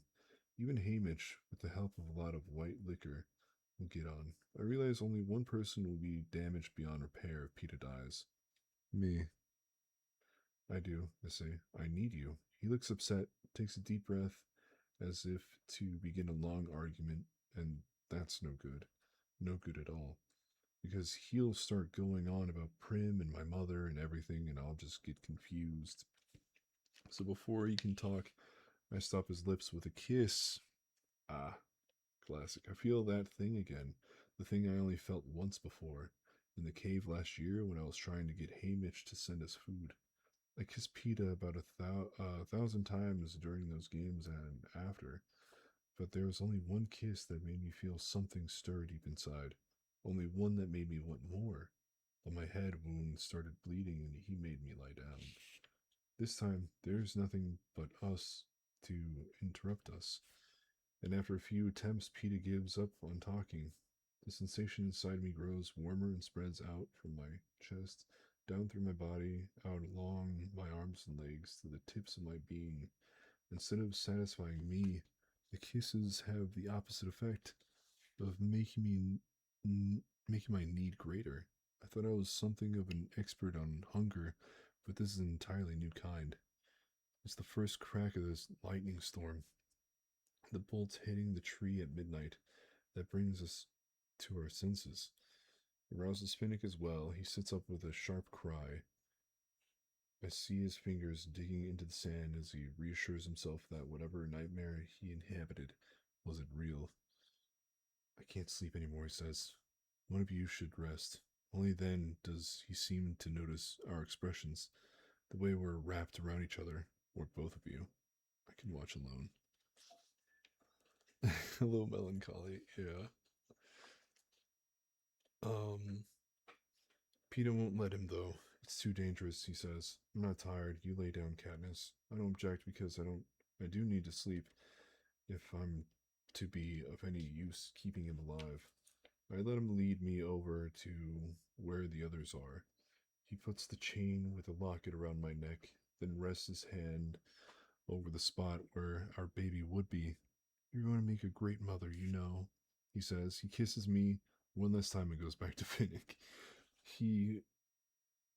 His reference to the baby signals that our time out from the games is over, that he knows the audience will be wondering why he hasn't used the most persuasive argument in his arsenal, that sponsors must be manipulated. PETA. But as I stretch out on the sand, I wonder, could it be more? Like a reminder to me that I could still one day have kids with Gale? Well, if that was it was a mistake. Because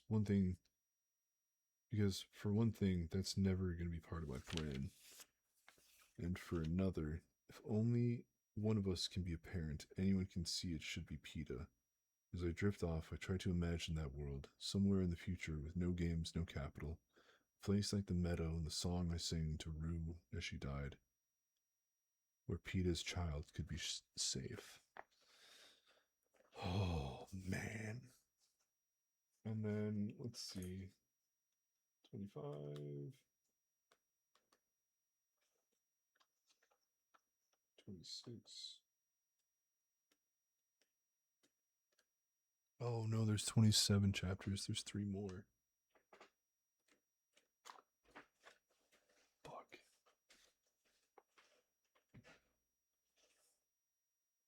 Okay.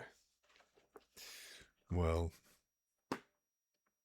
I thought we only had 2 chapters left, but it looks like we have 3.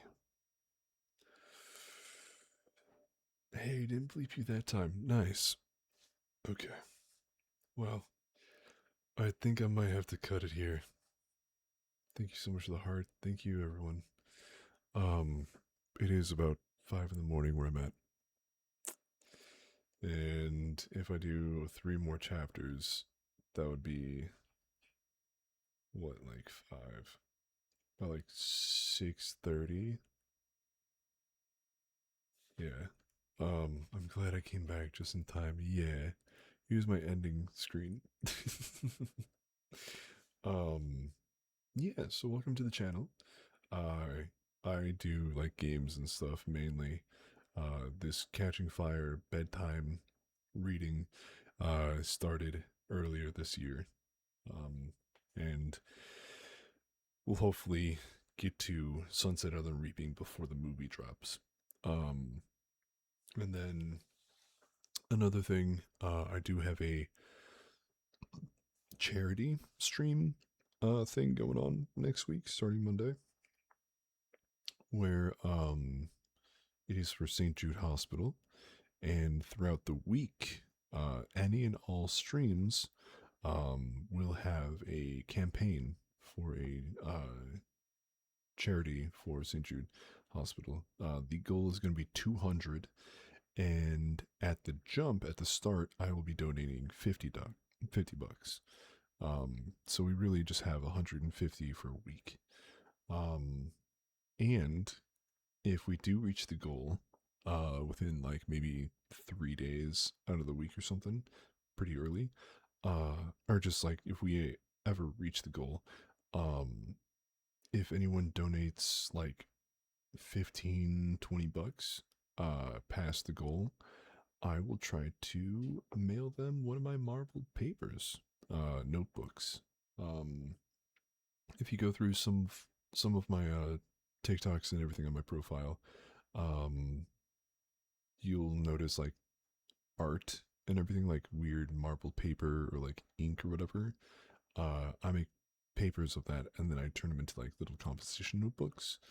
Um, and yeah, yeah, excited for the charity stream. Plural because it's gonna be a whole week long. um, but yeah, I make art and stuff. Check out my channel. I'm also live on Twitch. Yeah, yeah. So thank you all so much for watching. I gotta head to bed. I'm sure all of you need to head to bed. Thank you all so much for the 13K likes and the new followers. Um, it's gonna be great. We're gonna do some good stuff next week. Um, so yeah, y'all have a good night, and I'll see you hopefully tomorrow. All right, bye bye.